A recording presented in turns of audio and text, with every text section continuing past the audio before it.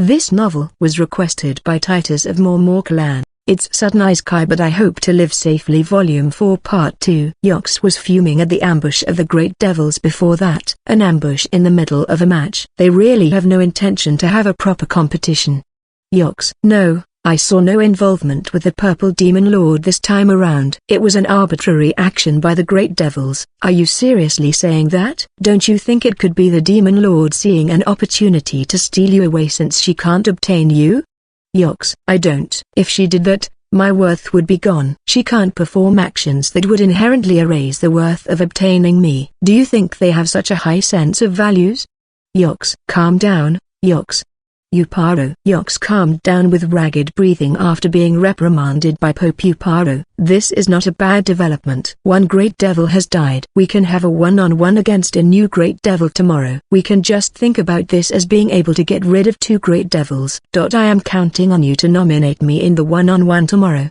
Yox: I don't mind using Yox in the battle tomorrow, but I have to warn him not to be excessively confrontational. I can tell he is not a bad person, but the Yugara Church reacts excessively when it comes to monsters and demon lords, which stands out. No, this must be normal. I have to make them realize that they are way too aggressive when it comes to the demon lords. Also, I would like the Pope Sama and the others to take their leave for now. Same for Mix and Ekdoik. I want to talk alone with Marito. Does that mean something you can't tell us happened?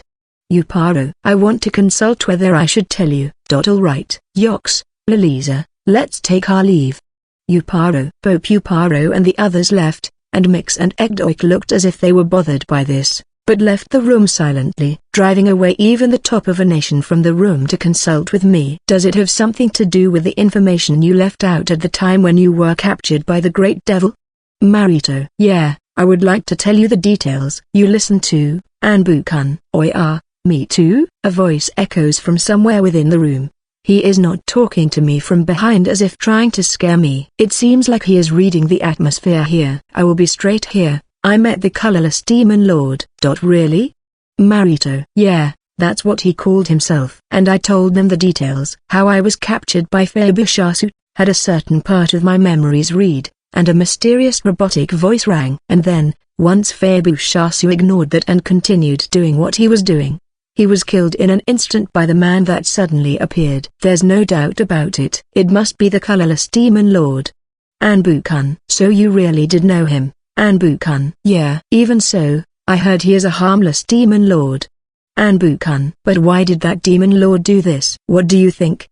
Marito: this is a guess I had from the very beginning, but Yugara Naraya must have created some sort of measure in order for humans in this world to not get the information of Earth. The origin of this was when I saw how opposed the people of this world were about Japanese. Every time I showed someone documents written in Japanese, no one tried to seriously read it. Even the studious wolf didn't have any intention of learning it, to the point she even refused studying it. The illustrations in the book regarding the Blue Demon Lord sealed in Megis were used to learn necromancy, but it bothered me that they didn't try to decode the book in question at all. There's also the fact that, when I spoke in Japanese, most people wouldn't listen properly. At the time when the Gold Demon Lord used Ludfaint-san, she tried to make her learn the pronunciation with care, but Mix and the others couldn't hear it clearly. This may be a pretty large-scale talk here, but I think Yugara did something in order for the people of this world to not understand the Japanese language.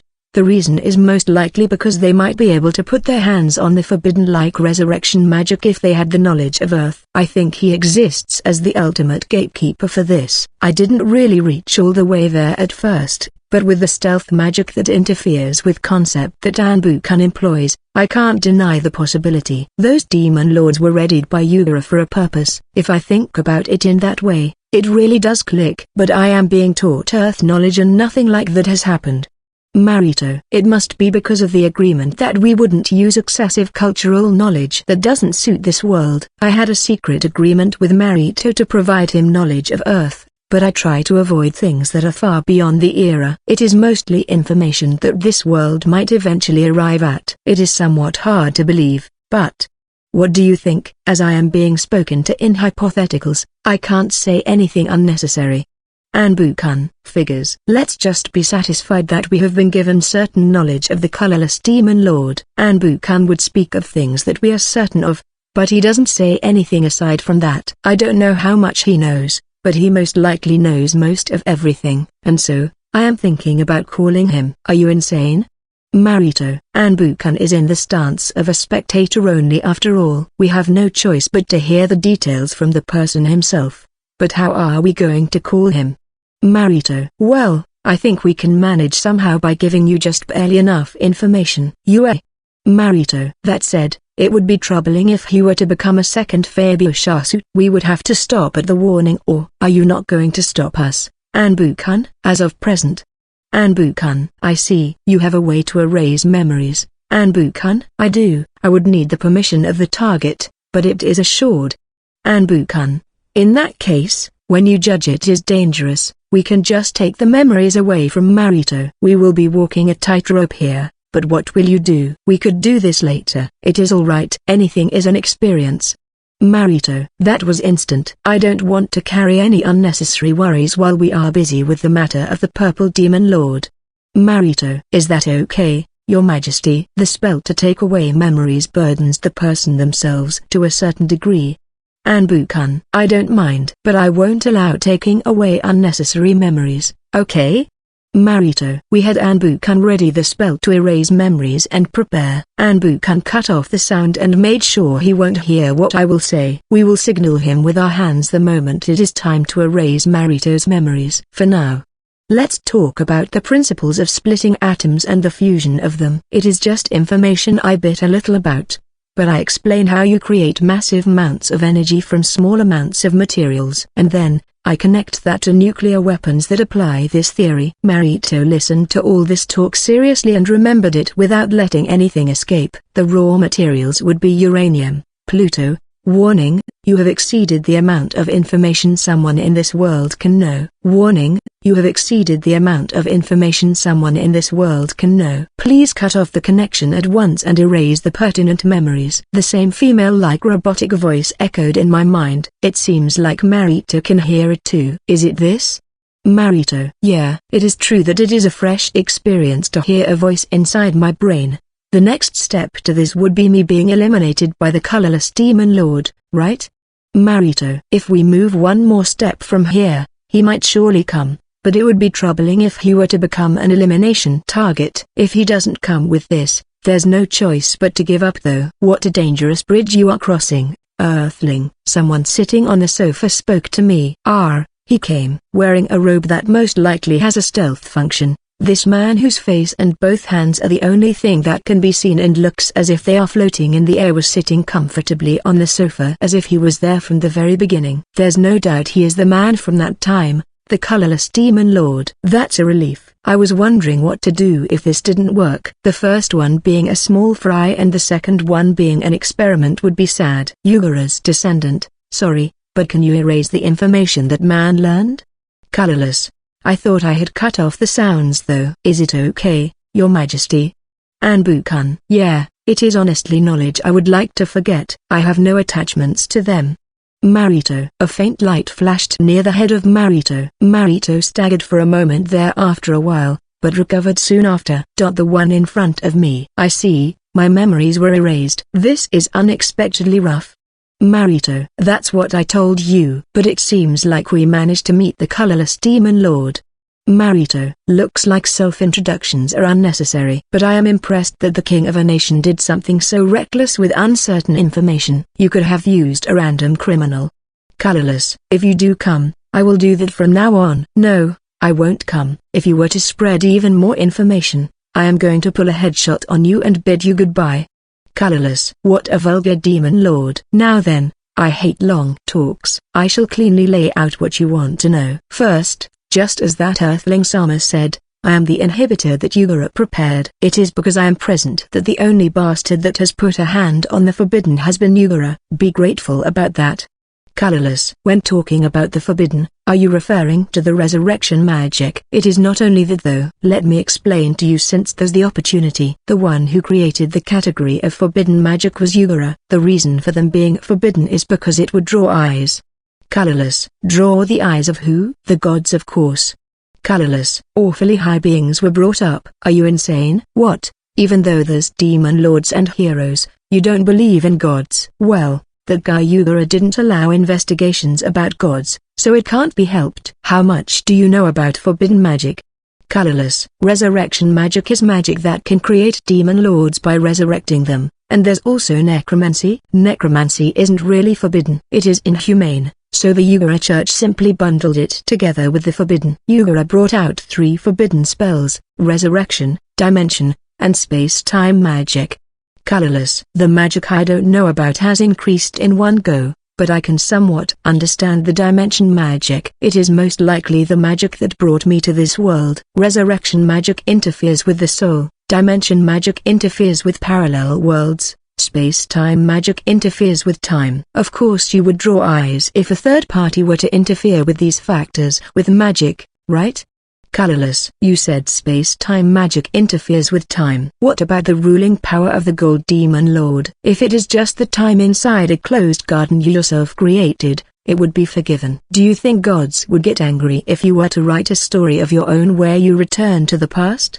Colorless. Thanks for the easy yet hard to understand explanation. In order to approach these forbidden reaches, you would need to know about the differences between the parallel worlds and this world. That's why Yugura created countermeasures for the ones that try to put their hand on this. Filters for languages and, just in case, left an inhibitor like me. Colorless. And so, you appeared because the great devil obtained knowledge in one go. That's right. I appeared pretty damn cool for my first job, right? Colorless. What a frank dude. No, he is connected to Yugura after all. There's Anbukan and the person himself, so it is certain that they don't have decent personalities. I tried to digest this and understand it, and Marito raised his hand. Is it okay for me to ask a question too? Marito. If you bring out tasty snacks, I can hear you out. Colorless. Marito stood up silently, brought out a single bag, and gave it to the colorless demon lord. The colorless demon lord opened it and raised his voice in admiration. Oh, these look like tasty pastries. The hidden stuff of King certainly is on a whole dimension of its own. Colorless. My question is whether you are one of the demon lords that brings harm to humans. Marito. Nope, I am not a demon lord to begin with. Colorless. What do you mean by that? Marito. My standing is that of the colorless demon lord, but I have not received the effect of the resurrection magic. Shocker, but I am not immortal. I have eternal youth though. Colorless. What a scam. Marito. If I were to be classified, I would be a demon. Colorless. Saying this, the colorless demon lord takes off the hood of his robe. Black hair, black eyes, and somewhat ground black skin. He looks like a normal human, but it is an appearance I have only seen in a mirror in this world. Could you possibly be an earthling? Marito. No, I was a prim and proper resident of this world. When you are a high demon, the pigments in your body get thicker. I was originally blonde though. Colorless. You called yourself a demon. In other words, does that mean you were reshaped by a demon lord?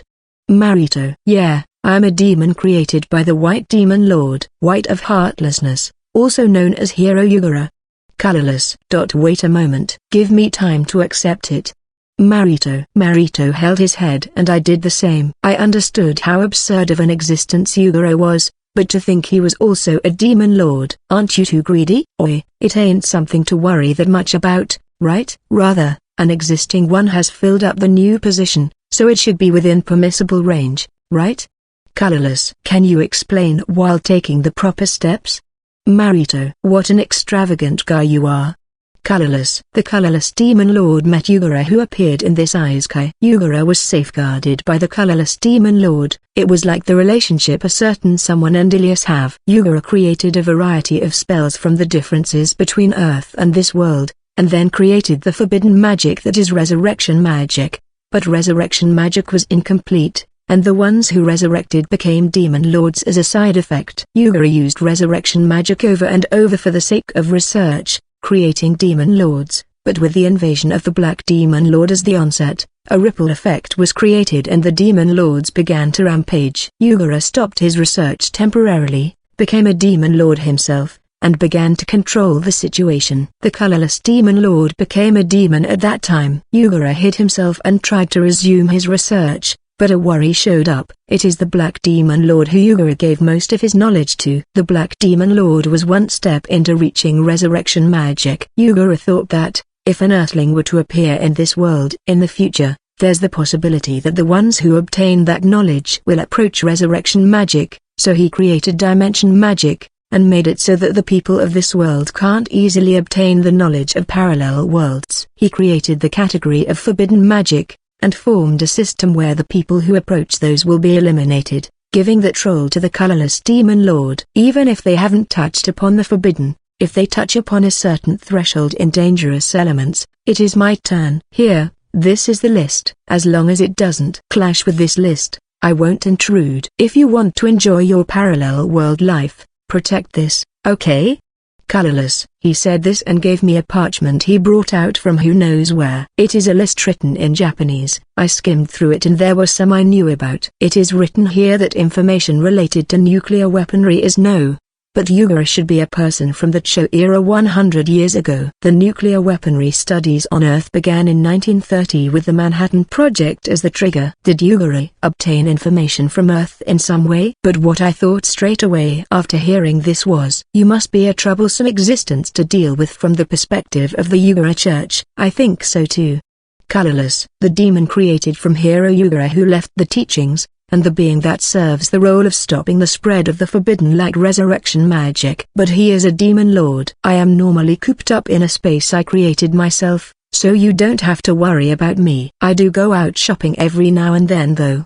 Colorless. Even so, you are telling us quite a lot here. I have no intention of being your enemy after all. If I just tell you all I can tell you in one go, I won't be called over and over. You seem to be a lot more decent compared to Yugara after all.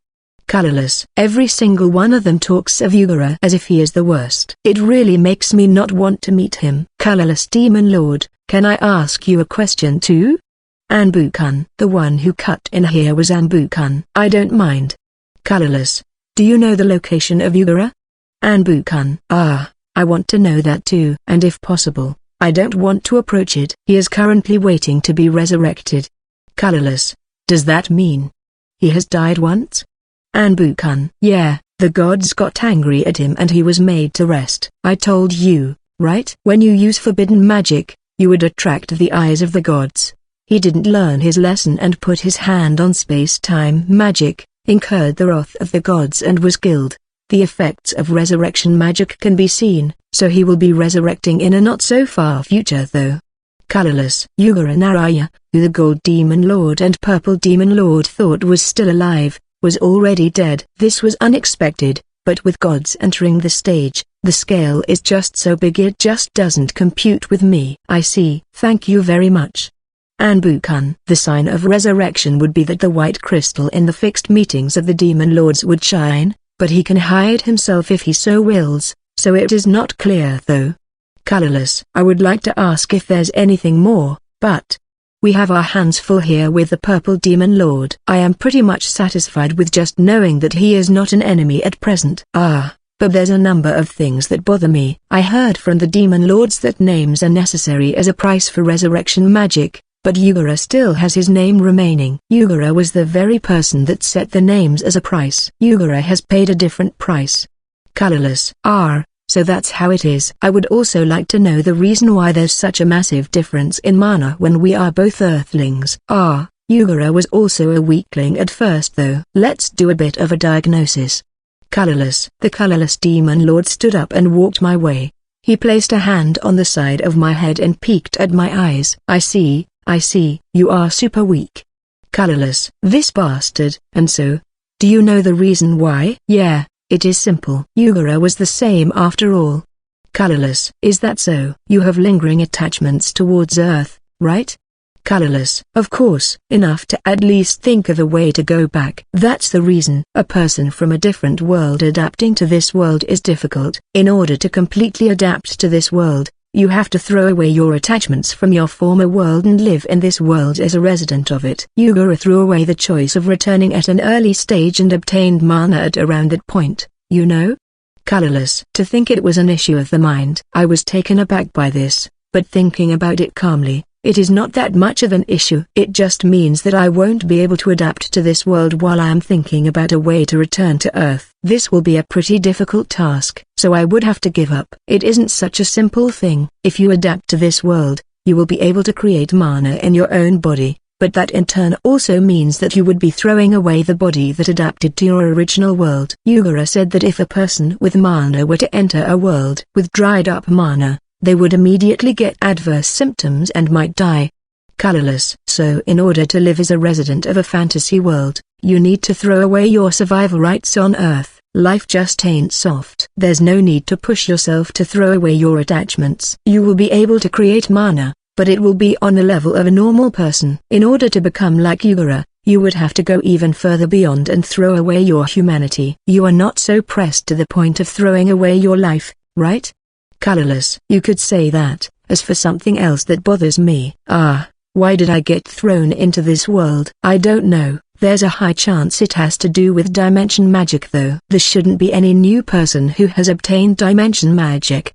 Colorless. So my Isekai transfer is still a mystery. I have several guesses, but this is not the time to be talking about that. I have given you plenty enough information for showing myself. I personally have no intention of getting involved in the troubles between humans and demon lords. Do as you please with the information regarding me. The people of the Yugara Church might hold their heads in pain though.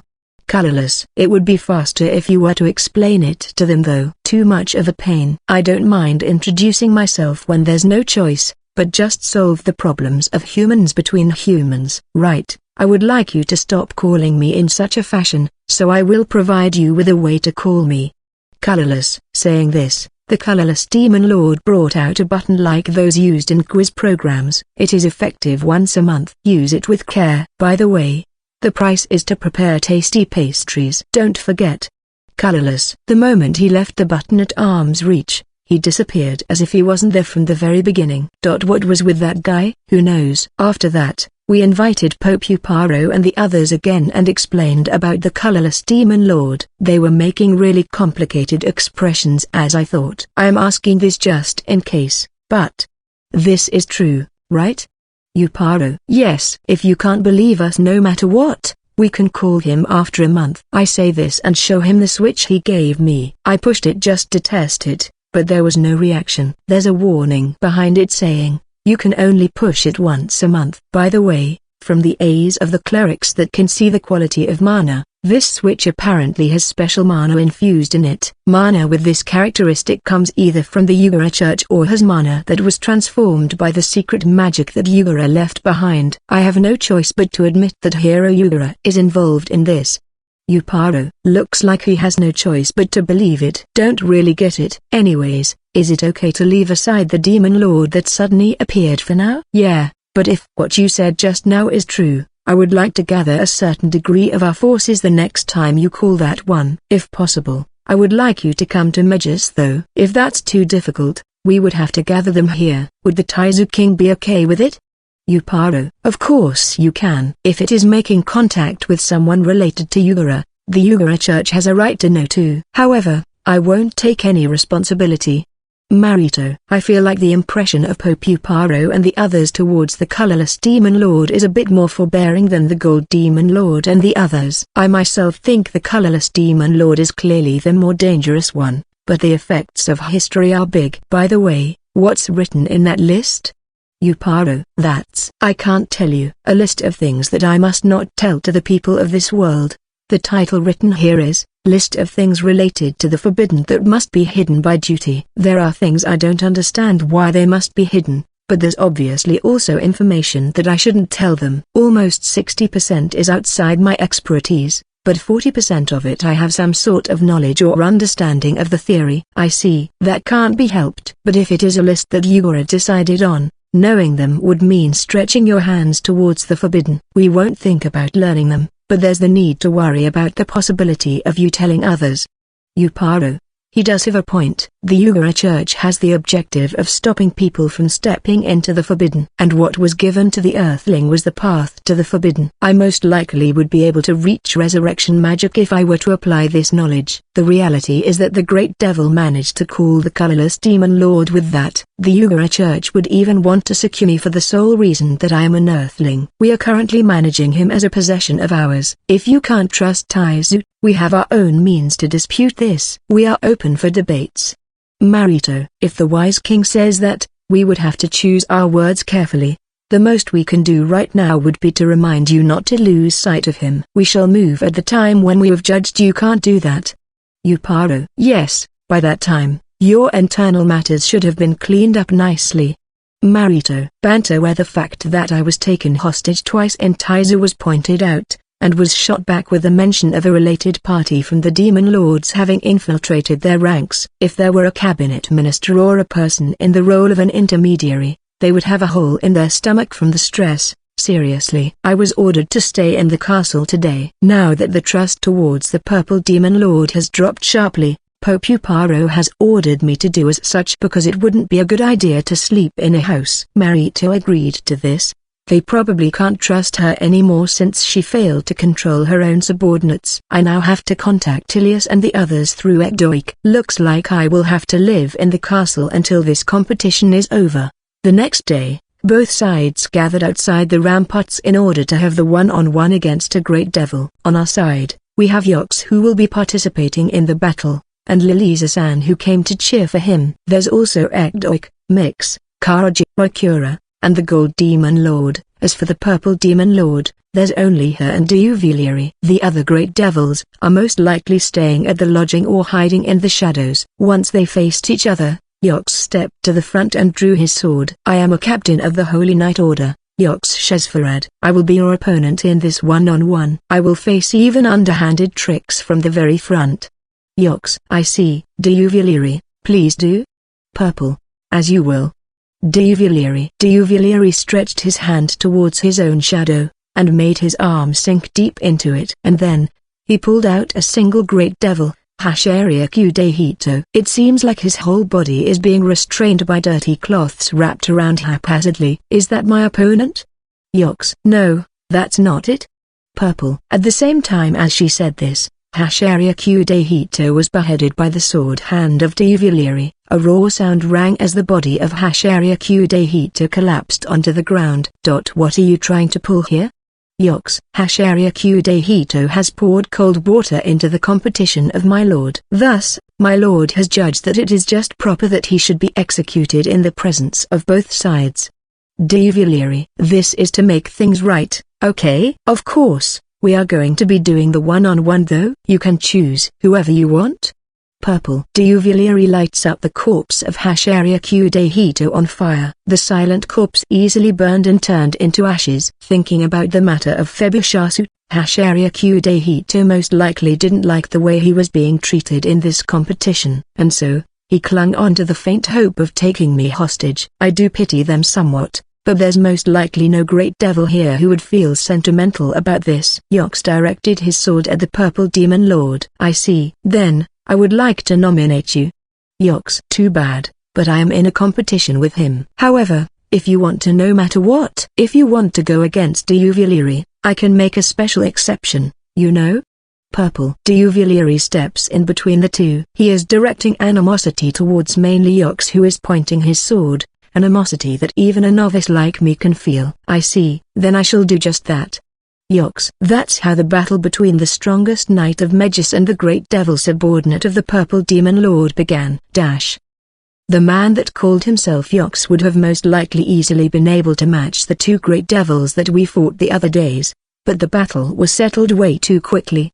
The man was down on the ground, covered in blood. I ordered Diuvilieri not to take his life, so the man that fought is barely managing to breathe. The reason the man lost was because he was treating Diuvilieri the same as the other great devils. The pawn mask is simply a tool that provides my mana together with restrictions. It is true that the strength of the great devils increases drastically by giving them my mana directly. But Diuvilieri is not only within those bounds. I have modified him directly with my mana. I had already considered the possibility that the great devils would grow impudent just from merely obtaining the pawn mask. There's no way I would give all of my blessings to people like that. That said, I didn't expect them to move to such a foolish action despite having felt the difference in strength between them and Diuvilieri. I was completely baffled by the great devils that went far below my expectations. Because of that. What was his name? No, that doesn't matter anymore. I have eliminated him as an example to the other great devils. There will most likely not be any more great devils who will pull such stupid stunts. More importantly, the The one I should be the most cautious of is that man. He wasn't directing animosity towards me even when he reported this to me. He is not someone with such a narrow vision that he wouldn't consider the possibility of this being a scheme of mine or some sort of plan. It wouldn't be strange for him to be suspecting me like the man that has been defeated right at this moment. He doesn't say much and doesn't show me his emotions. He doesn't tell me. What does he internally think about me? He might have been disappointed in me with this matter. No. He could be overflowing with antagonism towards me from the very beginning. I have to fix this. I must. I don't want to lose the present. No matter what he feels on the inside, he is answering my expectations, and yet, I can't think of anything I could do for him. How? Should I propose even easier matches for him and have him win while feeling good about it? I don't know what to do to make him happy. Should I offer him more great devils? But if I were to offer even more than this, my remaining time with him, this one-on-one is our loss. Let's decide on the next match. He is walking this way. What should I do? Right, we have to decide on the details of the match first. Yeah, right? Purple. I bring out the cards. My hands are close to trembling. What are his thoughts now that Duvalieri won? I have cornered one of his comrades into a critical state. There's no doubt he is thinking something internally. But if I didn't do that, my time with him would be gone. Was there any other better way? No, that's not it. I have no time to think about other means for something that has already happened. I have to think about the future. Duvalieri will be free now that he has won the one-on-one. Right? What will you make him do now? He questioned me. I have to answer. I have to. It is true that I told him at the beginning that the great devils that have won will be freed from my control. Then, I have to do the same for Duvalieri. As for the person himself, I want to be under my lord. I wished for subservience in the first place. If I am given freedom, I just have to offer that freedom to my lord again. Duvalieri. So he says? Purple. I see. If you are not going to immediately disappear without us knowing your whereabouts and don't put a hand on the people of this country, we will be settling things at a later time then. So it seems. I won't run or hide. Please concentrate on your competition with my lord. Duvalieri. Those words of Duvalieri just now were not rude towards him, right? Did he say anything to sour his mood? It is okay. It should be. He made a relieved response to that. But is that true? I can't tell. I can't tell with words anymore. Right, let's line up the cards right now. My hands holding the cards are on the verge of trembling. Let's shuffle them once to calm my heart and line them up after that. The next match has already been decided, so it should be okay. I shuffle the cards and line them up. There's 6 cards lined up. There's now close to half of the matches left because we have lost 2 great devils. He turned around a card without care. He should now know what the next match is going to be. Why did it end up like this? Why is it that my time with him is so short? This is also because of those wretched great devils. No, is that really the case? I don't remember the names or appearance of the great devils that have become ashes, so that's how it is. Is something the matter? Purple. He turned around one other card as if answering my question. No way. He read what was written in the second card and turned the remaining cards. I felt as if the remaining time was being shaved off in one go here. So they really are the same. How? Could you tell? Purple. He was sure even before turning the card. Does that mean he saw through my intentions completely? I don't know. I can't tell. He was silent for a bit, but he squeezed this out after sighing for a bit. The matches until now have been things that the Purple Demon Lord wanted me to do. The cooking showdown was to make me eat your handmade cooking, the search for the fake was because you wanted me to go to your house, and the hide and seek was because you wanted me to search for you. I can see that intention in this match too. The details of the match in the cards that were turned around were discovered the lie. It is a game that humans would sometimes play between themselves. Raise a number of truths and then mix a single lie. It is a contest where you would question each other and see through the lie. Just as he says, this is a match where I wanted to know more deeply about him, and wanted him to know more about me. Purple Demon Lord. You shuffled the cards before lining them up, right? Even though you never did that before. You knew that I would just choose one without caring every single time, and yet, you shuffled them. It is an action that you normally wouldn't need to do. The reason you did that is because you were flustered internally. You must have some thoughts about the remaining matches having decreased. There might have been matches I would have wanted you to avoid though? Purple. Then, when I was choosing, Why didn't you look intently at the cards as I turned it? Because you didn't need to see them, because they were all the same. How can this be? My underhanded tactic. My lie has been uncovered. What should I do? What's the correct thing to do? Purple. Well, and what of it? If you want to play up the act, you should be cautious the whole time, you know. You are not going to get angry? Purple. Why? You are the one deciding the details of the matches to begin with. I simply want you here since your act of playing up the tension by making me choose was so bad. It is because you tried to play up appearances in the fact that you couldn't think of the 11 matches in the beginning. Playing up appearances. Ah, I see. I wanted him to face the matches seriously, so I prepared the cards in order to give even a tiny bit more tension to it. But I couldn't think up a single match that bet the 11 Great Devils. I also had to include one where I was serious about obtaining him. If he were to choose that one first, our competition would be set in one go. I ended up thinking that would lower his worth. That's why I made them one by one. One by one. He saw through my thoughts this much, observed my conduct, and deduced all of it, and yet, why is it that I can't understand anything about him? Yeah, I was trying to put up a stupid act to play up appearances. So, you will be accepting the match, right? Purple. No, I won't. I will use my right to refuse. My brain stopped. The meaning of those words. I see, he said just now that he won't accept the match, that he would refuse. He in theory has no right to refuse. When I throw away too unfair match, he would utilize this. But this match is not unfair in any way though. What's not good about it? What made him do that? What? Why? I can't accept that. Purple. Then, Purple Demon Lord, try proposing a match where you can win against me right this instant. What are those eyes? I can't feel joy, anger, grief, or pleasure in them. As if they are deep black eyes that were made simply to observe me. What did he say just now? Right. Propose a match where I can win against him. I have to. No, but I still haven't heard the reason why he refused the match just now. Yeah, but he told me to propose one. A match where I can win against him. What should I do? A match where I would be able to win while still protecting his worth. My thoughts went haywire here and I couldn't tell left from right anymore.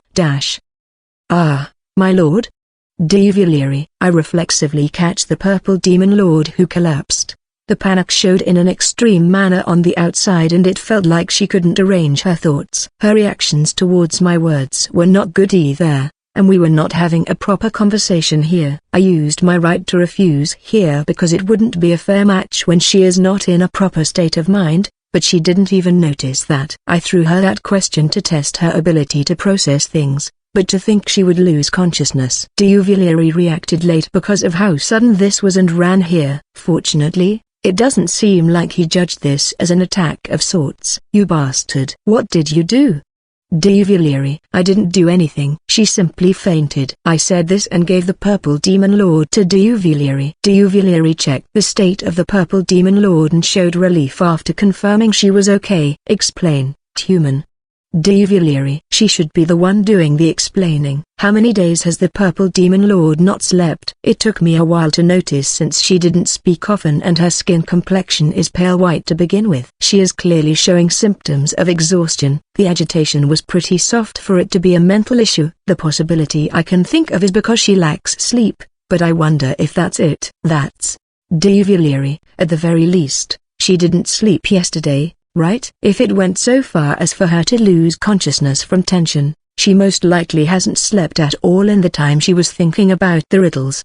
And at worst, since the time the competition began. Judging from the appearance of the Purple Demon Lord, she is not a Demon Lord that specializes in physical combat. In that case, her physical strength should be within average range like the Gold Demon Lord. A knight like Ilias who has trained extensively can fight for 3 days and 3 nights. But let's leave aside ridiculous people like that. The reason I used my right to refuse is as you see. It would be way too unfair to have a match against the Purple Demon Lord when she is in this state, right? So it seems. But is that okay, human? Devilry. This is my thanks for letting Yox live. I will accept the match on a later date. Please let her sleep peacefully for today. The fight between Yox and Devilry was one-sided. I heard the strength of Yox doesn't lose to that of Ilias. But even with that, The fight was settled even before I had the time to stop them. Diuvilieri didn't even use his tongue of control and overwhelmed him with pure prowess. Right now Yox is being treated by Liliza-san and the others with healing magic. They are terribly flustered here, but he is apparently going to survive. This was most likely not a personal decision from Diuvilieri, but an order from the Purple Demon Lord. I was actually sweating bullets internally thinking Yox had died. Yup. You have my thanks too, Diuvilieri. Just bring her back already. Having your sleeping face being seen doesn't feel too good, you know. Diuvilieri disappeared inside the shadows while carrying the Purple Demon Lord. That said, using the matches to fulfill your own desires, and then forgetting your own well-being because of the competition and collapsing from lack of sleep. It seems like the Demon Lords have their functions as humans numbed in some respects. Is that how much she thinks of me? She might be, but that's most likely because the Purple Demon Lord doesn't hold the natural sensations of a person. No, she couldn't. It doesn't feel bad, but it is troubling when considering the future. The Purple Demon Lord collapsed and the match was postponed. We have defeated 4 Great Devils. As of present, this is most likely the highest record of subjugated uniques in a year. That said, it is not all good news. The confidant of the Purple Demon Lord, Diuvilieri, easily surpassed the strongest Knight of Mages. According to Karaji, who was analyzing this all, isn't he on par with Lord Ragudo? This reality was enough to make the atmosphere around the tops of the two nations get heavy even more. Yox is currently recovering. He apparently not only incurred damage in battle, but also had the organ that shapes internal mana injured. Speaking of which, it looked like he got an electric shock at the end. It was honestly so fast I couldn't see it though. Even Mix, who is in charge of throwing the towel, couldn't follow it with her eyes. It would be impossible for the Earthling whose common sense is still gauged. With this, there's less of a chance we can storm the Purple Demon Lord. It would be hard to do so if he is on the level of Lord Ragudo. Diuvilieri has won the one-on-one, so he has been taken out from the competition this time around. Basically, even if we were to have complete victories on the remaining ones, the great devil that has strength comparable to that of Lord Ragudo will still remain. If it were only that, we could still manage somehow. We currently have Lord Ragudo and Gradona in this country. If they are on the same level, we would just need to throw those two to the fray. But that's not what's important. The number one problem is that the Purple Demon Lord called the Great Devils from the Magus Nether, and managed to strengthen them to beings that are Lord Ragudo class in a short span of time. She brought out the special exception that if we can defeat Diuvilieri, she would accept a one-on-one with her, so I want to believe that's the upper limit of them. But in this current state where we don't know how many there are and the difficulty to create such strength, their aggregate power is unknown. Even the one-on-ones against the Great Devils, there's the possibility she held back so that we would have a chance to win. Even if we can defeat Diuvilieri, she might be able to ready a fighting force on the same level if she were to strengthen the remaining devils. Overwhelm with numbers and line up even in quality. I see, no wonder Yugura went straight for the Purple Demon Lord. Of course, the difficulty increases even more with Diuvilieri and the other great devils added to the equation. To think Yox would be defeated this easily. Should we call for reinforcements? No, if Yox couldn't even hold a candle, then the ones we would be able to use here. Uparo. The one who is sighing the heaviest is Pope Uparo. The one sung as the strongest in Magus was defeated completely after all. Cornering the Purple Demon Lord with just Magus would be extremely difficult. Agdoik, how was Diuvilieri in your eyes? Problematic. If you don't mind us striking each other down, I do have the means though. Agdoik. Something like that is a no. I feel like it is impressive in itself that he has a method if it is with the resolve of both dying. But let's not touch too deeply on that. That said, I doubt she can create many soldiers with that level of strength. Don't you think we have no option but to reduce the number of great devils as of present?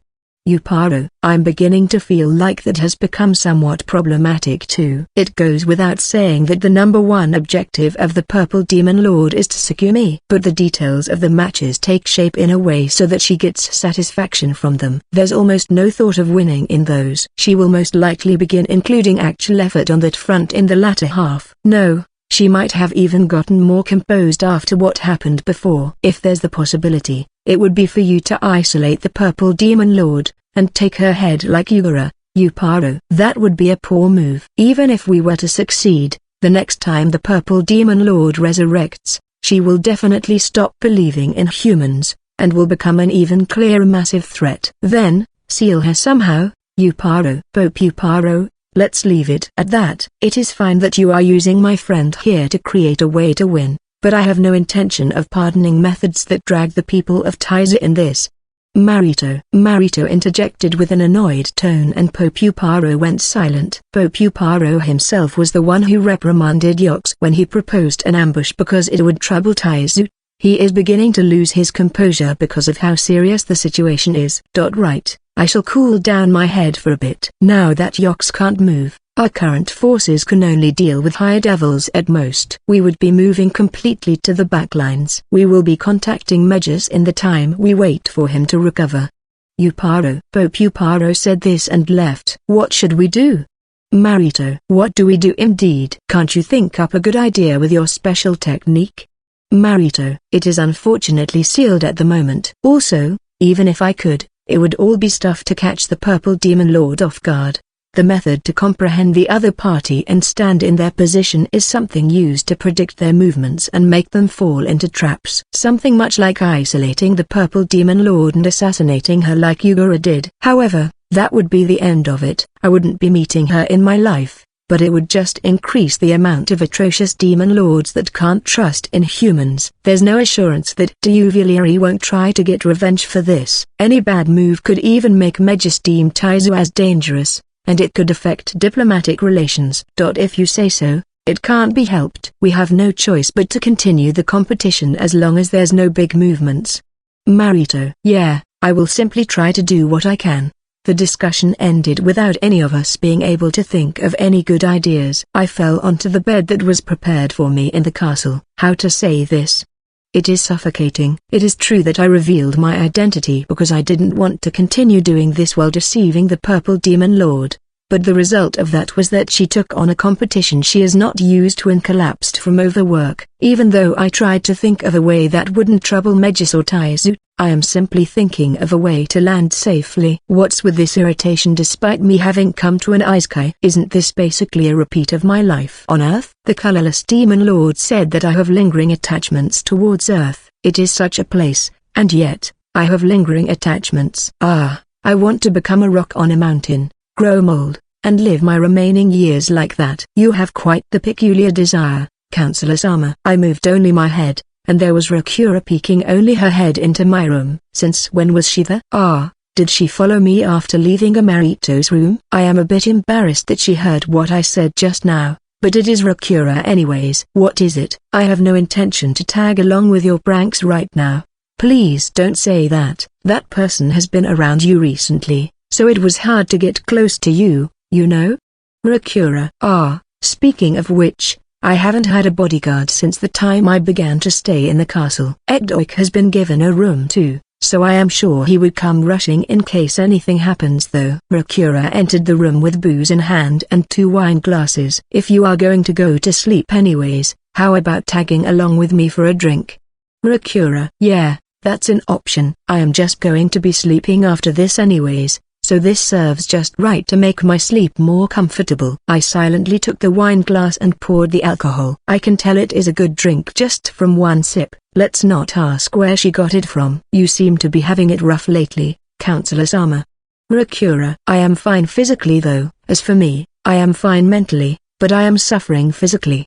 Rakura. Devil hunting in the mountains. She has been ordered by Pope Yuparo to be ready to move at a moment's notice. It is true that for Rakura, who is normally lazing about, these days where you can't relax must be taxing. My sleep has gotten better after the Gold Demon Lord San came to our home, but everyone is sad that Counselor Sama can't stay in the house anymore, you know?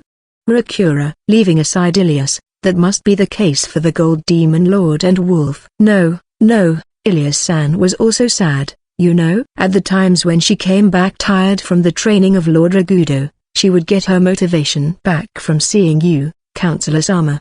Rakura. Really? I feel like she would show up for just a bit every day, but that was the reason why. Is it something like remembering her original intentions by seeing the person she has to protect as a bodyguard? That goes for Mix-san, Nora-chan, and Ruko-sama, too. Rakura. If you call her Ruko-sama, Ruko-sama will get angry, You know? Of course, even I do too. There's few people who I can drink booze with.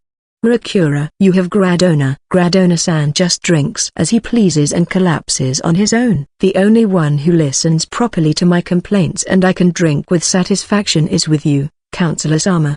Rakura. So you are going to make me listen to your complaints? That's pretty much the only thing you can do for me, Counselor Sama.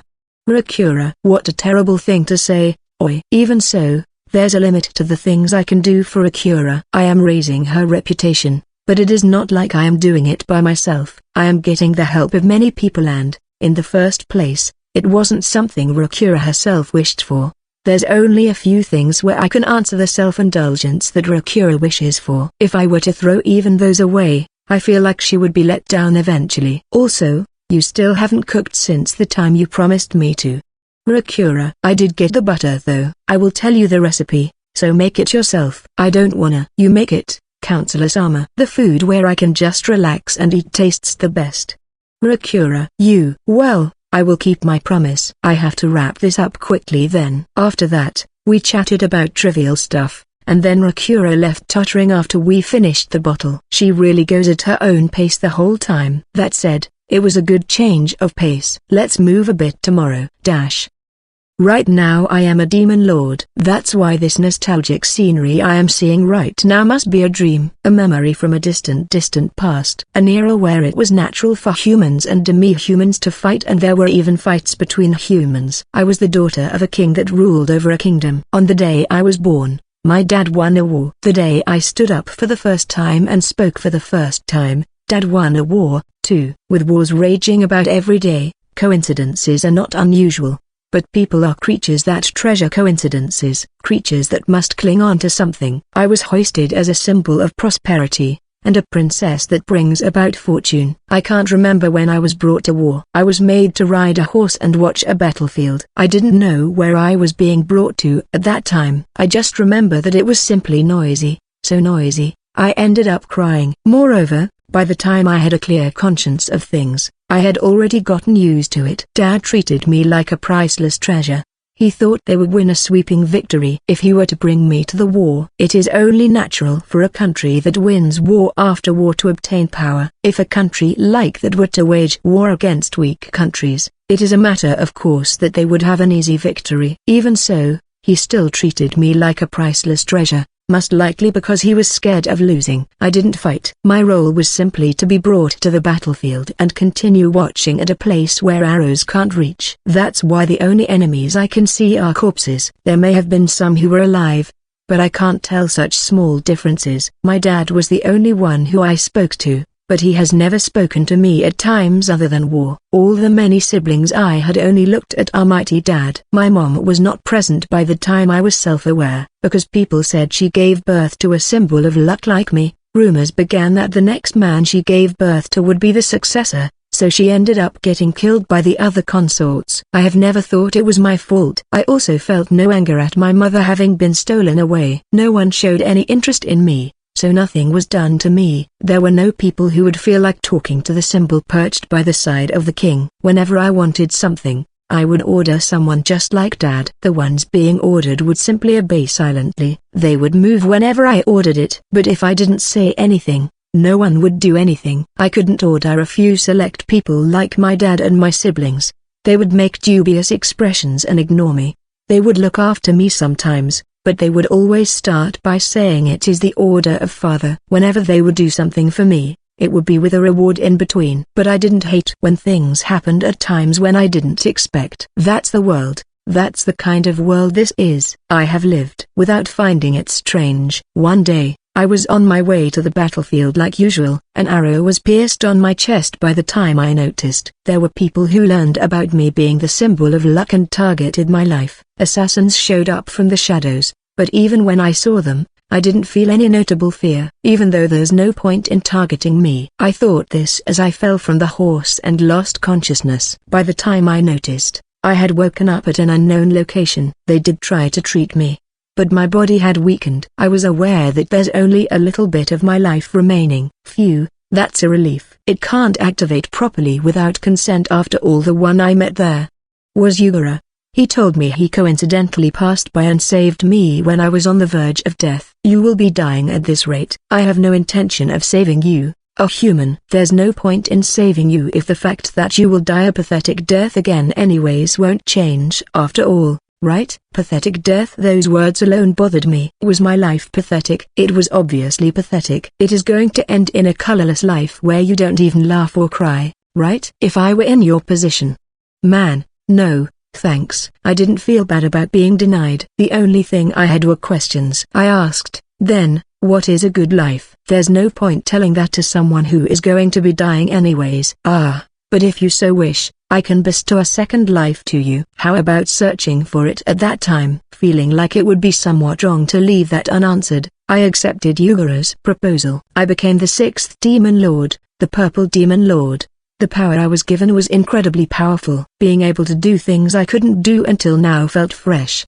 The unpleasant sensation of the hierarchy curse and the fearsomeness of the other demon lords was also fresh. Yugura freed me after giving me power. I didn't have anywhere to go, so I hid the fact that I am a demon lord and returned to my country. Dad was surprised by my return, but he believed my story about me luckily being saved and treated. I returned to my days as the daughter of the king. But there was a slight change in them after having lost me once. No one looked at me as the symbol of luck. Even Dad stopped trying to bring me to the battlefield.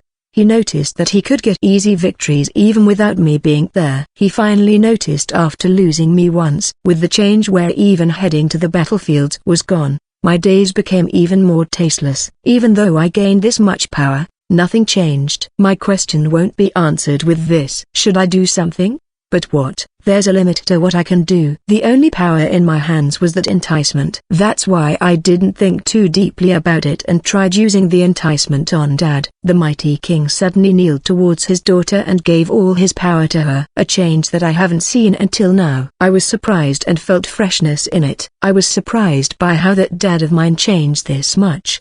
But my siblings didn't just stand idly by after seeing this. Just what did you do? How did you trick him? There's no way you can fulfill the role of a king is how they criticized me. The world changes this much with just one use of the enticement? My siblings that were so uninterested in me were directing anger at me. Just how wonderful this is. I used the enticement over and over. After enticing my siblings, the next ones were the consorts, and once I did that, their relatives and knights condemned me. Their numbers increased and it was becoming too much of a pain to deal with them, so I ordered the enticed people to do something about it, and use the enticement again. By the time I noticed, the country had fallen. Civil wars broke out over and over, and it lost the ability to run as a nation. It wasn't really that unusual of a thing in that era for a country to fall due to civil wars. The only thing remaining were puppets. They were still the same unchanged. Is this the end of it? I want more changes. The moment I thought this, Black directed their fangs at the world. The world trembled greatly at the army of the demon lord that held overwhelming power. I saw this and thought about trying the same thing. I increased my puppets, created a nether, and employed devils. The humans resisted with reckless abandon. That figure of theirs resonated greatly in my chest. That's why I took away their power with enticement and dyed the world even further beyond. I deceived Blue and sought even more change in a wider range and on a bigger scale. But, sorry to intrude when you are in such an excellent condition, but you are a bit too feisty. I was killed by Yugura who I met again. It seems like my way of doing things was too extreme. It is true that the humans might have all fallen in a not so far future if it continued on like that. But it was super vexing that he got in my way and it left an impression on me. Yugura was not present in the world I was resurrected in anymore. But the demon lords that are on my same rank were steadily resurrecting. I don't want to get interrupted. And so, I thought about moving more carefully now. I hid myself in Q-armor, employed my power better, and stored up my forces. Increased the devils, digested the knowledge that Yugura gave me, and gained even more power. Those things went well monotonously and I finally thought about attacking Gold who was in Ghani. I thought it must feel really good to make someone in my rank suffer. Thought that it might be nice to feel the hierarchy curse in the while. Those were easily crushed and I took an interest in him. He might be able to make my heart resonate just like the humans that tried to resist me. I wondered just how much of a reaction I would get if I were to control him with the enticement. To think something like this would happen. I was spoken to by him, A man that has no power at all and doesn't even properly show emotions, and he extended a hand to me, with just that.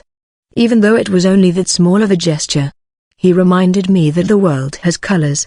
The noisiness of the people walking around the city reverberated pleasantly in my ears. Was I sleeping? I get up. It has been a while since my body has felt this light. Right, are you the Duvalieri? Purple, here.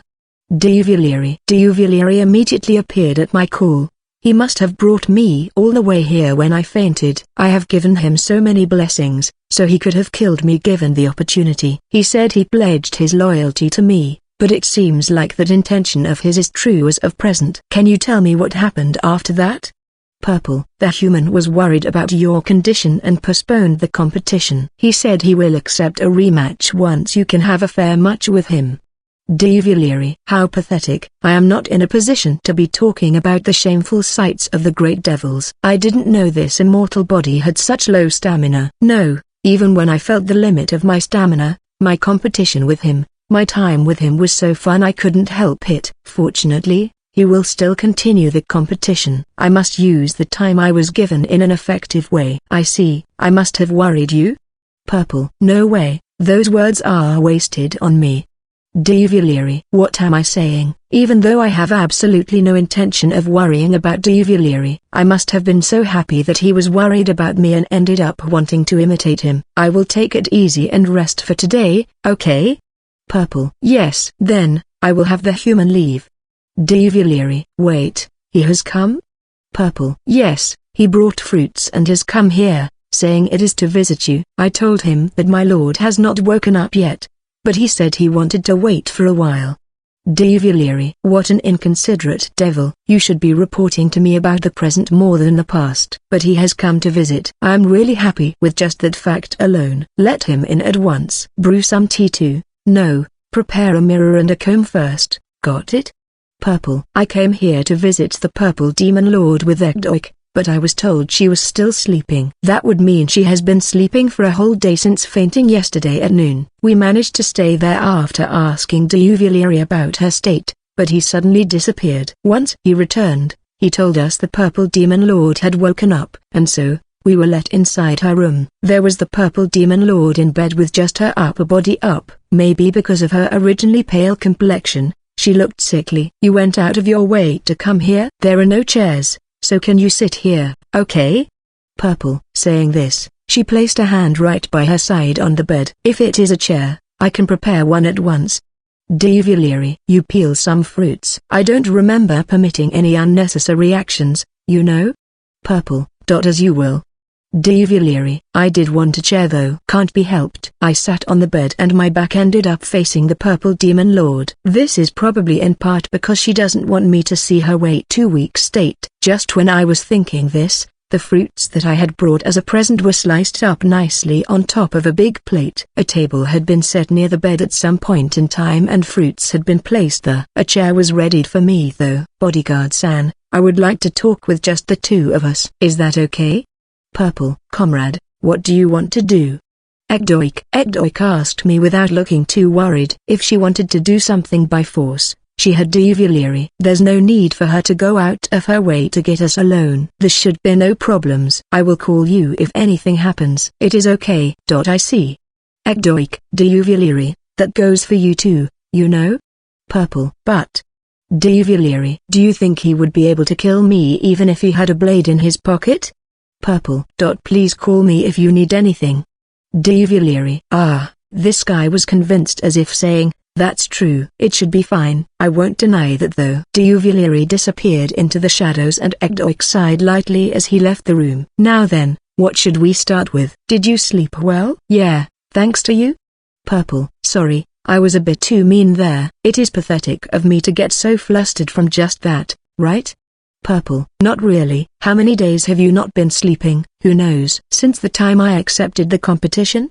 Purple. A normal human wouldn't be able to stay awake for 1 week. I did take naps, you know? Purple. That means she didn't sleep properly for around 2 weeks. Of course she would collapse. It doesn't feel bad to know that you are enjoying the competition, but it would be troubling for me if you collapse. Right. Even though you and I are currently enemies, huh? Purple. Despite that, Your treatment is nice. Of course, I want you. Purple. She placed a hand on my back. My heart jumped there, but it seems like there wasn't much meaning behind it. I don't feel the heat. It even feels a bit cold. Do you want an earthling that much? No, it doesn't matter who you are. I want you in specific. You, the person who spoke to me and stretched his hand towards me. Purple. I remember the first time I met her. For the purple demon lord who had no interactions with people, it might have been special to get the kindness of someone. But that was simply a coincidence. Even if I didn't pass by there, surely someone would have spoken to you. It could have happened one day if you are in a place where humans live, even if it didn't happen on that very day. It is not really special. Many people can do the same. Yeah, you are right. Purple. You simply weren't searching until now. The world is big. You will be able to find as many replacements as you want if you search for it. I am sure there will even be someone who can answer your feelings more. Yeah, that might be the case. Purple. I would even say Duvilieri likes the purple demon lord a lot more and treasures her. Loyal, strong, and treats her especially. There's no such worth in a man she simply met by coincidence. You are just a normal human who is not loyal to me, doesn't exhaust himself for my sake, and you may not have a single thing special about you. But you have become special to me. Purple. What a tragedy. Yes, a tragedy. But I am grateful for the miracle inside that tragedy. Purple. I don't remember having talked any further than that. After a while of silence took over, I stood up and left the place. It is because I was sure it would be impossible to return if we were to talk any further than that. I had already noticed even without her going so far as to tell me this much. But I was avoiding it. I know just how serious the feelings of the purple demon lord are. But now that she has told me that much, I can't avoid her anymore. I escaped because I was scared of facing the serious her. The competition will resume once she recovers. I am sure it will be a somewhat silly competition for a while, but I don't know anymore if she will win in the end. I returned to the castle and headed to the office of Marito. Ekdoik had noticed my state and went off somewhere. Only Marito was in the office. I decided not to think about Ambu-kun, who should be invisible there. Oh, I heard you went out though. You returned pretty quickly. Marito. Yeah. I simply went to visit the purple demon lord and left fruits for her. After all, that's right, it was only that. We spoke for a bit, but the situation hasn't changed at all. It hasn't. Did something happen? Marito. There's no change at all. Then what's with that agitated state? It is as if you are crossing a thin ice bridge. Marito. You went out of your way to come here despite there being nothing to report. You came here to consult with me about something, right? Go ahead and tell me. Marito. I ended up making a Marito say those words first. I wanted to consult with him, but those words couldn't come out immediately. It made it easier for me, but my own evaluation dropped even further. Right. I should tell you about it first or we won't even be able to start. I tell him about my conversation with the purple demon lord as well as her serious intentions and how I faltered in the face of that and couldn't see victory anymore. Fumo. It seems like the purple demon lord is seriously desiring you not for pleasure or entertainment, but from the bottom of her heart. And so, you were overwhelmed by that spirit of hers? Marito. Yeah. Well, that does happen. Men use their bodies as weapons, but women use their hearts as weapons. They have firm spirits that allow them to stand tall against even enemies they can't win against in power. You are losing on both sides, so you could say it is natural. Marito. If it is fear through brute power, I have tasted that to an unbearable degree in this world. There were innumerable people who were stronger than me on Earth too. I learned how to poke at the openings in their hearts in order to oppose them and protected myself. But I can't do that here. So, what do you plan on doing? Marito. Now that I can't win, I will end up losing. It wouldn't be good for the humans if an Earthling were to join the army of a demon lord, right? Right. We stand here like this because we fear that. Marito. If we fight, we might be able to win, but the casualties will be insurmountable too. Then, how about taking the choice of hiding? Hiding, huh? Marito. The purple demon lord will obviously chase after me, but I will be able to move her away from Taizu. The Magus Nether won't be able to recoup its forces immediately and you will obtain an opportunity to turn things. But you will be constantly haunted by the fear of being chased after. You would have to abandon the competition and run away. Regardless of whether the purple demon lord forgives you or doesn't, she will make it so you can't escape anymore. Marito, that happens when that happens. I am prepared for anything that happens to me. But I will bide time. Marito stood up and put the book in the bookshelf by his side. So you will still think about the standing of Taizu, Megis, and the humans even when you face the heart of the Purple Demon Lord. Marito. That's right. I can't betray the people that have looked after me. I am happy about those feelings. I would like to praise you as the king of Taizu and a representative of the humans. Marito. Marito faced me again. That expression of his is gentle. But as someone with a heart, that's the worst. Marito. My body hung in the air and my vision shook. I felt like I was smashed onto the wall. What was done to me? My head shook and my chin hurt. My body is not moving. Is it because my brain got shaken? I understood what was going on after seeing Marito. I was punched by Marito. What are you doing? I can accept your choice as a king and as a human. But I had my grievances as a friend, you see. Marito. I get up.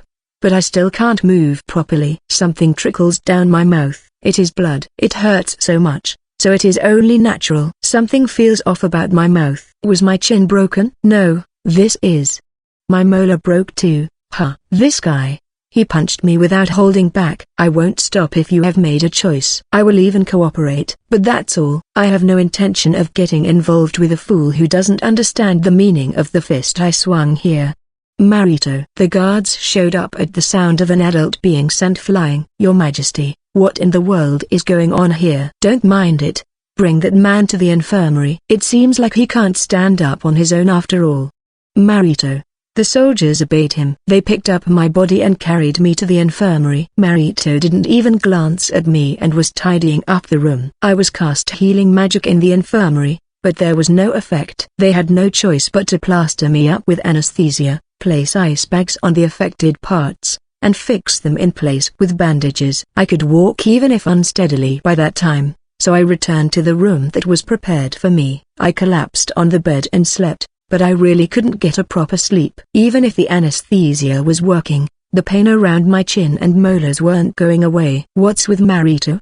The meaning of his swung fist? He had grievances as my friend. Well, of course he would. I remember the reason why Marito recognized me as his friend and sighed. For Marito, who became the king of a nation of knights that honored tradition, the existence of an earthling was fresh. Unconventional ideas and actions. He held hopes that those could create changes around me, so he made contact with me. I don't know how much I could answer his expectations, but it shouldn't have been bad until today. The action I took today must have been unforgivable for him, even though I tried to do my best for Taizu and Megis. No, that's the reason. An action where I escape from the feelings of a single woman and show consideration towards my own country and a foreign country. As a nation, it would be the natural action. Marito did say he evaluated that highly as a king, but that must have been an action he didn't want someone he sees as a friend to choose. What charm would a person have imprisoned by conventions and runs to the safe choice brought by compromise? What Marito sought wasn't a dedicated subordinate, but a friend he could face on equal grounds. I probably would have punched myself too. But that's all the reason why he swung his fist? Was it a punch to cut off relations? No. As if Marito would punch someone just for that. If he had simply gotten disillusioned in me, there would be no need to raise his hand. He would just need to make the soldiers seize me. I see, so it is that. What? Who is the wise king? You foolish king. But you are a good king. Seriously, I read the intention of Marito. Is there a need to confirm this? Time is of essence. I stood up, exited the room, and headed to Egdoik's room. Comrade, what happened? Egdoik showed a dubious look at my swollen face, but ignore that, ignore a necessary expense. We are leaving the castle. Where are we going? Egdoik. The place of the Purple Demon Lord. A place one spot beyond that. Well, wherever it is, I'm your bodyguard, so I will come with you though. Egdoik. No, I am not having you come with me as a bodyguard. What does that mean? Egdoik. How about bringing him out of Taizu and isolating him? Uparo. I listened to the proposal of Pope Uparo and thought, so it really is that, the matches of the Purple Demon Lord have been content that was akin to child's play, but now that she has decided to seriously obtain him, there's the possibility he will eventually lose. At worst, he will fall into the hands of the Purple Demon Lord, and the great devils will maintain their numbers. If she desires him, we can have him escape from the country and hide him, and there, Purple Demon Lord will try to find him. If we lure her well, it would be possible to fight her in the place we desire. On top of that, we can aim for a simultaneous reclaim of the Magus Nether while they are low on hands. That's the decision of Pope Paro. No, of the Yugara Church. The harm brought on to Taiza would be lower with that method. Even so, if he were to run away immediately, there's the possibility of her venting inside the country. Right. Then how about having him act as if he is leaving the country temporarily, and then getting our people to kidnap him? Paro. After that, he will fall into the custody of Magus, and the Yugara Church would be able to monopolize him. Taiza wouldn't be able to turn hostile towards the Yugara Church just for the sake of a single human. If we turned obstinate and tried to monopolize him, it would be seen as us trying to obtain the forbidden, and all the countries in the world under the teachings of the Yugara Church would become their enemies. There are a lot of Yugara Church believers in the country. It is possible even a civil war could occur. He must have thought that far. We have no reason to refuse. However, if the result that the people of Taiza were involved in this is left, it won't end with just this. We would be leaving everything to Magus in that regard. Is that okay? Of course. I also promise his safety. Paro. We are talking about Pope Paro here. There's most likely no lie in those words. But he is a being that can influence a nation. No, in the eyes of religion's head, he is a being that can influence the world. If the relationship between Yugara and the Demon Lords is brought to light, the world would be shaken heavily. The faith in the Yugara Church would drop sharply too. They will settle all the matters with the Demon Lords behind the pages of history, and he won't be coming out to the light ever again. Pope Sama, I have a report to make. A soldier came in hurriedly. This soldier is one of the holy knights that came from Magus. He is wearing Taizu armor to disguise himself as a soldier of this country, but Pope Paro had him check the state of that man. Pope Paro requested to post surveillance on him at a time when he was not present, and this is the measure we took after agreeing to this. What's the matter about that? The person in question has disappeared. What? I voiced my surprise before Pope Paro did. I am confident in my acting skills. I am not acting as the wise king on the regular for nothing. Tell us the details. Marito. After entering the room of the bodyguard called Dekdoik, he moved to the garden, and then, all of a sudden, according to accounts of the people at the castle gates, he hasn't gone through the gates. We have searched everywhere in the castle though. If he knew in detail about Dekdoik, he would be able to deduce that he flew away, but this is most likely something the soldiers tailing him didn't even imagine. We are talking about my perceptive friend. He might have read our moves in advance and escaped. Marito. Taizu King, isn't this your handiwork? Paro. The last time he made contact with him, he tried to take an act of devotion towards us. I haven't met him after I showed my willingness to cooperate. Marito. So it seems. Paro. I haven't lied. This is the way to break through the lie detector of the Yugara Church that he thought of. I told the soldiers to not let him approach this room just in case, but it seems like he moved without relying on me. It really was worth punching him. I would like to tell him my heart hurt a lot when punching him. But well, let's let him punch me next time. Looks like we need to search at once. Paro. We will take the forefront when it comes to inside the nation. Pope Paro, you go ahead and make it so that he can't escape outside the borders of Taizu. Marito. You think he will leave the country? Paro. My friend likes a neutral position. He has no intention of joining the side of the Purple Demon Lord, and he doesn't intend to make them his enemies. He most likely escaped because he didn't want to fall under the jurisdiction of Magus. He understood that, if he remained in Taizu, he would be creating a rift between our relationships. Marito. True. Due to his cowardly nature, he tended to avoid becoming the enemy of someone. We shall go ahead and cut off his escape routes. Paro. Pope Paro learned about him after making direct contact with him. He is certainly a coward. He doesn't want to increase his enemies.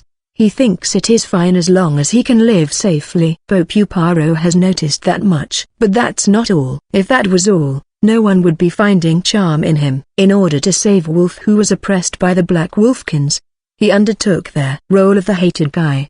He became bait in order to get revenge against the Anbus killing of Vagrant.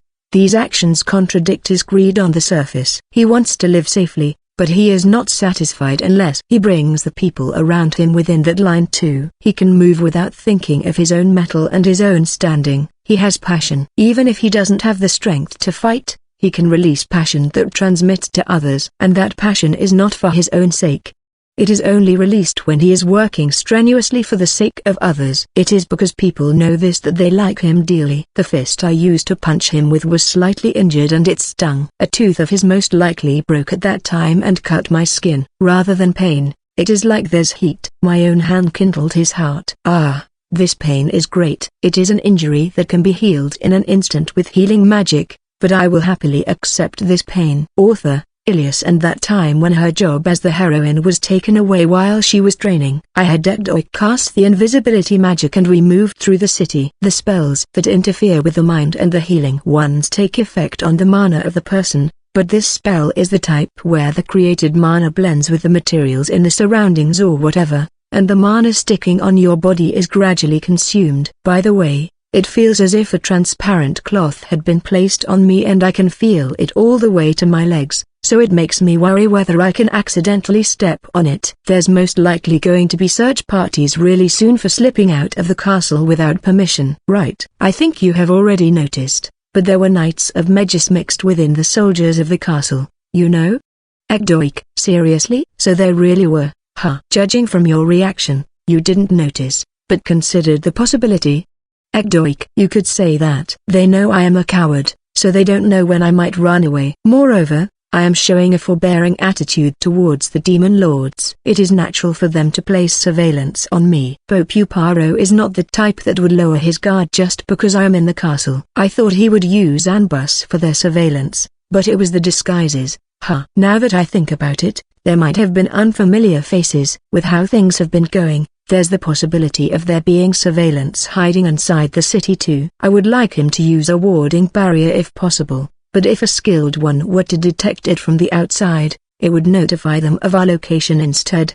They wouldn't approach the area near the Purple Demon Lord's lodging, but let's consider the possibility that there's a good deal of lookouts in the wealthy sector. They probably have also predicted that this is the place I would be heading straight on. But considering the personality of Popuparo, the first thing he would try to stop would be an escape from the country. Fortunately, I have the stealth pro, Ekdoik, on my side.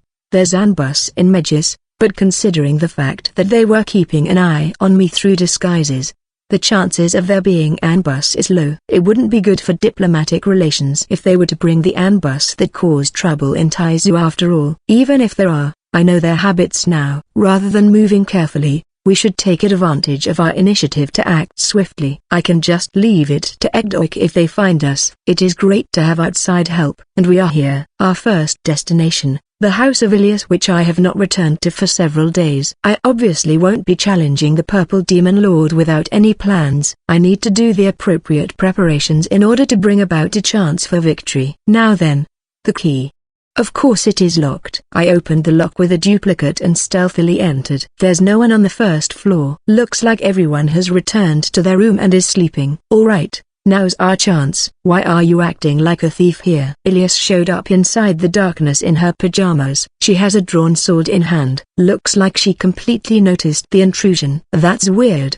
The invisibility spell should have been casted on me and she shouldn't be able to see me though. I'm impressed that you noticed. There was the possibility of it being a thief, you know. Where would you find a thief with a duplicate key? Ilias. True. Also, the sound of your footsteps has not been erased at all. You should learn from Ekdoik by your side. Ilias. Don't ask for the impossible. She turns on the lights of the room. I was acting in pitch darkness, so this was somewhat dazzling. Ekdoik. Please undo your spell for now. Ilias. Okay. Ekdoik. Good grief, what happened to your face? Ilias. I was punched by Marito. By His Majesty. What did you do? Ilias. Oh well, I will explain. It is Shizu. What a terrible face. Wolf. What? And here I was wondering who it was. So it was sir, BFFT. What's with that face? Gold. Counselor Sama, you returned? Wow. Your face looks a lot better than usual. Rakura. The others came down, most likely noticing a presence. Even Rakura, who is usually sleeping, had woken up. But I will need to interrogate her about that last statement later. For now, I kept my promise with Ilias about there being no secrets, and explained the situation to them. It is really embarrassing to report my faults with a gallery. I see, so His Majesty did first what I should have done. I would have done the same. Ilias. If Ilias were to punch me, it wouldn't just trap up with a broken tooth. My neck would break along with it. Considering that, it might have been good that it was Marito. Marito purposely pushed me away without saying anything. I will be able to testify to Pope Uparo that I was not involved in this, so do as you please without minding. The people of the Ugara Church can see through lies. If it were to be known that Marito instilled something in me and had a hand in this, it would create problems in the relationship between Taizu and Megis. It is an action with that in consideration. It can also be taken as you will be shouldering all of the responsibility, but that's its own thing. Then, what do you plan on doing?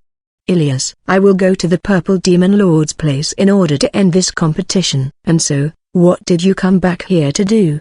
Ilias. Came to pick up something I forgot. There's someone I need no matter what in order to face the Purple Demon Lord seriously. I see. Got it. Ilias. Ilias seemed convinced. Looks like she won't be reprimanding me here. Then, I will say what I have to say and have her come with me. That's why. Please come with me, Gold Demon Lord. The three of them looked at each other. I understand the Gold Demon Lord, but why is even Ilias making that face? This one? Gold. Yeah, I need your help. Let's go. It is the makings of a good woman to answer the call when needed. Gold. Wait a moment. Ilias. I pulled the hand of the Gold Demon Lord and was about to leave, but Ilias grabbed my shoulder. It has been a while since I have felt this pain. What is it? Isn't this where you rely on me? Ilias. No, you are a knight of Taizu. Wouldn't it be bad to rely on you here? Right. No, but who will you rely on if not me in this scenario? Ilias. The Gold Demon Lord and Ekdoik. Ilias is a knight of Taizu. Rakura is a priestess of the Ugara Church. Wolf is being taken care of by Ilias as her guardian. When speaking of helpers that won't cause trouble to Taizu and Megis, there's only the Gold Demon Lord and Ekdoik. Ah, right, there's Gradona too. Thanks, Ilias. Wait a moment. Ilias. What? I escaped from the castle, so I have to go quickly or they will catch up to us. Also, my shoulder hurts. This is where you rely on me, right? Ilias. Right. It has been a while since I have seen a smile that can freeze my spine. That's seriously scary. Even if so, they have Diuvileri who is close to the level of Lord Ragudo, you know? Ekdoik said he could manage somehow if he brings him down with him. But I can't make him do that. It would be safer to act in a way that doesn't turn into a battle. But Ilias puffed her chest after hearing this. Then even more of a reason to bring me. I have already won once against Lord Ragudo. Ilias. Really? It is. Ilias. Against that Lord Ragudo. I can't believe it, but I doubt Ilias would lie. But it is only one win, right? Lord Ragudo knows my sword style completely and can read it. It is a win with that in consideration, you know? Ilias. I see. That's impressive progress, but you are someone who has escaped from the surveillance of Taizu and Megis. It won't change anything even if you were to cause trouble for someone at this point, right? Ilias. So you say, but won't you get punished once this matter is over? It is okay. I was simply instigated by your silver tongue. I heard nothing about you having escaped. Ilias. You have turned into quite the sly knight. Call it flexible. Ilias. That said, I am grateful that Ilias is coming too. I am settling matters with the Purple Demon Lord with everything I have. No amount of allies would be enough. Got it. I will be relying on you. Shizu. Wolf will come too. Wolf. I am thinking about bringing Gradona this time around, so I would prefer it if you stayed back. Wolf must have grown too, but I would like to rely on Gradona who is on the same level as Lord Ragudo. Gradona-sensei is sleeping at Ban-san's place. Wolf. Seriously? Wolf. If it is about Gradona-san. He hurt his waist in the middle of training Wolf-chan today, so he is recovering. Rakura. What unbelievably bad timing. I don't mind it breaking, so couldn't you have at least done so tomorrow instead? It is okay, Wolf has gotten stronger. I would be able to butcher Karajin now. Wolf. Don't butcher him. She is this confident. I doubt they are empty words. Maybe she can manage a lower rank Great Devil and High Devils that have been given pawn masks. Please bring her. If you were to lose here, she won't be able to meet you ever again, you know? If this is your last moment with her, Wolf wouldn't be able to regret it enough. Ilias, even if you say so, Ilias. I look at the eyes of Wolf. She is always serious. I would always block the shine of her eyes by patting her head because of how dazzling they are. But I can't avert my gaze anymore from them. Ha, got it. Do as you wish, Wolf. Okay. Wolf responds energetically. Ilias was nodding over and over from behind. It can't be helped with her guardian being like this. Even further back, there's Rakura nervously raising her hand. Counselor Sama, it is okay for me to not go, right? Rakura, if Ilias and Wolf didn't come, I wasn't planning on bringing you with me, but now that it has come to this, might as well come. Isn't your treatment cruel? Rakura, Rakura, I need your strength. Please help me. That in itself is also hard to accept. Rakura, shut up. There's no problem even if you get excommunicated from the Ugara church anyways. It is a problem. How will I bring food to the table? Rakura, I can take at least that much responsibility. Let's go. Can't be helped. I shall accompany you. Rakura, I wanted to wrap this up without dragging them into this, but it seems like I can't cut off my connection with these three with my strength. Regardless of whether it is out of worry or out of trust, I am honestly happy that they are helping out in this fashion. There's no time. Please hurry and prepare what you need. If you don't care about going in your pajamas and lounge, I will bring you as you are right now. Rakura, just come as you are. I will obviously change. Rakura, I will be ready at once. Wolf, I wouldn't like to head to the Purple Demon Lord's place in my pajamas either. Gold. Then, I too will get my armor. Ilias, I have something to talk with you about before you go. Prepare. I called Ilias alone to a stop within the people who were heading to the second floor to ready themselves. One of the reasons why I came here was to retrieve the Gold Demon Lord, but there's actually one more thing. What? Wearing armor takes time, you know? Ilias, I have a request before you go do that. You see, can you give me permission to use that? It goes without saying, but I am referring to the comprehension, the method to project myself on the opposite party's position and predict their moves. In that process, I would need to erase my own existence, my own sense of worth, as if it didn't exist. It is one of my few specialties that Ilias forbid the use of because she couldn't forgive that I was disrespecting my own self. That's Ilias. I don't want to pull any punches when I am going to be fighting the Purple Demon Lord seriously. I can't agree. Even if it is the method that brings about the highest chances of victory for you, it is not a good reason to disrespect yourself. Ilias, I won't disrespect myself. The comprehension this time is not one to deceive an enemy. I want to use it to understand her heart, and I also want to use it in part for my own self. If I get used to the standing of the other party, I can set traps. However, in order to face them, I need to add myself to the equation. In order to have a serious showdown and win, comprehending my opponent well is absolutely necessary. Fine. But the moment I judge it is too much, I will prioritize protecting your dignity even if it means victory will slip away from your hands. Also, you can only use it once. Please promise me you won't use it on anyone aside from the Purple Demon Lord. Ilias. Yeah, got it. With this, the preparations I can do from my side are almost perfect. Who cares about Gradona? Everyone finished their respective preparations, had Ekdoik cast invisibility magic on us again, and leave the house of Ilias. It was silent on the way. Signs of searches.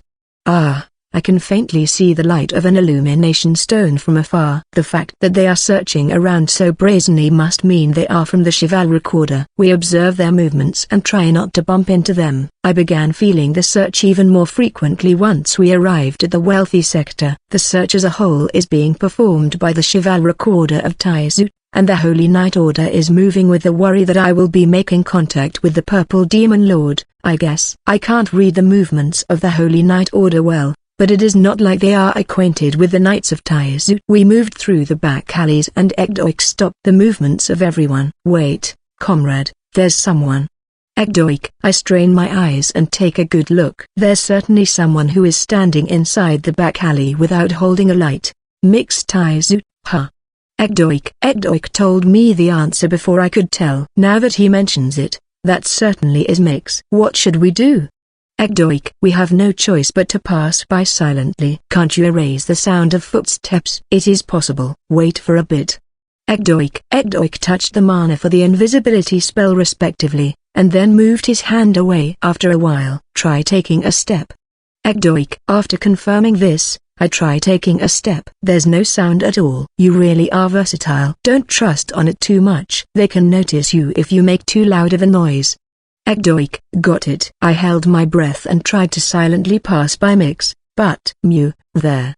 Mix accurately jumped my way. You could have just grabbed me. What's the point of jumping? It is not to the level of the superhuman strength of the gorilla knight, Ilias, but I can't run away from Mix with the mere strength of an earthling. Seriously? How could you tell? You shouldn't underestimate adventurers. I can do something as trifling as distinguishing the scent of Mr. Friend. Mix. Are you a dog? Wolf can do that too. Wolf. Don't compete. It can't be helped. So I faced Mix. But was this arranged by Marito? It must have been. The handiwork of Marito, huh? Yes, Anasama told me to search for you, Mr. Friend. He also told me to not let you escape. Mix. I see. It can't be helped then. Let's go together. What do you mean by that? Mix. Marito told you to not let me escape, but he didn't tell you to capture me. There should be no issue with you acting with us. Marito must have given you to us for the sake of that. There was no assurance Ilias would come with me. If that happened, I would have found it hard to bring Wolf and Rakura with me. In the case that happened, I would end up with just Ekdoik. He must have given me Mix's insurance in that aspect. Ooh, so that's how it was. I did think something was off. Mix. Popuparo was nearby, right? Or maybe someone from the Ugara church. Exactly as you say. It is the former Desuzo. Mix. I managed to get a general idea of the castle's state with what Mix told me. The reason why the country is pretty short on hands is apparently because Marito is in charge of this. That said, Popuparo has spread search parties in the capital as if it were natural. He really doesn't let anything escape. Good grief. To think he would make his precious little sister accompany an idiot that's heading to a demon lord. That's just how important you are, Mr. Friend. Mix. So, you are really coming along? Of course. Allow me to accompany you, Desuzo. Mix. I see, then let's do this again. Mix, please lend me your strength. Yes, with pleasure. Mix. It has turned into quite the big party. Gold. I doubt it will get bigger than this. If Nora were to appear, I would shoo her away. Nora Dono should be sleeping at this time after all. Mix. And so, we finally arrived at our destination, at the lodging of the Purple Demon Lord. The surroundings are dark. Even the street lights set in the surroundings with illumination stones are not turned on. The great devils that don't like light must have purposely made them malfunction. Marito has given the excuse that the whole area around here is under inspection and has evacuated the citizens here temporarily. There's no one left around to complain about the lights malfunctioning. When I approached the door, someone surfaced from the shadows. It is Devuleri. What business do you have here so late in the night? Human.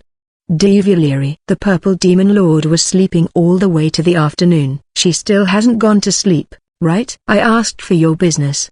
Devuleri. I came here to settle things. Please tell her, let's have our last match. How would you describe a world that's not any color? Is a colorless world something like a white scenery akin to a white canvas? Or is it a pitch-black darkness where you can't see anything? The world is neither of those. If you were to describe it in colors, the world would become that color after all. But how would you describe something that's not any color? That's simple. You place something there. If a single thing with color is there, color will be born. A colorless world would not hamper that color. In other words, the world will continue being seen in the same color as that thing. What's placed in this world currently is a brown leather sofa. Once this sofa is observed, the world will be filled with brown. What's by the side of that is a white table. Once you observe that table, the world turns white. The moment you observe something, the colorless world changes color to the color of the thing. But if that's the case, what does the thing you observe look like? It is obviously the same color, so it blends into the world. When that happens, you won't be able to observe the thing. A colorless world is a modest world that gets easily dyed in other colors,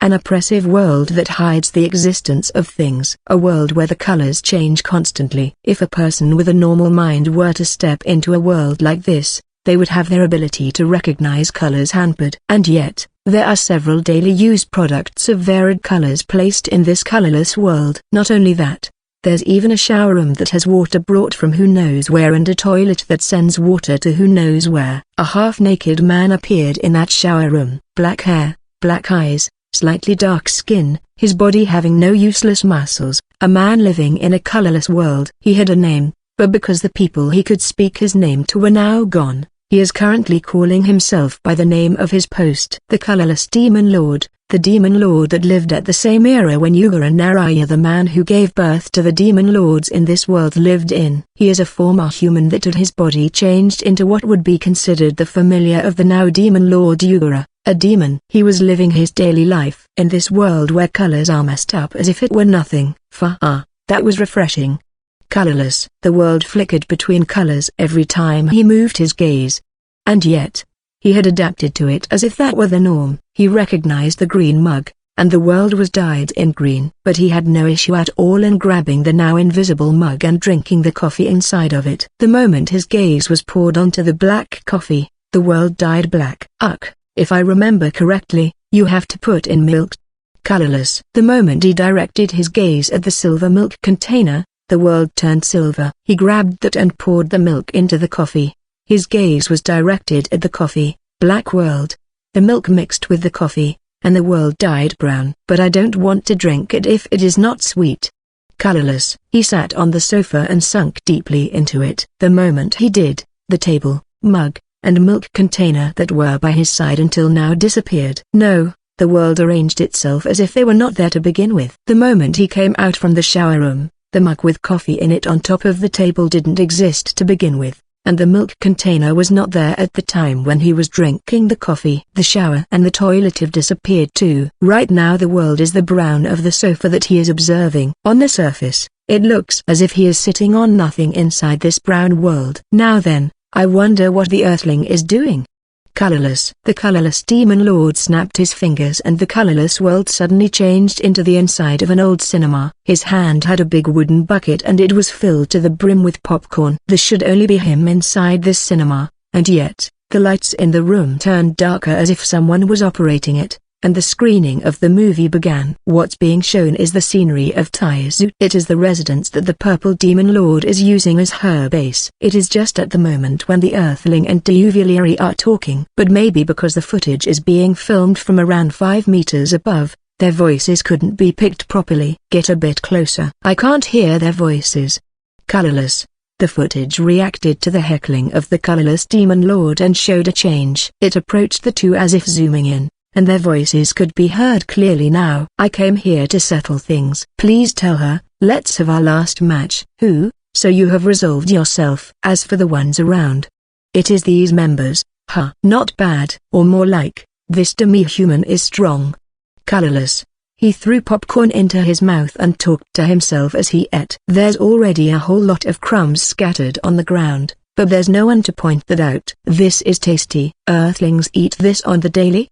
Colorless. What the colorless demon lord is watching is the earthling man. The man that hasn't even given birth to an organ that creates magic. The man standing on the border of two worlds. Physical strength, out of the question. Mana capacity, out of the question, on the level of an earthling. On top of that, his somewhat decent mental strength is unstable. Colorless. The evaluation the colorless demon lord gave to the earthling after his analysis was low in general. It is an inescapable result when compared to the specs of a demon lord. A feeble bastard that relies on outside help and wouldn't have gotten the resolve unless stimulated by his surroundings. His conversation sense is extremely good. Despite being a summoned one that was pulled by the strings of fate, they don't resemble each other, the color of the hair and eyes at most, I guess.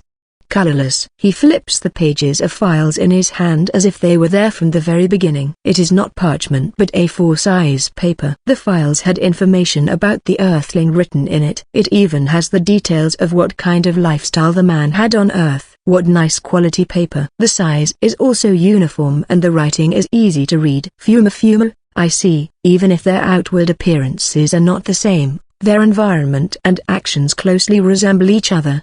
Cause and effect are working their share here. Colorless. He stretches his hand towards the popcorn again. The bucket that had disappeared once he grabbed the files returned to how it was, and the documents disappeared as if they weren't there to begin with. If someone else were to see this, they would assume a different scene was tied up here. You could say they resemble each other in that sense, aside from the fact that he is so weak it can bring a tear to my eye. That gold girl could get a clue. No, has that fox already noticed? As for Purple, they barely interacted with each other, so it can't be helped. Huh.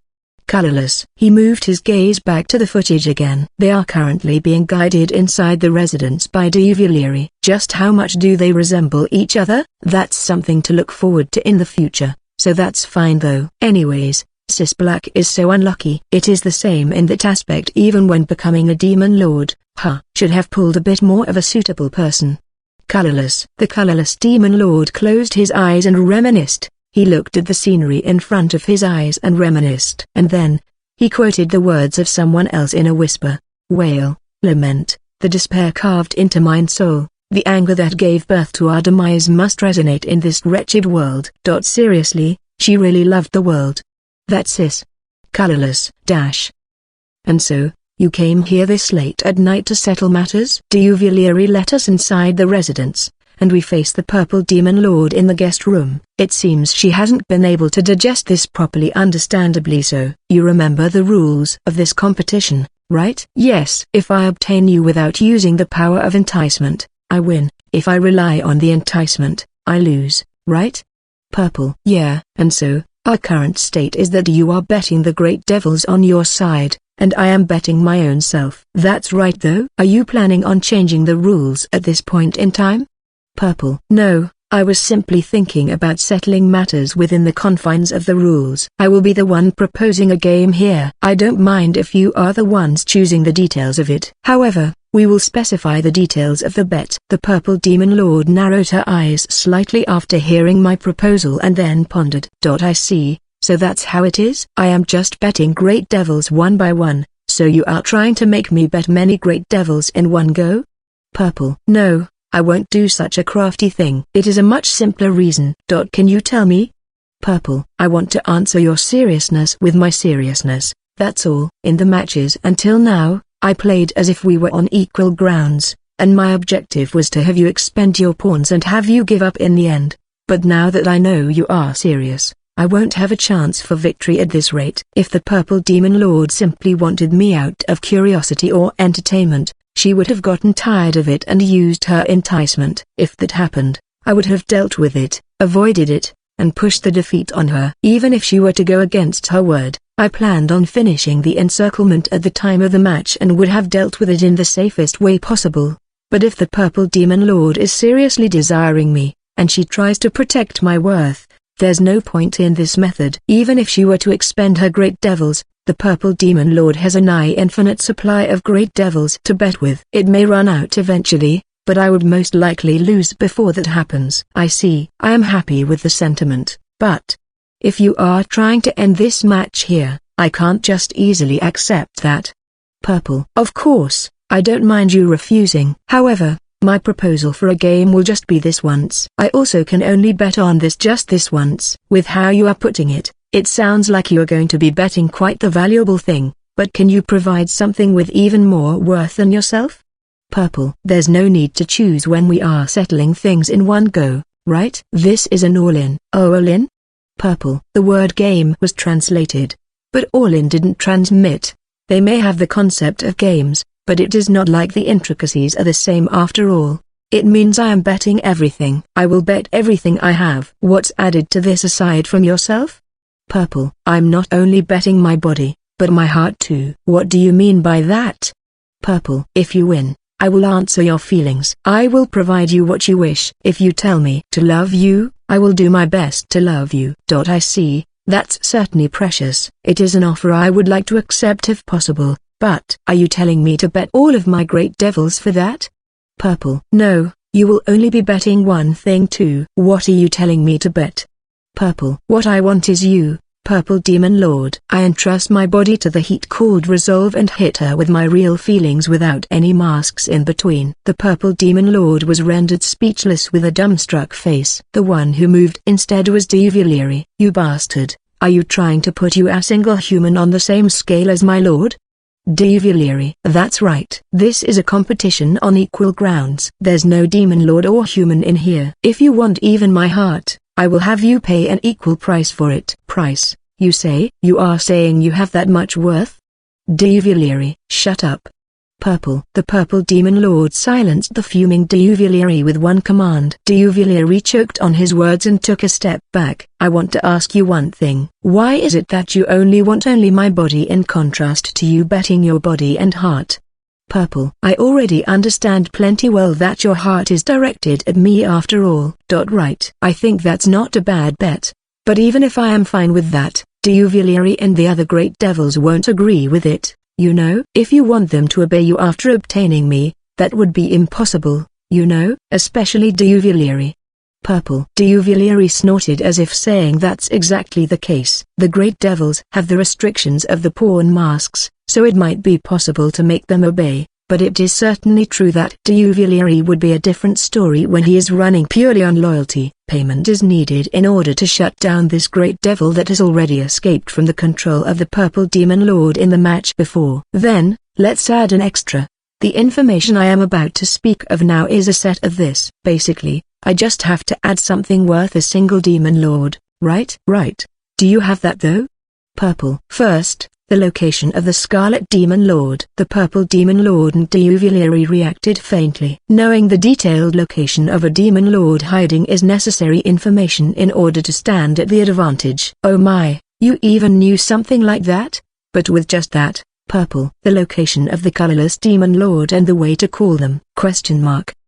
This made everyone behind aside from Mix react. The only ones who know this information are Marito, Popuparo, and also Mix and Anbu-kun who were there at that time. According to what the Gold Demon Lord told us, the colorless Demon Lord may exist, but he hasn't shown himself until now. It must be the same for the Purple Demon Lord then. Are you saying you know colorless? Purple. Yeah, I wouldn't be saying lies and bluffs here. I see. That's certainly information I am really curious about, but, Purple. I had information that demon lords would want the most. Let's add that one too. What is it? Purple. The current state of the White Demon Lord. Yugura. A clear reaction. The one who made them demon lords and eliminated them. The reason why they are currently in hiding. It is unknown where he is, but now that he has become a demon lord, he is someone they just have to believe is somewhere around the world. Sir. Why do ya know? Gold. The Gold Demon Lord interjects. I heard about Yugura from her, but she hasn't told me about him becoming a demon lord. The reason is not clear, but it was most likely information she intentionally hid. I heard from the colorless demon lord while at it, also what he is doing right now. I see. The fact that you know that information must mean that what you said about colorless is also true. Purple. What is the meaning of this, my lord? That Yugura is a demon lord. Devilery. That's right. Demon lords can recognize other demon lords. That's why all of us know. The fact that Yugura turned into a demon lord in order to kill us. Purple. There's the possibility of being able to talk to him in the regular meetings, but you have not heard a single thing about him until now, right? There's no point in getting the information from me if you have the confidence to get it yourself though. So, what will you do? Still want more? No, that's enough. I accept your challenge. Purple. My lord, if you decide in such a swift fashion, Devilery, you are already aware of the worth in the information he has, right? There might be a variety of information that we might want if we were to try and draw it out from him. But we can get all of that if we obtain his body and heart, you know? Or are you telling me to negotiate a raise in the price like a stingy merchant does with a rich person? Purple. That's Devilery. Normally, there would be no need to provide information. This is a competition where me and him are on equal grounds, you know? Also, you tried to pour cold water onto that, yet he proved to you that he has worth. If you are going to struggle in an even more unsightly manner and dirty my competition with him, I am going to drop your head right here and now, okay? Purple. Well, that's how it is. If I am going to be offering them my body and heart, it will obviously come with all the information I have. Showing the societal worth I have is plenty enough. If they were to question my worth as a human, that would be rough though. And so, it is okay for me to think about the details of the match, right? Purple. Yeah, and I will be placing the Gold Demon Lord as a witness. I see. So you brought her here for that. Purple. The agreement between the demon lords that are immortal and have to live together is that they always have to fulfill their promises. If they go against it, they will lose the trust of all the demon lords. If the Gold Demon Lord is going to be overseeing this, no matter who wins, they have to keep their promise. There's the need for a referee in order for equal parties to have a fair and square competition. That's where the Gold Demon Lord comes in. Wait a moment. This one came here because Ya told me Ya needed me. It didn't mean Ya wanted me to help Ya out as an ally? Gold. Wouldn't it be unfair to have a Demon Lord as an ally? It is true that this one's beauty, wits, beauty, loveliness, and tail would give Ya an overwhelming advantage though. Gold. I would have no issues at all. It is fine as long as Gold is alive as a witness once the match is over. Right? There are games where you would be able to participate, you know? The ones at your back will also be fighting for your sake, right? Purple. Ilias and the others answered that question with their eyes. They were saying, that's a foolish question. The Purple Demon Lord laughed elegantly at this. I see. Looks like I will be able to escape being told I have bad taste. Purple. I do think you all have bad taste though. Every single one of them. Oh my, you are saying that? Once our match is over, I will have you get a bit more confidence, I guess. Purple. You think you have won already? By the way, one of the reasons why I challenged you right this instant is in part because Taizu and Megis are chasing after me. I will be caught tomorrow, so take that into account. I see. Right, you are making a proposal like that after all. You have made enemies on all sides, huh? Purple. Even with that, there are still people who will take my side. It is not all bad. I wanted to do this with friends on all sides, but it can't be helped now that I can't bring peace to my heart. In that case, might as well just increase the enemies without caring. I have decided on the details of the match. It will take a bit of time to prepare though. Around an hour? Purple. If it is just that much, there's no issue. But if you have the time, want to have a little talk before the match? Oh my. Even though I was always the one seeking you. What brought this change of heart? Purple. Is it that weird to want to know as much information as possible from the opponent you are going to bet your everything against? Do you think I will be giving you the information you want if I am told that? Purple. I will pay the price. I will tell you stories of when I lived on Earth. They are honestly irritating stories, so I don't want to do it, but... well, it can't be helped. Fine, let's talk. Purple. I listened to the talk of the Purple Demon Lord first. Her upbringing, how she became a Demon Lord, and her life after becoming a Demon Lord. I had my thoughts regarding those, but I have to talk about my life before digesting that. Explaining the things natural on Earth to the people of this world is a job that's pretty demanding. Ilias and the others were also listening to this. But well, it can't be helped. I hate talking about myself. You see, I also have no confidence I will be able to tell this properly, but what's certain is that I haven't lived in a way others would be proud of. I have parents and I also have older and younger siblings. Both of my parents did the jobs they wanted to do, and would make time for their family too. I was a bit further apart in age compared to my brothers, and the family was slightly affluent compared to the average. I also had friends and a person that shared the same feelings as me, though it didn't reach the point of a deep relationship. My life was ordinary at the time when I graduated high school and became a college student, but I led a life with no discontent. The trigger was the death of my friend, a suicide. He didn't hang out with me as much, but I thought we still got along well with each other. I lamented the death of my friend, so I investigated how he was cornered to the point of suicide. I soon discovered the reason after trying to learn about it, after trying to comprehend it. His family environment, his personal relationships, the stress at his workplace, various factors were making my friend suffer. He couldn't condemn them and a lot of pent-up grudges were written down in the will of my friend. My name was also written down within those. He was jealous of the friend that was always laughing together with him, jealous of his happy life, hated it, and wondered why he was not trying to save him. He left his resentments there. It was at that time that I began to get sensitive to the ill intent of my surroundings. I got in the habit of observing the scenery that at a glance had nothing out of the ordinary, wondering if there was some sort of ominous presence mixed in it. The moment I understood that malice exists everywhere, I began finding a whole ton of malice. My parents were living their lives as normal, but they were hit by a scam in the past and were caught in an inheritance dispute with relatives. Despite looking like a perfect couple, they would both cheat on each other and were hiding it as if it were the most natural thing. The siblings I got along with would report half-truths to our parents in the shadows in order to obtain as much of our parents' inheritance as they could. They would get lavish in their spending respectively, and then they would pin the blame onto a different sibling.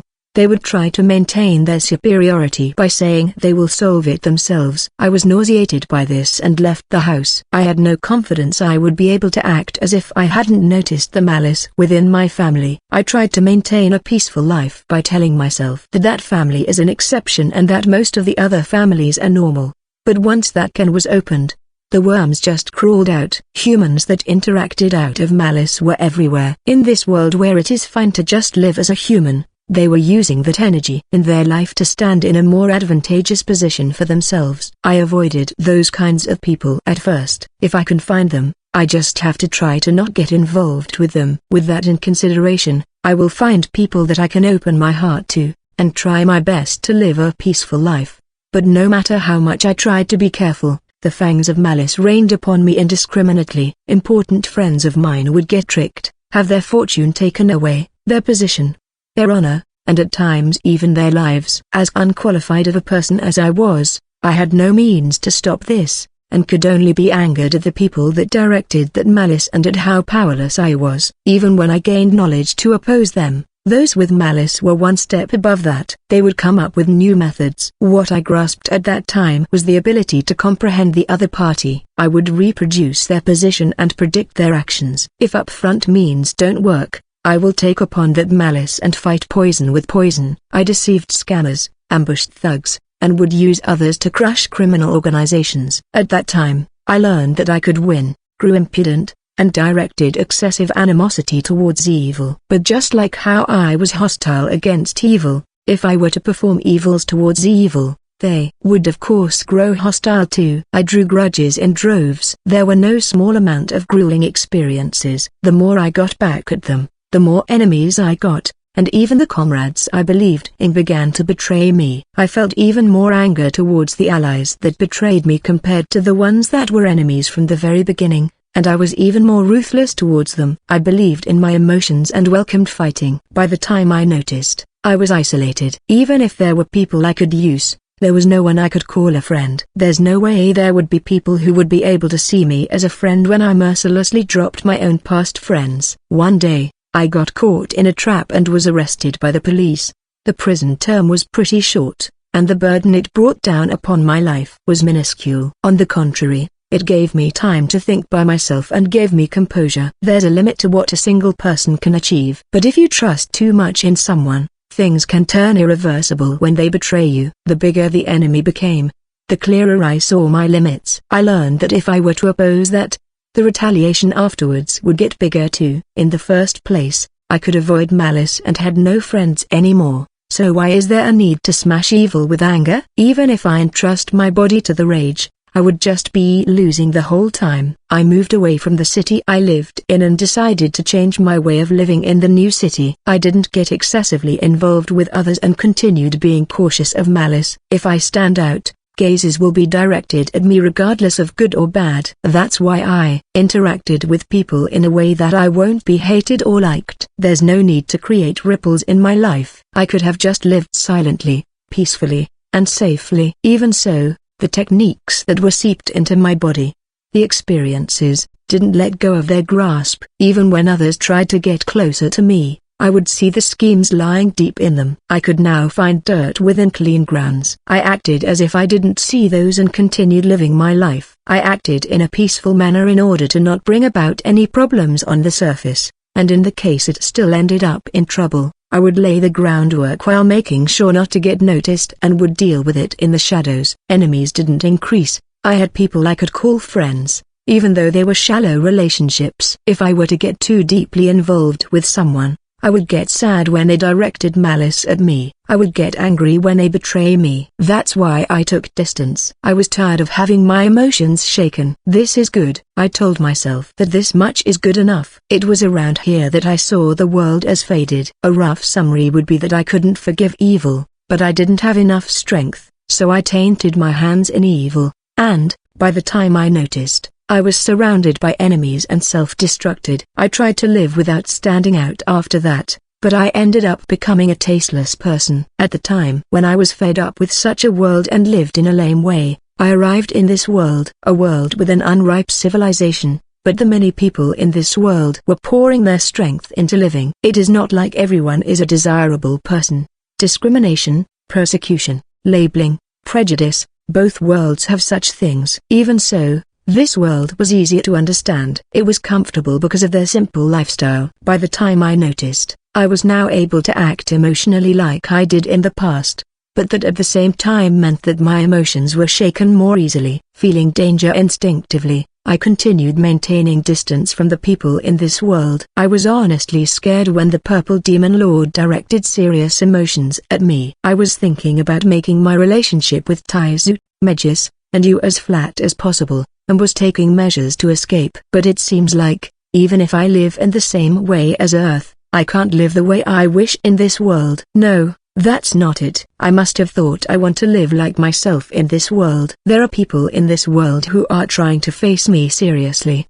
In that case, I must face them seriously too. I see. I understand you little better now. Purple, a bit disappointed. I understood that you are a lot more of a small being than I thought, I guess. But that doesn't matter to me. The worth you created was from the things you did for me in this world, the things you provided to me. Purple, so you are fine even with a useless man like me. That can be fixed. Purple, makes me fear what will happen if I were to lose. With this, we now know each other's information to a certain degree. You could say that we are on a side that benefits the most in terms of the amount of information. Duvalieri showed up by the time we were doing that. We have prepared the stage for the match. Duvalieri, is that so? Let's go then. Purple. We left the residence and arrived at the plaza by the side. The biggest changes would be that the fountain in the middle and the benches have been withdrawn. It has been remodeled into a battle stage that's simply spacious. Regardless of whether we want to fight or not, won't the patrolling knights find us if we do anything in such an open space? No problems. We will be creating a wall right now, you know? Purple. Black walls unfolded from the shadows of the ground around the plaza the moment the Purple Demon Lord said this. The plaza was swiftly wrapped in a cubic form. So these are devils? Yes. The wall of devils that I brought to this country, you know. If you attack it, the devils around that part will return to their original form and retaliate. Not many will pop out as long as it is not that wide scale of an attack, so there shouldn't be that much danger, but it should be enough to buy time, right? Purple. She must have used the remaining devils that were blocking the path to the Black Wolfkin village. The sheer amount of devils infiltrated in the capital of Taiza is honestly threatening. And so, what are the details of the match? This. Purple. There's a small square table at the entrance of the plaza, and then two chairs popped out as if sandwiching it. The Purple Demon Lord sat on one of them. In that case, I should be sitting at the opposite one. I sat on the chair and looked at the table. First of all, there are 5 circular holes equally spaced between each other at arm's reach. Right before that, there's a somewhat big drawer. I stared at that and pieces began showing up on the table. The pieces were shaped in the form of my members in a miniaturized look. Ilias, Wolf, Rokura, Mix, Gold Demon Lord, Agdoik, and me for a total of 7. On the other hand, there's a Purple Demon Lord with board pieces shaped as devils. The numbers are also 7. It is the same number as the remaining Great Devils. On top of that, there's also one Purple Demon Lord piece. Alright, I will explain the rules, okay? Can you open the drawer? Purple. Okay. I grabbed the handle and pulled the drawer. There was nothing inside the drawer, but there were circles drawn of the same size, number, and position as the opened holes on the table. We can place 3 board pieces from each side on top of that, okay? Can you try leaving a random one as a test and close the drawer? Purple. For now, I place my piece, Ilias's, and Wolf's from left to right in that order, and close the drawer. The Purple Demon Lord seems to have done the same and closed the drawer. When we did, a strange sound rang from the table. While I was watching this, the pieces I set just now appeared from the holes of their table. That's basically how it works. And then, we will have the pieces of the people matching the other sides aside from me and you fight, okay? Purple. In this case, the piece of Ilias has lined up with one of the devils from her side. In other words, it would mean Ilias will have a one-on-one against that devil. The pieces that lose will be removed from the match. You will always place 3 pieces. When you don't have enough, you place as many as you can, okay? Purple. I see. So you lose when there's none left? Number. The condition for you to win is to set your piece on the same location as I do. And then, the condition for your defeat would be to have your piece be eliminated from the game. Purple. So it would be the end if I faced a devil? Not only that. For example, in this situation, if we are talking about the pieces for the one-on-one, it would be like this, right?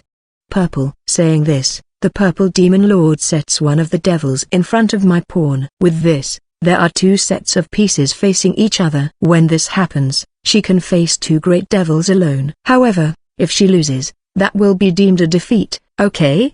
Purple. Basically, the most would be a battle of 3 between 3. If I include myself there, our numbers would decrease and it would be a disadvantageous battle for us. By the way, what happens if there's only my piece? You lose. I would be troubled if you were to be hurt by the great devils after all. Purple. What happens if any other piece aside from me were to face yours? I won't fight, so it won't be considered a set, okay? Purple. I get the rules now. The basic win strategy would be to make the enemy expend their pieces and bring your own piece at the end. Even if the pieces on each other's side are not completely gone, the match can be settled.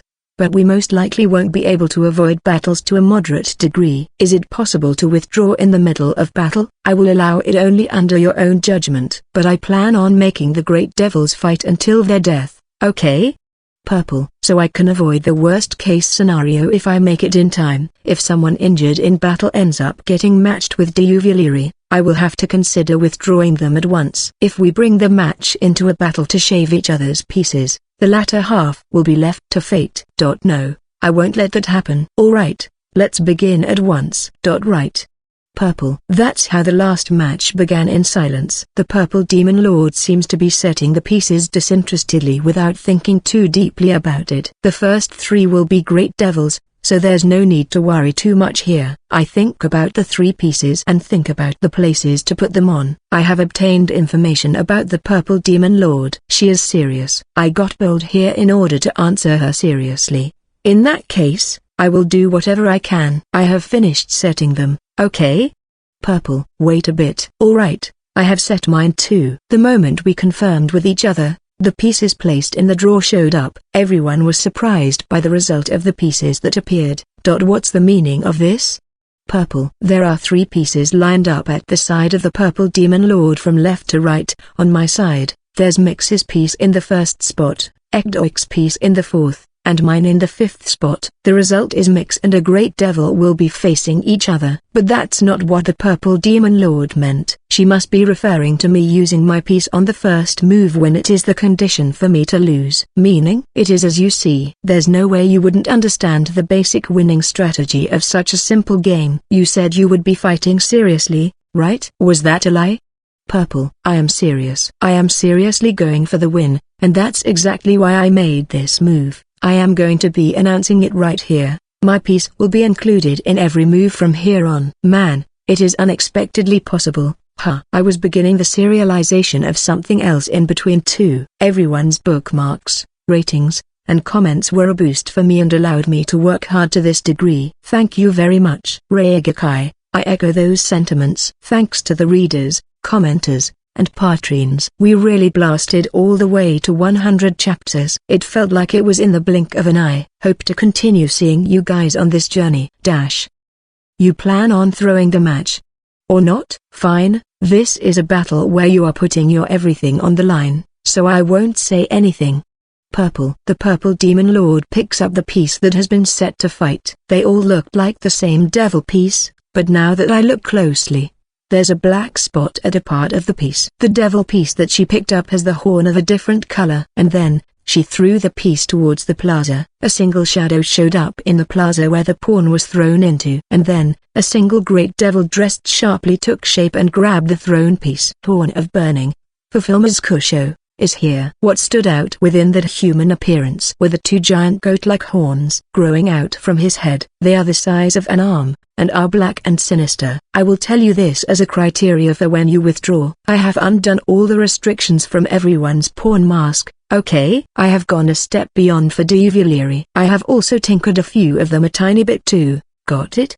Purple. I see, thanks for that. Basically, there's the possibility the great devils that will be fighting from here on have even higher specs than the ones until now. Judging from what she said, a number of them are further above. They are most likely below Lord Ragudo, but that also means that they will have a hard time unless they are Lord Ragudo. Mix is already winding her arms and seems to be completely ready. Mix, you have heard about him, right? Of course. I heard about him from Ekdodo no Desuzo. Mix, there's no need to get a perfect victory in this battle. The opponent has 8 pieces in total. If we get rid of 5 of them, the Purple Demon Lord will be coming out to the front. If we get there, we have a chance of winning without fighting. Right. And so, what do you plan on making me do, Mr. Friend?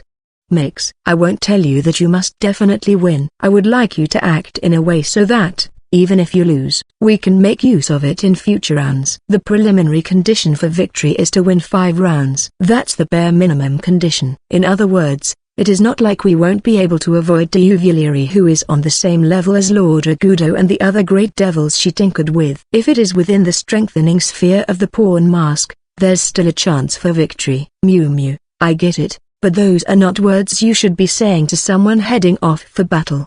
Mix, if something happened to you, I wouldn't be able to face Marito. Also, I would be hurt by that. I am happy to hear that, but I was expecting something more, you know. Mix. I smack both shoulders of Mix with energy and tell her, please win for my sake. Go get M. Why yes sir.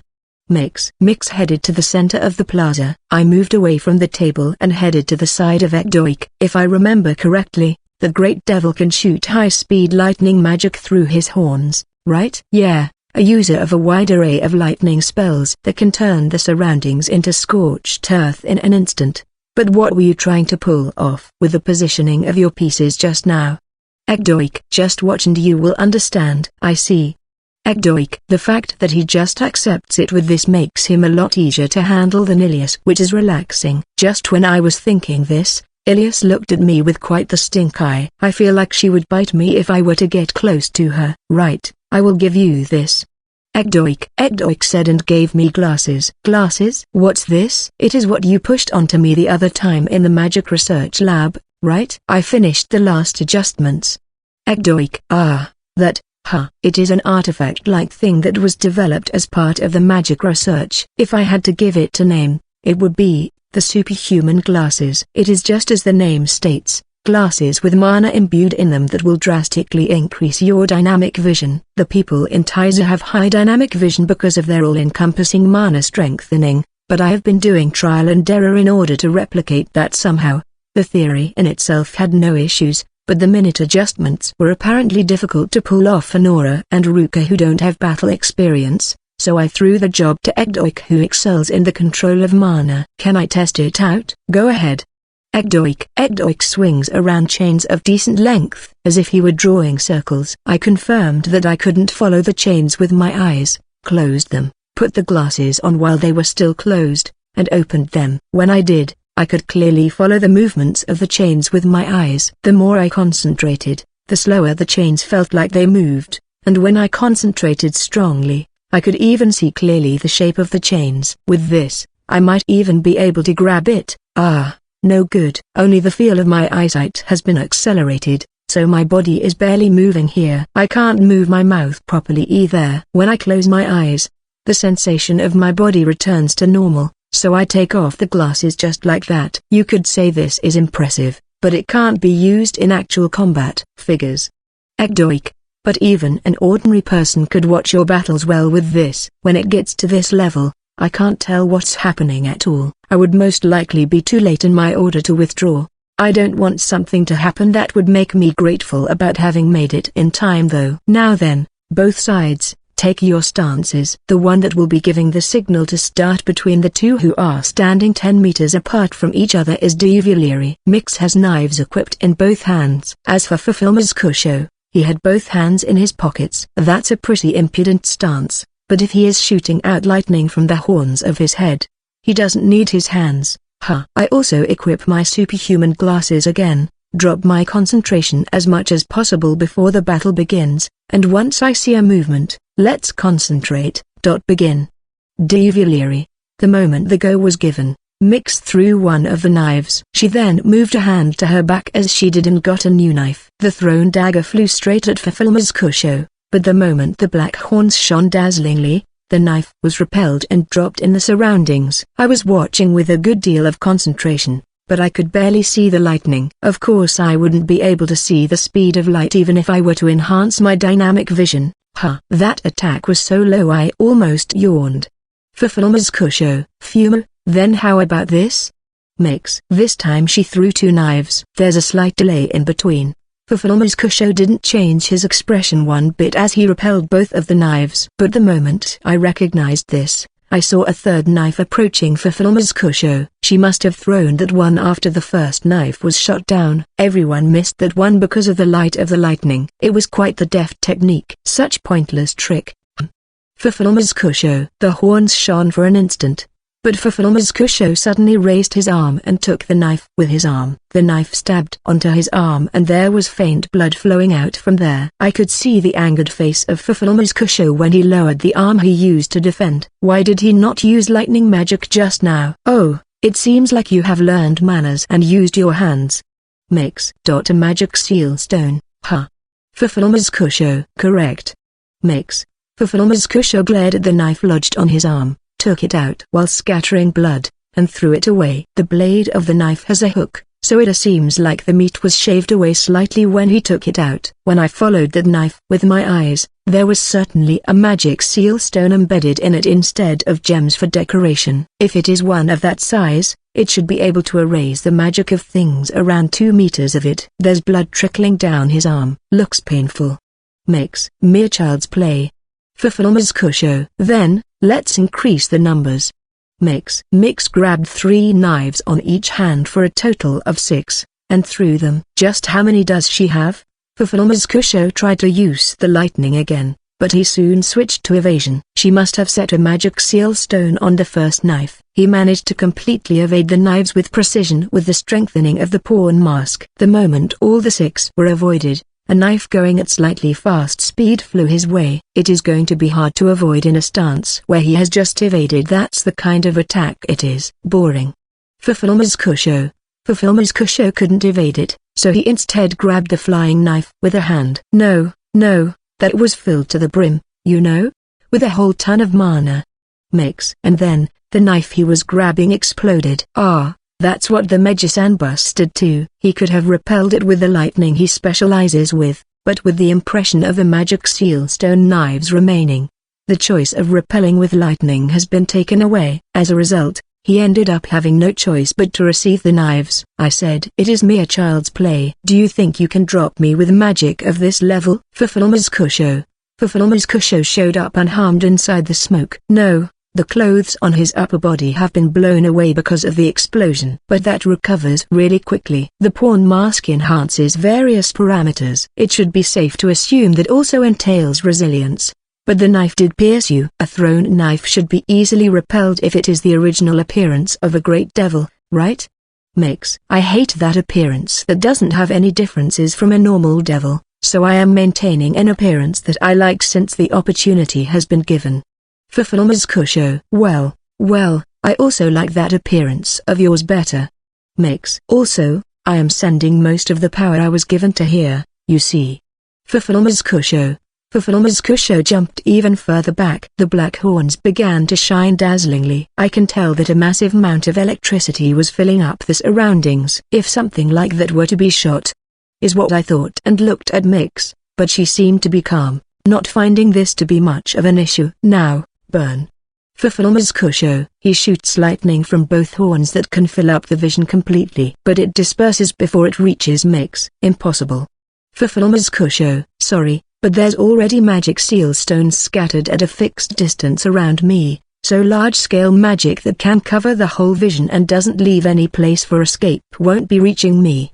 Mix. Now that she mentions it, There's small magic seal stones scattered about. Did she take advantage of the explosion of before to scatter them around? The moment I thought this, a single knife pierced the shoulder of Kusho. It seems like she threw a knife high up in the air matching the lightning. She made it so he would get conscious of the knives flying straight forward, so his caution towards the knives coming from above had lowered. The weak point of the great devils is their lowered sense of danger because of the massive strength they have obtained. Their pride of them having become an overwhelming power has created arrogance and has taken away their concentration on the enemy's attacks. On top of that, his physical capabilities are fatally low. There's no way a being who thought of himself as an absolute power would learn cheap tricks. You bastard. Kusho. Can you not get that angry? Having countermeasures for magic as an adventurer is a matter of fact. Desuzo makes. The worth of magic is high for the adventurers, so there's a lot of them who learn it. But there's practically no adventurer who specializes in magic. That's because magic seal stones exist. With them having to fight monsters who use magic without care, people of their same trade, and bandits, they can't get too complacent. And at the same time, this also means the adventurers are acquainted in the ways to deal against enemies who use magic. Do you think you can deal with me with just this? Kusho. I don't want Mr. Friend to misunderstand here, so I will be adding this comment. When I said I liked your appearance, I was referring to the fact that your body can get pierced by knives. Desuzo makes. Mix moves back several steps as she throws a single knife up. What do you say? Kusho. Kusho vomits blood. There were several knives stabbed on the whole body of Kusho at some point in time. Mix catches the thrown knife as if nothing happened. You really helped me out by moving away. Thanks to that, I could use this knife after all. This thing has a spell imbued in it that creates mana with special properties which draws specific metals. The tip of my knives are mostly made of that metal.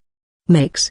Kusho is being stabbed with the knives lying around. And then, the knife that was stabbed at the end on his shoulder created a powerful pull and he was once again stabbed by the knives around. It is close to a magnet, but the pulling force is strong and its range is pretty restricted. Moreover, because it is mana with the special magnetic trait, even knives with magic seal stones embedded are part of the equation. The moment he is stabbed by them, the magic is undone and the mana with the special trait is gone. But the momentum created from the magnetic pull doesn't disappear. The result was that all the knives stabbed the enemy. He might have been able to avoid them if he had high physical proficiency, but his gaze must have ended up following the knife she threw in the air because of the knife she threw before that stabbed him from overhead. In other words, the distance between Mix and that guy is within sniping range, meaning that she even took advantage of the distance he took in order to unleash his lightning magic. Maybe even him moving back and making him shoot his lightning magic was part of her plan.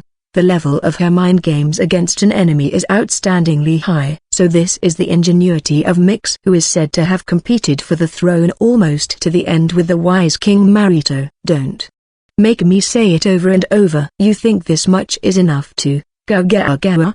Kusho. Kusho suddenly began screaming and writhing. He is convulsing. This is not damage stemming from the knives. All the knives have their own special property. Desuzo. Even the knives that have magic seal stones embedded in them have their own varying poisons. After all, it seems like the first poison didn't work, but it looks like a number of them did. Mix. She grabbed a knife as she said this, used magic, and the tip of the blade began to shine white. There's no devil who wouldn't know that trait. It is the purification magic light that the clerics of Magus prefer to utilize when dealing against devils. As you can tell, this is one that is purification magic imbued in it. If this were to pierce you, it would deal a great deal of damage to you, won't it? Mix. Uk. Kusho. Kusho grinded his teeth as he faced Mix. He must have noticed the threat the purification magic knife posed. Mix entered a wide throwing motion. Kusho showed the highest level of caution. He can't use the lightning magic he specializes in because of the magic seal stone knives stabbed on him. Avoiding with everything he has. No, his movements are sealed by the poison, so he can't do any big actions. But it should be possible to protect himself with his arms at worst. Then, Mix threw the knife and, at the same time as she did, Kusho's head was blown off to the back. Fulfilma's Kusho collapsed on the ground without understanding what happened. And then, he died just like that. The knife that she most likely threw was lodged deep inside his head. Lastly, the knives I throw are seriously so fast you won't even have the time to yawn. Makes. If I were to compare it to baseball, the throws until now would be slow balls and curveballs, and then she threw the strongest fastball she had. I couldn't see it at all despite concentrating. Yup. With this, we are done with the first battle. The number of pieces each side can use for battle is the same now. I answer the raised hand of the returning Mix with a high five. I have hunted him down just as you requested, Mr. Friend. Mix. Yeah, this is my first time seeing your fighting style, but you are pretty strong. The specs of Mix can't be called high compared to the others even as flattery. Her strength goes without saying, but her technique is also lower compared to Ilias and Ekdoik. But with the knives that have varied special traits and her psychological manipulation, she accurately lands her knives. The strength of her mind, that must be her weapon. Mix. That said, it is true that this is a first-timer killer. Mix can show her highest performance when the opponent doesn't know her cards. It is like enjoying a magic show. The other great devils were watching this battle somewhere too. Thinking about it, having her fighting style be seen is somewhat disadvantageous. I still have cards under my sleeve though. By the way, if you were a great devil, how would you deal with me? Mix. I would turn into my original body, which even the chains of Ekdoik would be hard pressed to deal with, and make my body as sturdy as possible. After that, I would charge straight at you without any real thought. That's a barbaric method with no art. It is not like I have no countermeasures, but that's what I am most scared of. Mix. She obviously has already foreseen a scenario where her enemy charges at her without any forethought, so she should have one or two techniques to counter that, but that would be the battle style that would bring the most accidents for her. Even in the battle just now, if Fulfilma's Kusho returned to his original form the moment he judged his lightning magic wasn't working and rushed in, he might have had a chance for victory. Now, what should I do next? I can still fight, you know. Mix. So you say. But we have heard information from Ekdoik about the nicknames of the remaining great devils and their special abilities. The remaining ones are right leg, left leg, tail, nose, ears, and tongue. Their personalities have been considered too. I can pretty much guess the next three pieces the Purple Demon Lord will be using according to their loyalty. They all specialize in physical combat, so I should take out Mix from the next lineup. I sat on the table again. I guess I should congratulate you for your victory in the first battle? Purple. Yeah, I am happy for the victory of my comrade. As for you, you don't think anything of it. Huh. The Purple Demon Lord silently set her pieces. I can't see any changes in her state. Right. That was a great devil I didn't really tinker much with. Considering the battles until now, he was someone I thought would have a low chance of winning even with the restrictions of the pawn mask released. Purple. Figures. By the way, you must have tinkered with two aside from Duvilieri, nose and ears, right? Why do you think that's the case? Purple. Intuition. Uncertain to a degree where it would be hard to explain with words. I see. I have finished over here. Purple. Let me think for a bit. I lightly bite the second joint of my index finger and ponder. I normally don't think like this, but I am going full power this time around. I think with the posture I can concentrate the most in. Even if you think about it that much, you can't see my pieces, and I won't move as you wish, you know? Purple. Right. Okay, I have decided. I set the pieces, close the drawer, and the pieces show up on the table. After that, from left to right, the lineup of the Purple Demon Lord's pieces is none, right leg, left leg, and tail. On this side there's me, Ekdoik, none, Gold Demon Lord. With this, a one-on-one against the Gold Demon Lord and a Great Devil has been settled. So you are going to continue that play of yours, huh? Purple. The first one you used really was the tail, huh? Zarukan Tessa, come out. Purple. She throws a devil piece with its tail dyed pitch black. And then, a single great devil shows up. This time around it is the form of a human and devil forcefully mixed together. It feels as if he is trying to maintain his human form, but he can't hold back his original great devil's body. What stands out would really be his tail. It is as if its flesh and bones are sticking out. This tail that has many joints has sharp claws at each joint. Tail of shaving, Zarukanrai-tessa. To think I would be fighting a demon lord. Good, good. Zarukanrai-tessa. Gold may have a sturdy barrier, but her means of attack are just a few spells with questionable power. You know, it doesn't change the fact that she is the lowest in physical strength among the ones here, right? Purple. I must be the lowest one here. It is true that the physical strength of the Gold Demon Lord is clearly low. I heard that she has been decapitated by Lord Ragudo several times in the simulated worlds when she declared war on Taizu. I stand up from the table and head to the side of the Gold Demon Lord. It ended up with you being the next one. So it seems. I did say I would join too, but to think it would be as a combatant. Gold. I am sure he will mercilessly come for your head. This one isn't good at physical battles though. However, I can at least draw his cards. Gold. I know. By the way, sir, since the opportunity has arisen, let's have a negotiation. Gold. What is it? If this one were to put up a good fight or maybe even win, can I get a reward? Of course. I don't think I will win though. Gold. Right. It would be a miraculous thing to happen. So I would like something really nice, ya know? Gold. I gently grab the base of her tail and then, I smile gently. Stop with the base. I have told ya those eyes are scary. Gold. I just thought you were trying to do some sly negotiation here, you see. I will promise you about the same level of reward as the others. But I won't go any further than that. Wha? This one is a frail woman, ya know? Gold. I know. And I also know the fact that you can defeat everyone here. Mew. What? Ya noticed? Gold. As if someone who came here nonchalantly from Ghani all the way here alone would be weak. Show him the power of ruling. Nfufafu. Then, I am getting that reward, okay? Gold. The Gold Demon Lord tottered her way to the center of the plaza. Now then, let's do what I have to do before the one-on-one begins. I bring out a scrap of parchment from my pocket and write down a memo. I then return to the table without walking to my allies. Oh my, will you watch by my side this time around? Purple. Yeah, I have already written down what I needed. If it is her, I don't need to stop her when the time comes. The reason I went to the side of Egdoik was because in the off chance Mix had a hard time and her life was threatened, we could swiftly save her. But there's no worry about that with the Gold Demon Lord. Right. Gold is immortal due to the resurrection magic's power, so even if you were to be late in withdrawing her and she were to die, there wouldn't be any issues, right? Purple. I didn't mean that when I said that.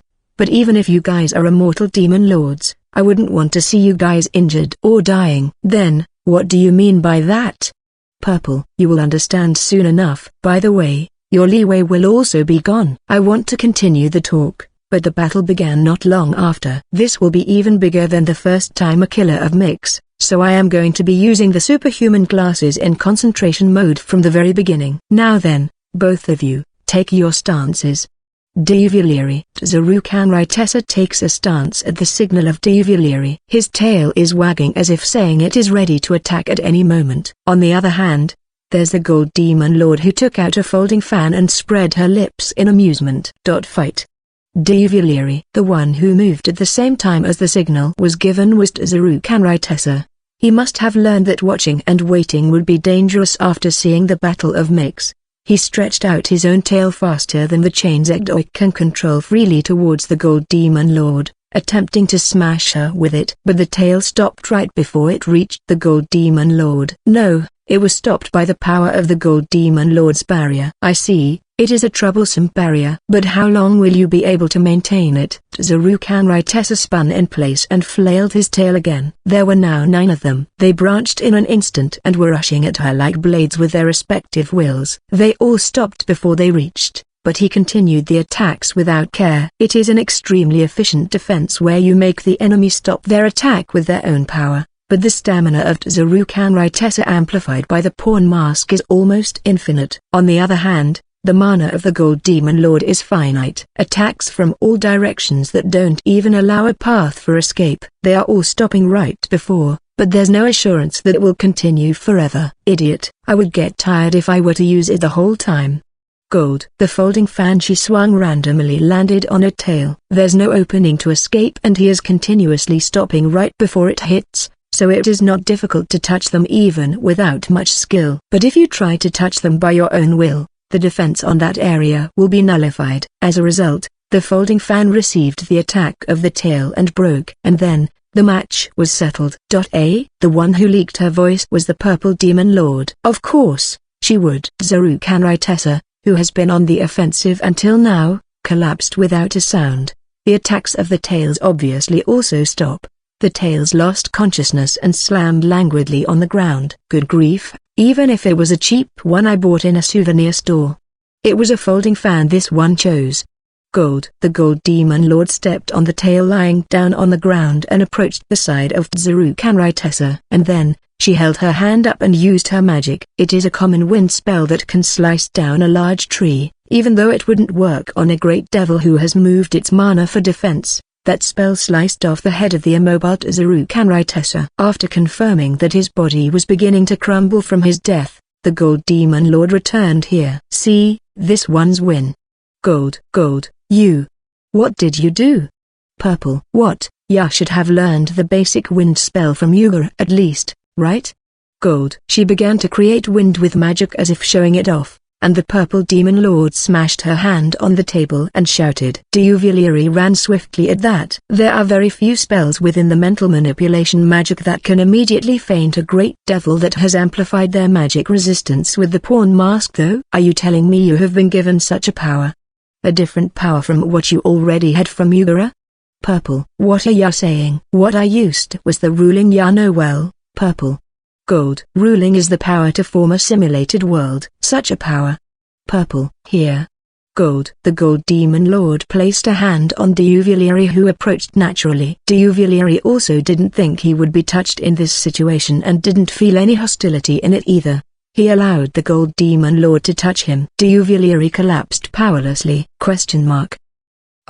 Ya can relax. The boy wants a match, so I won't do something boorish.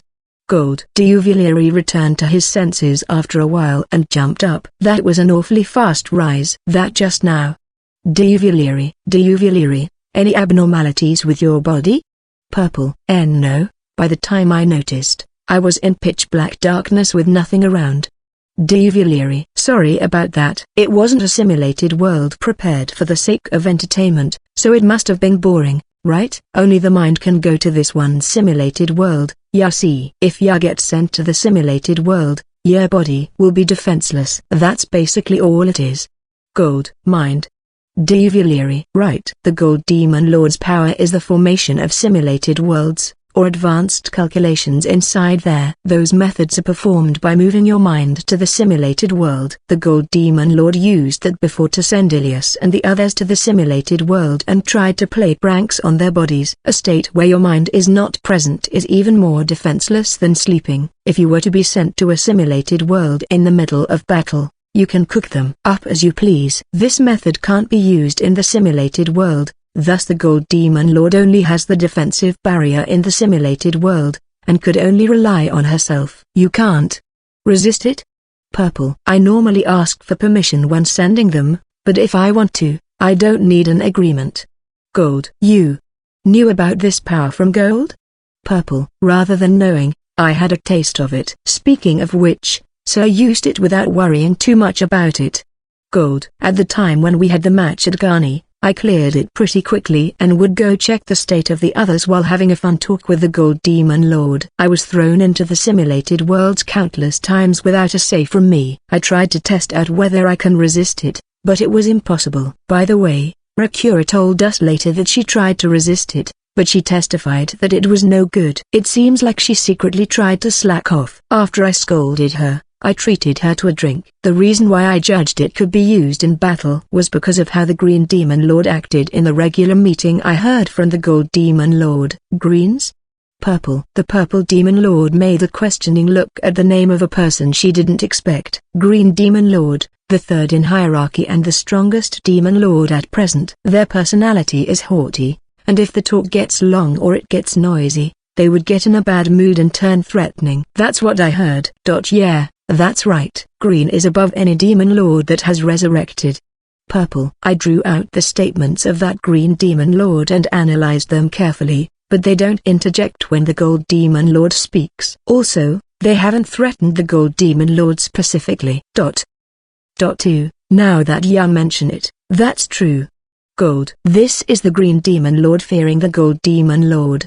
Is not what I will say, but it would mean they acknowledge her as being above the other demon lords. Isn't it because of the hierarchy curse? Purple. If that were all, they can just threaten her with, try using it. If you do, I will kill you. In that case, it is natural that they are wary of the ruling of the Gold Demon Lord. This is merely speculation, so I can't say it yet, but maybe at the time when the Green Demon Lord was on the verge of being killed by the Black Demon Lord that had been granted many powers by Yugura, the power Black used might have been the ruling power. Yugura didn't just give the second in hierarchy to the Gold Demon Lord so that she would have the right to speak. Maybe he also considered her own strength an unreasonable power that has the possibility to defeat even the Green Demon Lord. That's considered outrageous even by other demon lords when it comes to plain battle power. If I think of it in that way, it makes sense. So this one was actually pretty awesome, huh?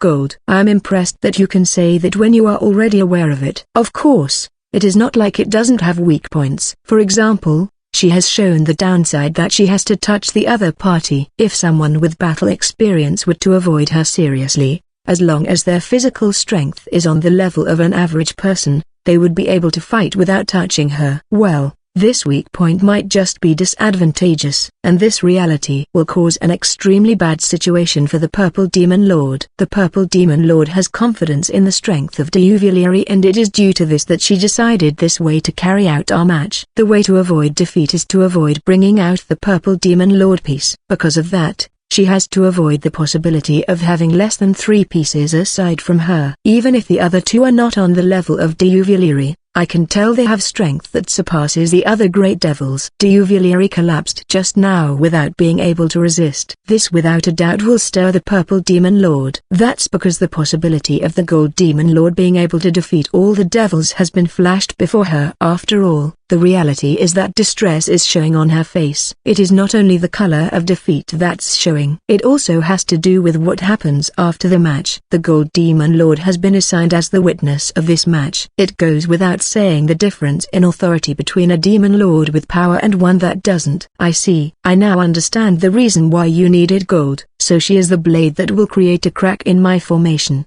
huh? Purple. Yeah. Are you feeling the balance now? Yes. But the scales are still just leveled. There's no knowing who will win just yet. Purple. The Purple Demon Lord said this and opened the drawer. I also matched that and opened the drawer. I set the pieces and we tell each other. Done. Purple. Here, too. The pieces show up on the table. The pieces of the Purple Demon Lord from left to right are, none, right leg, nose, left leg, none. Here it is, me, none, Ekdoik, none, Procura. With this, Ekdoik's battle against her great devil has been decided. The Purple Demon Lord saw the pieces and bit her lips. As I said, what are you trying to pull here?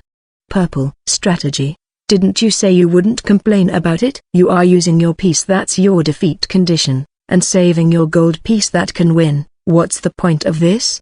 Purple. The Purple Demon Lord has now smelled the scent of defeat near her and is losing her leeway. This shaking is also working. Her heart is wavering. Ekdo requested a one-on-one against the Nose Great Devil. You see, I was just thinking about having him win that one. It is a great devil that insulted Bigleg just like Yugustaff. I have heard about their name from Ekdoik. Ekdoik also consulted me about whether I could prepare a place for him to do that in this time's match if possible. Being told this, the Purple Demon Lord began noticing how strange the current situation is. No, I made her notice. Wait, why did you think I would place a piece here? Purple. I would know at least that much. I throw a scrap of parchment onto the table. The parchment showed, 000, and 000, one below the other. It is the prediction I wrote down beforehand just a few moments ago. The Purple Demon Lord must have realized clearly here that this wasn't a result brought about by sheer luck. This is the positions of the pieces just now. Why do you have something like this? What's going on? What's with those eyes? What is it? Purple. Purple, just here to warn ya, but when this boy has those eyes, he is scary, really scary. This one was on the verge of crying, I'll have ya know. Gold. Analyze the target, get in their position, and predict their thoughts and actions. comprehension. One of the few weapons I trained myself in within a world filled with malice. As for when I have been using this, it is from the very beginning. I have been given permission just once by Ilias. Then, I will maintain that once the whole time.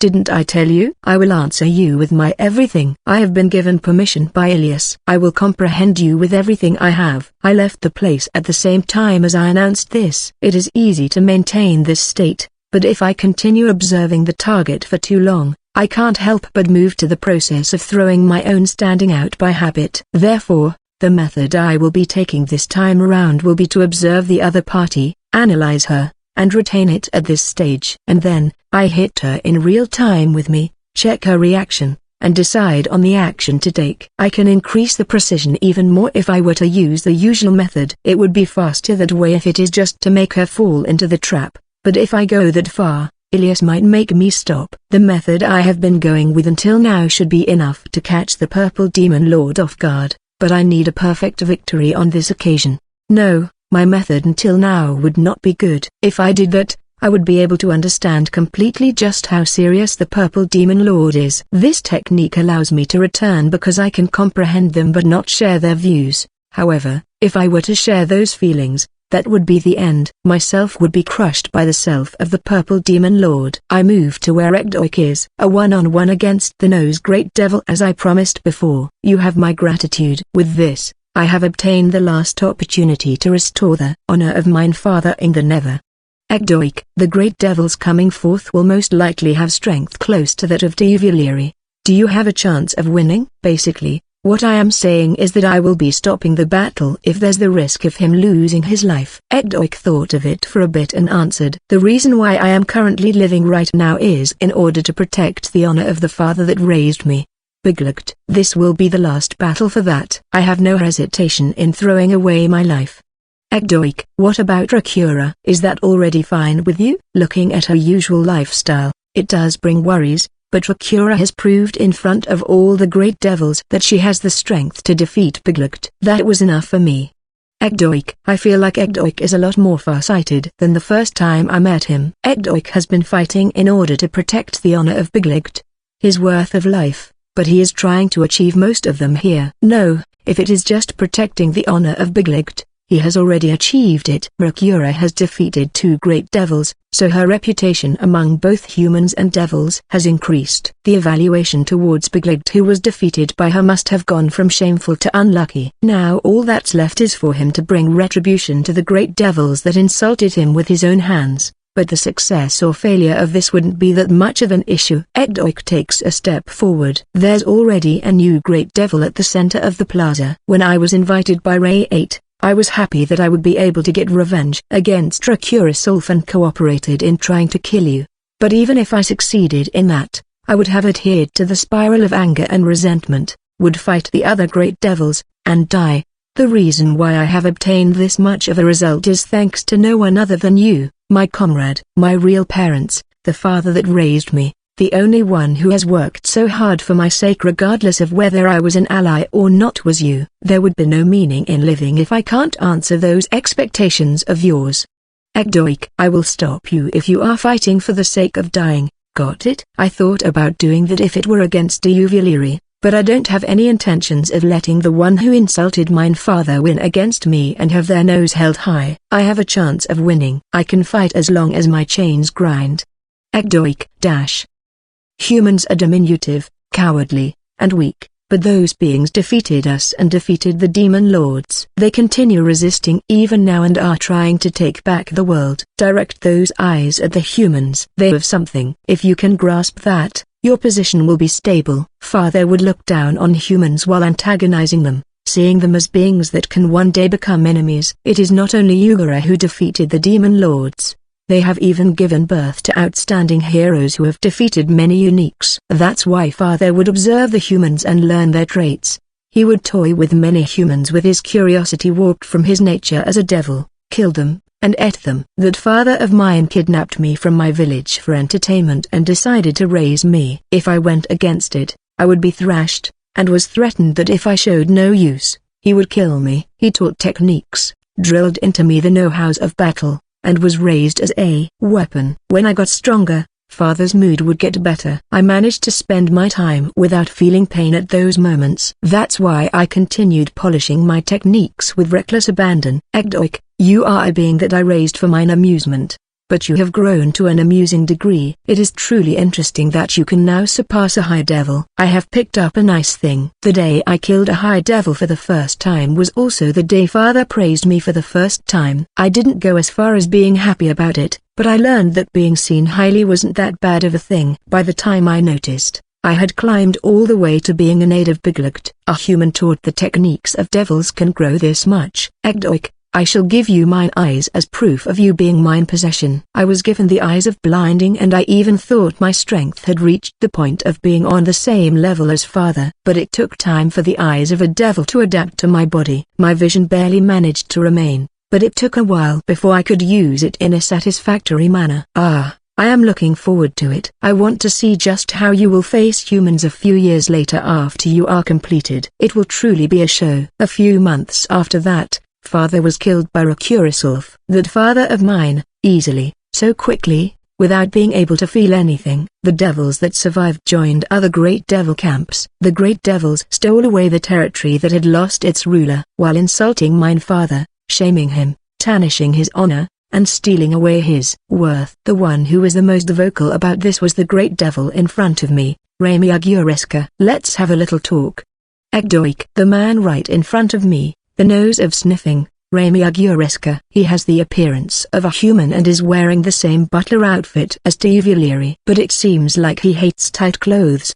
He is wearing them in a sloppy manner. There's a rough ranking even within the great devils. The ones within the higher spots were eyes, tongue, ears, and nose. Tivuliri didn't adhere too much to his own territory. Because of this, the remaining three great devils ruled most of the territory, and the other great devils took up their places in the remaining land. I was thinking about settling scores with Biglegt one day, but who would have thought I would end up fighting the human he raised? What's your name? Rami Agureska. Egdo. Egdoik. He liked humans. Of course, not in the friendly meaning, but the controlling kind. Even if it is just a part of that, he managed to raise someone like you, which is impressive. But, in the end, he ended up showing such a shameful display of being hunted by humans because he was by the side of humans. Rami Agureska. I know about you, Rami Agureska. You were the subordinate of a great devil that was defeated by a human in the past. You then feared humans and ended up holding camp at the very depths of the Magus Nether. Egdoik. It would be troubling for you to have such a misunderstanding. It is true that the great devil that I served was defeated by humans at the time when I was a weakling, and I left that place. But that was not out of fear from humans. It is just that fighting humans wasn't worth the effort. It was enough for me to just live long in order to become stronger, touch upon the demonic element of the Nether, and devour the monsters who have demonic element in them. Where's the need to fight humans? The reality is that, even when Biglegt climbed all the way to a great devil, he perished because he got involved with the humans. Rami Agureska. It is true that Further took base in a place close to the human realm out of choice. The other great devils had the opposite idea. Due to this, you could call his territory the biggest even within the great devils in the Magus Nether. Rather, wouldn't you think him avoiding fighting with us and instead targeting humans is the very act of a coward? Rami Agureska. I don't. I heard the reason why you find humans as enemies is because of the monsters. Egdoik. That's right. We monsters and humans can't coexist. We live in different worlds. Despising each other is a matter of course. But he tried to learn about humans, tried to comprehend them. In my eyes, that's an act that I can only call faulty. Rami Agureska. I see. It seems like we really can't look eye to eye. Egdoik. That appears to be the case. Rami Agureska. We too take our stances. Tivuliri felt that and threw the signal to begin. I opened the eyes of blindness. I won't feel refreshed unless I win against him with the power that mine father Biglegt left me. So you are using that? Of course you would. But did you think such a thing would work on me? Rami Agureska. Gotta try to know? Egdoik. Rami Agureska didn't hesitate one bit as he pushed the thumbs of both hands towards his own eyeballs. Blood trickled down as if he was crying. Look, I can't see now. The bewildering phantoms that you show won't prove any point to me. That's how far your power gets you.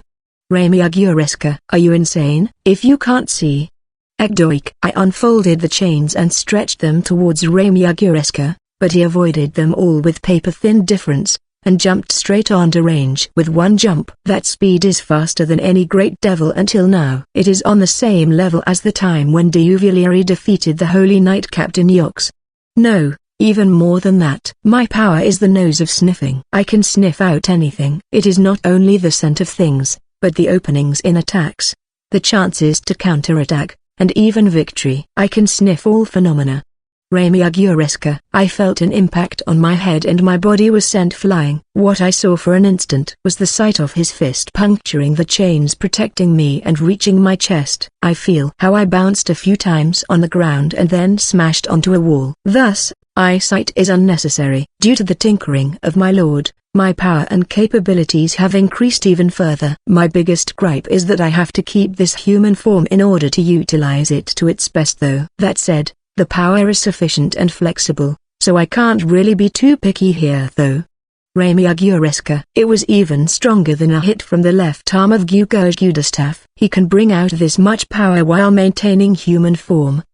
Even the chains I wrapped around me below my clothes to mitigate blows were destroyed in one hit. A few bones went with it, and I can see damage here and there in my internal organs. My movements have gotten duller. I have to do the bare minimum treatment first. I spread around chains in their invisible state and set a trap with purification magic. Chains that can easily be broken at the front and strengthen chains deeper in. When he attacks, the broken chains will stab him, and I will be able to defend myself as well. Even if I can't seal his rush completely, as long as I can buy a bit of time.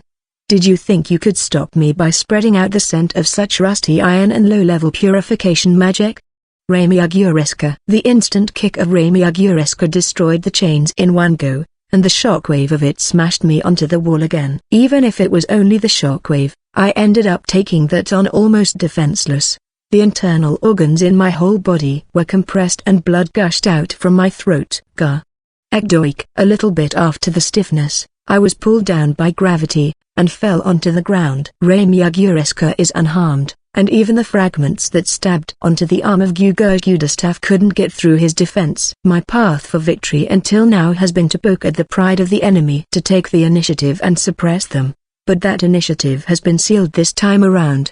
He has overlapped attacks and counterattacks. This is the pure difference in specs between a human and a great devil. That's as much as you can provide when your cheap tricks don't work. I also don't know what my lord wants with such a human. It is beyond understanding.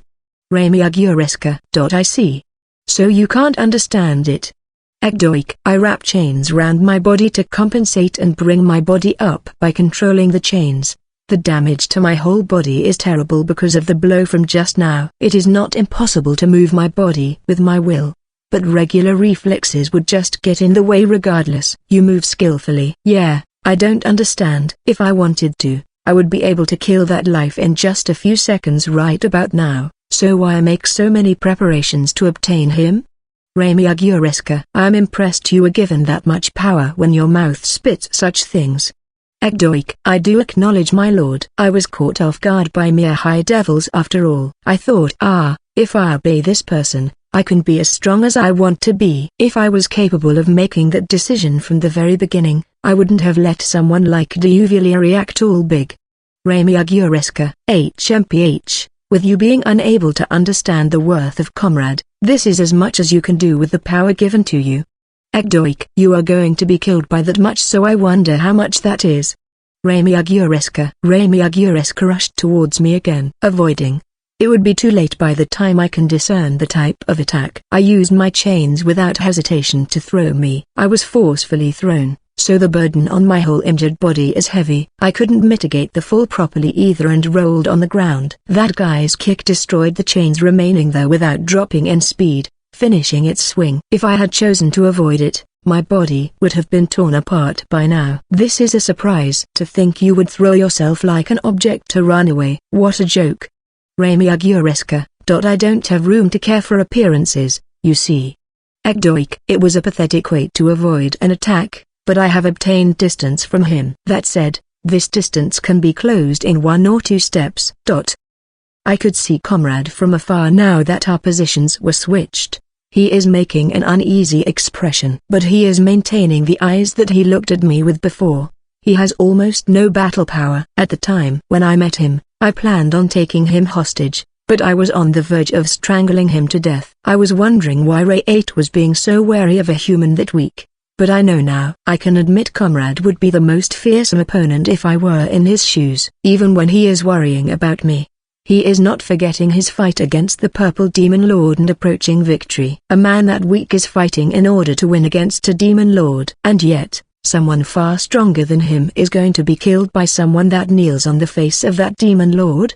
Even if I were to die here, Comrade would surely win. I know how impressive and how much worth Comrade has. My mouth warps at how pathetic I am when I compare myself to him. What's the matter? I am impressed. You can still smile here. Remy Aguresca. I was just thinking about my own worth, you see. Ekdoik, I regained the honor of mine father. It was in order to prove my own worth. Comrade lent me a hand and acknowledged me. He acknowledged my worth. I see, so that's where the satisfaction I have felt recently stemmed from. I have shown the worth of the life I have lived up until now. I have also been acknowledged by the ones I want to be acknowledged by. Then, it might be okay to die already. I am satisfied. But what worth would there be in someone who just loses and dies? Remy Aguresca. You are not the one who decides my worth. Ekdoik, are you saying the Lord you obey is the one who decides it? Remy Aguresca. My greed showed up. It is different from the times when the cold water in my heart would boil with hatred. There's still fire within my heart that should have nothing remaining anymore. There's feelings. The worth until now should be enough. But I can still give birth to more worth from here on. As long as I live, as long as I fight, as long as I do something that can be born. Is it okay for the man called Ekdoik to end here? If I die here, not only Comrade. That's no good. The heat just flared up. I am the one who decides my worth. I am not satisfied with my own worth yet. Even more so when I am still lagging behind Rakura-self. Ekdoik, I show up there?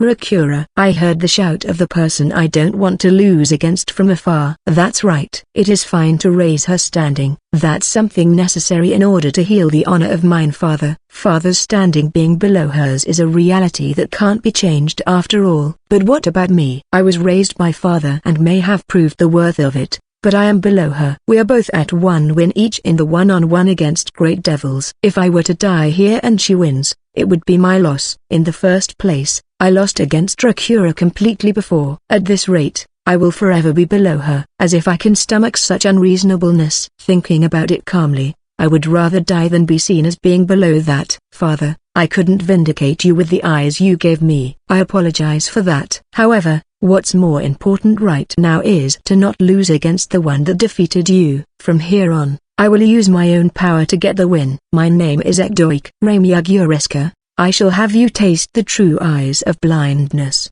Ekdoik. That Ekdoik revealed his name brazenly. Ekdoik must have had a lot on his mind. I have no choice but to just give it up, as this being his way of life. It will only be changing one or two moves in the process, so it won't be that big of an issue. More importantly, I have to concentrate on watching over the state of Ekdoik. Remy Aguresca's strength is without doubt that he is in a different realm to the great devils until now. He is the nose of sniffing. It is not a destructive power. It basically amplifies the sense of smell. Basically, he has the ability to discern things like people within specialized trades such as a merchant or a bandit. He excels at detecting danger and seeing through chances. It is kind of like a sixth sense. If the enhanced physical power of a great devil is added to the equation, it can easily reach the tops. Duvalieri may be the strongest in terms of plain specs, but it should be safe to assume that the power of Remy Aguresca holds the advantage when it comes to one-on-one battles. The reality is that Ekdoik's attacks have been completely invalidated,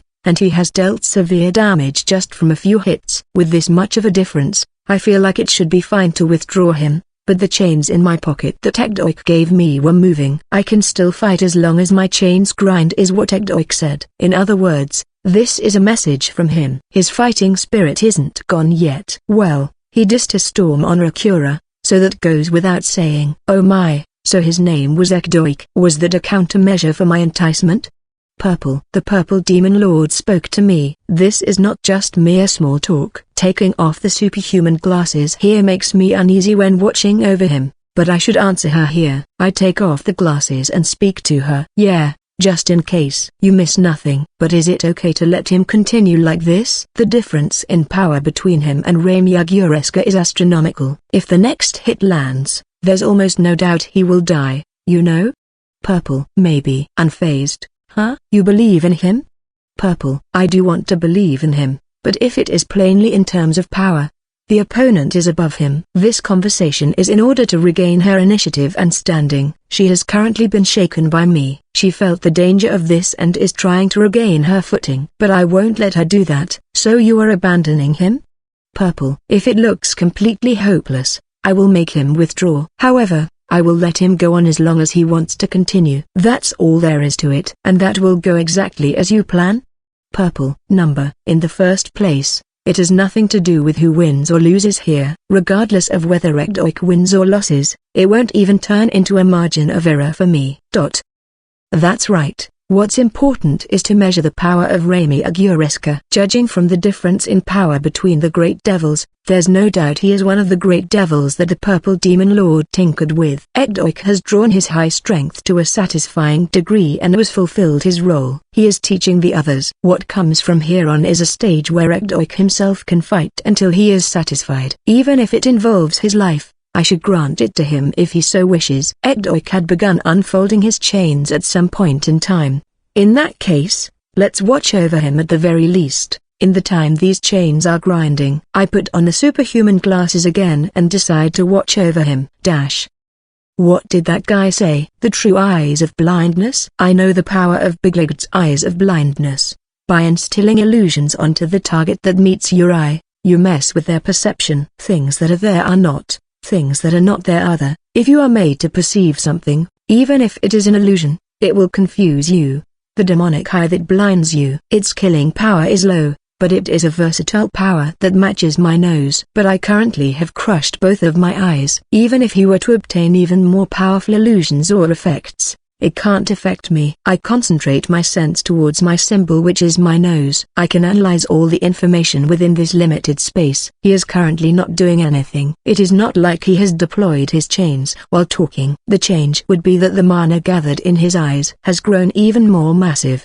There's more than when shooting an offensive spell. The burden on the eyes is most likely not normal. Is it a bluff or is he speaking the truth here? Doesn't matter. My nose can sniff out anything that exists in this world. In that case, I just have to believe in that and step up.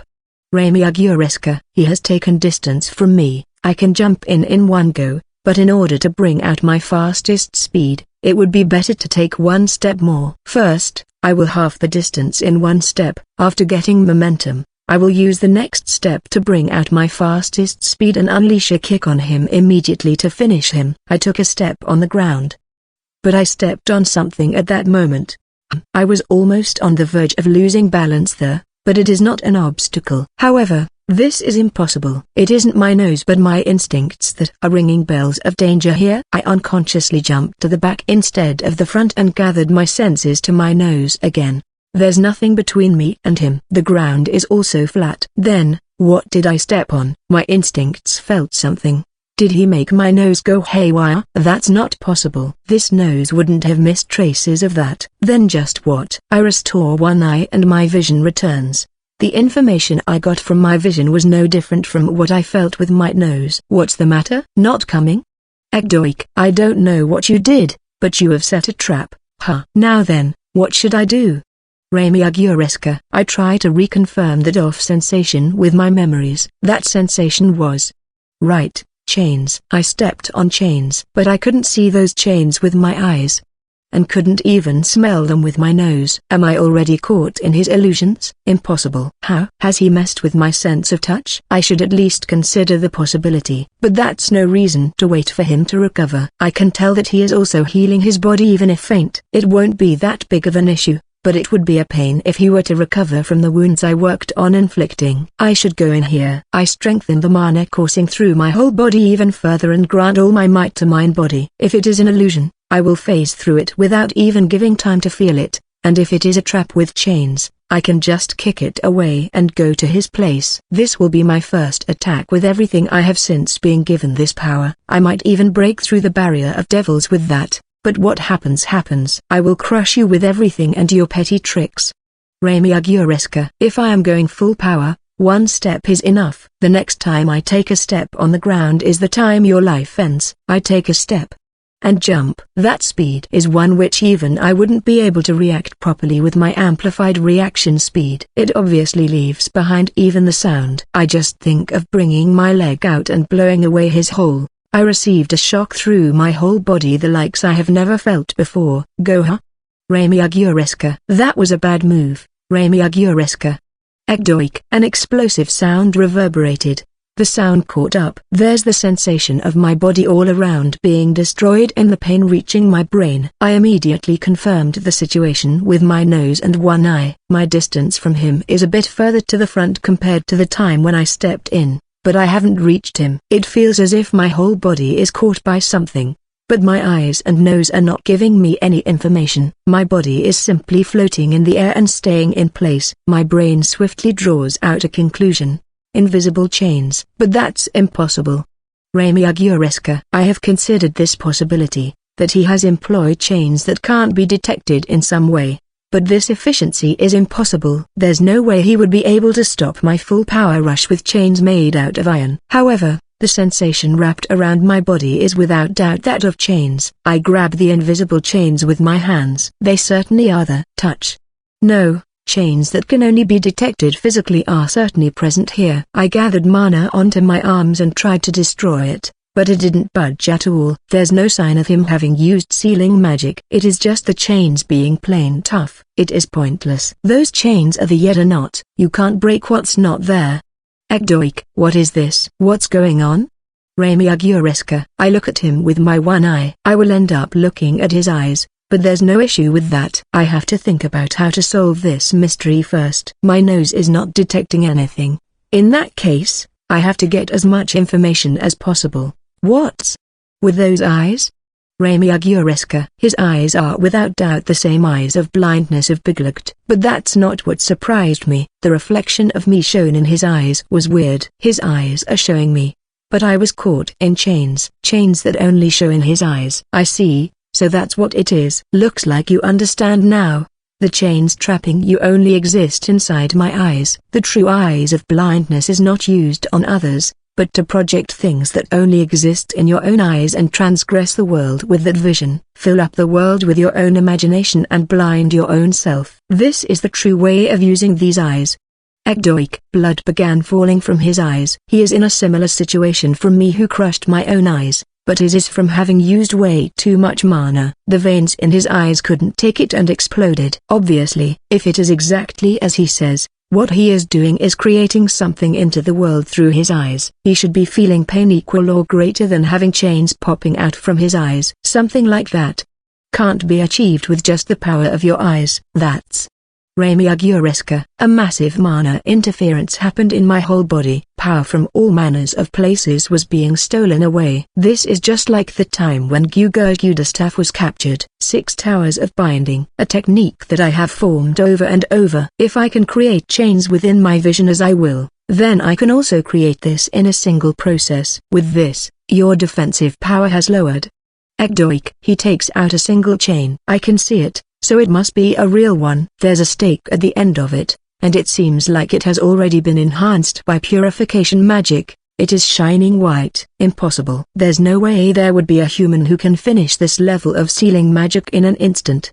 There's no way me, the nose of sniffing Remy-Aguresca, would get outdone by the human Beglückt left. You bastard. Did you throw away your humanity and became a devil?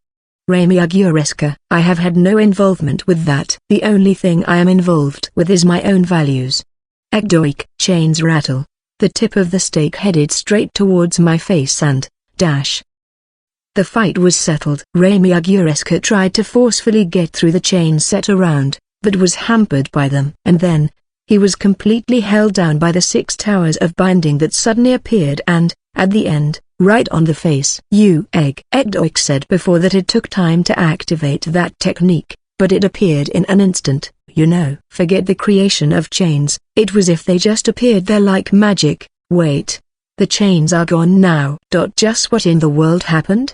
Purple. The purple demon lord looks confused. It should be just as we saw. But, well, that certainly was a mysterious sight. It was as if Ramiyagureska couldn't perceive the chains at all. So that's how it was. I stand up, beckon Mix over, and head to where Ekdoik is. Ekdoik was being supported languidly by the chains even after winning and isn't moving at all. Ekdoik, are you okay? Comrade, I have one, as you can see.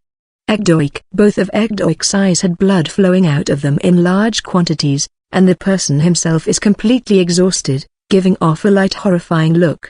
He must have used some sort of straining power. Ekdoik Dono, are you okay? Heh.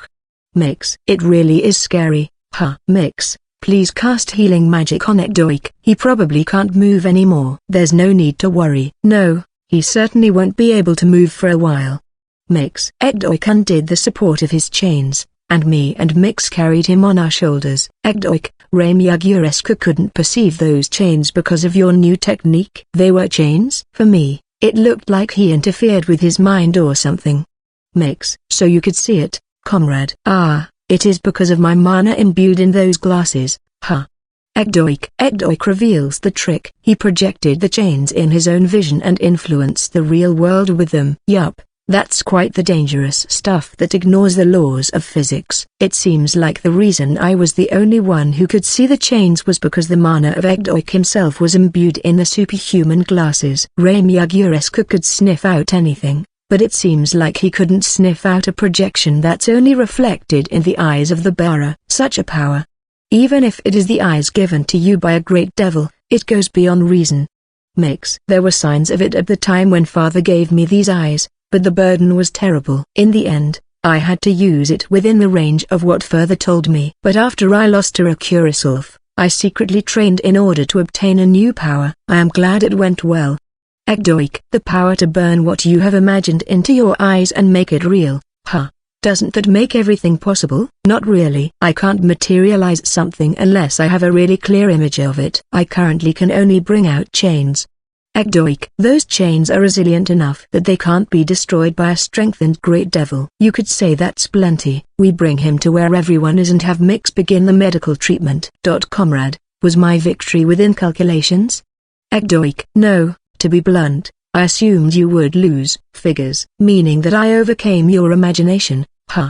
Ekdoik. Yeah, you really are amazing. I really wonder how you lost to Akura. Don't say that.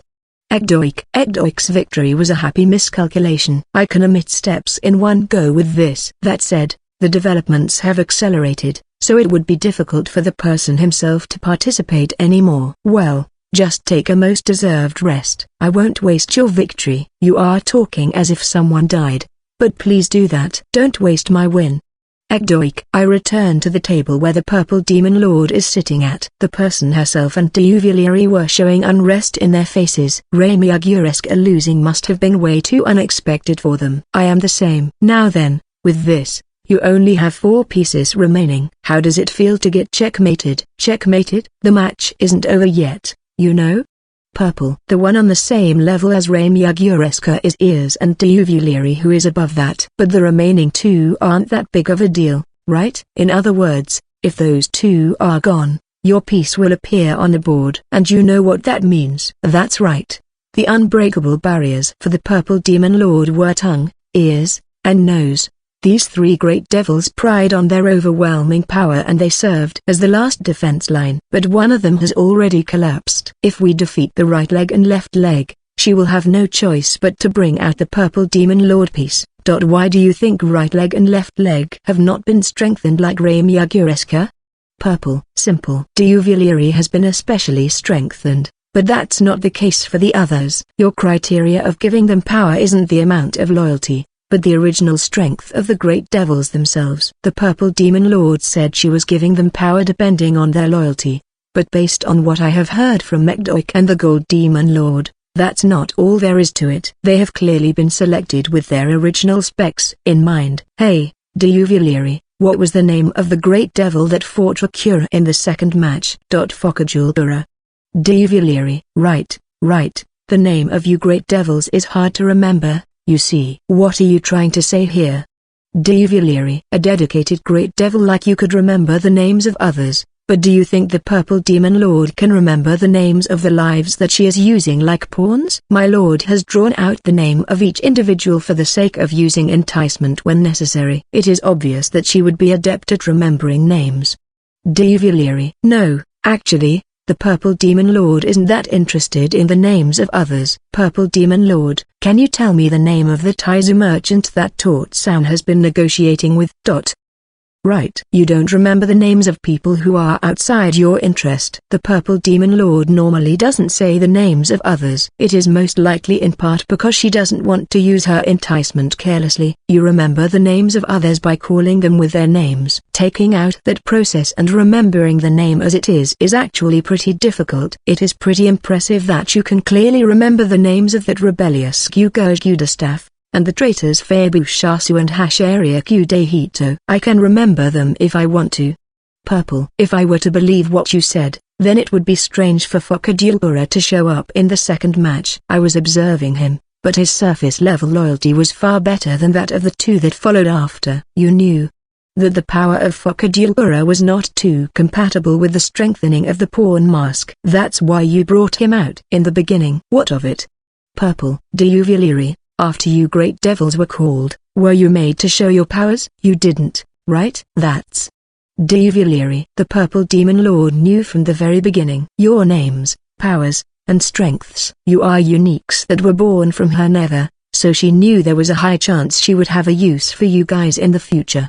Since the time she was hiding in Kuama. That's why she managed to formulate a match today like this despite the suddenness of it. She was preparing for the last match by enhancing the originally strong tongue, ears, and nose great devils even further. Right. But that's something you can guess after hearing the information from Gold, right? Are you trying to shake me up by making it look like you saw through it yourself? Or are you trying to shake the loyalty of Deuvillery towards me? Purple. No. I know that the loyalty of Deuvillery was present since before you came back. Even if he were to learn that you have become a bit more discreet, couldn't trust the great devils and hid in Kuama to see how things played out, it wouldn't be shaken, right? Of course. Deuvillery. I simply proved that right leg and left leg have not been enhanced. What are you getting all riled up about? Riled up? Purple. Right leg, ears, I will predict those two next. I eloquently say those words with an implicating tone, and after fanning the frustration of the Purple Demon Lord, I declare my next move. By the way, you can just not use them if you don't want me to be right. You would have to bring out your piece if you want to prove me wrong though. The pieces the Purple Demon Lord can use are tongue, ears, left leg, and right leg. She needs to choose between these three. If she wants me to make my declaration miss, she just has to not use either the right leg or ears. But she can't. Now that it has been declared, now that she has been provoked, she will definitely use those two. I have read that. Fine. Try to predict them if you can. Purple. And so, we both set the pieces inside the drawer. After we finished, we closed the drawer. The pieces that showed up were, so you brought out your last fortress. Doesn't matter though. No way. Purple. The pieces of the Purple Demon Lord from left to right are, none, right leg, ears, tongue, none. Over here are, none, Wolf, Rakura, none, me. As per the rules, Wolf and Rakura will be having a team battle with ears and right leg. Author, this time it is not a continuation of the story but kind of a collab story between this story and the one I am writing concurrently. Goddess, what do you want to become if you were to reincarnate in an Isekai? Me.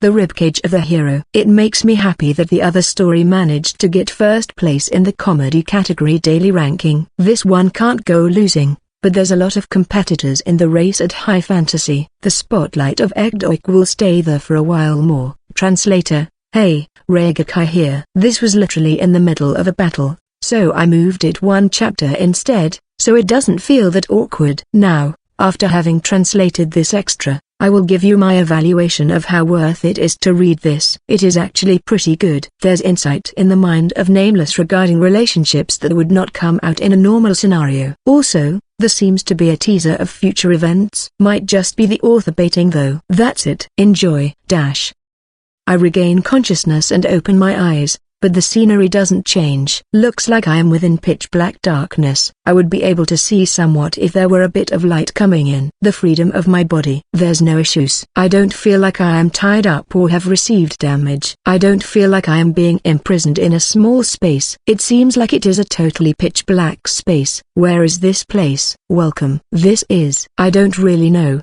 but it is most likely an impressive place. Okay. I am a lot less tense now. A lady appeared suddenly in front of me, an appearance like that of what others would describe as a goddess in a fantasy world. She feels young. The age of her outward appearance feels like it is around 15 years old. The degree of her growth feels modest. She gives a vibe like that of Anne Buchan, but judging from her expression, she is not as intelligent. I would like to know how she can be seen clearly despite there being no light at all. But I feel like thinking too deeply about it would be pointless. There's nothing despite being an impressive place. There is. Like this. The girl snapped her fingers and a fancy sofa, table, and furniture appeared one after the other. I have gotten used to a fantasy world, but this is my first time seeing such a ridiculous sight. Could it be that the girl in front of me is above even demon lords? This is impressive. By the way, who are you? A goddess. A goddess, huh? Well, with how much freedom you have, I can kind of accept it though. It is great to see you can adapt quickly, despite you being a goddess.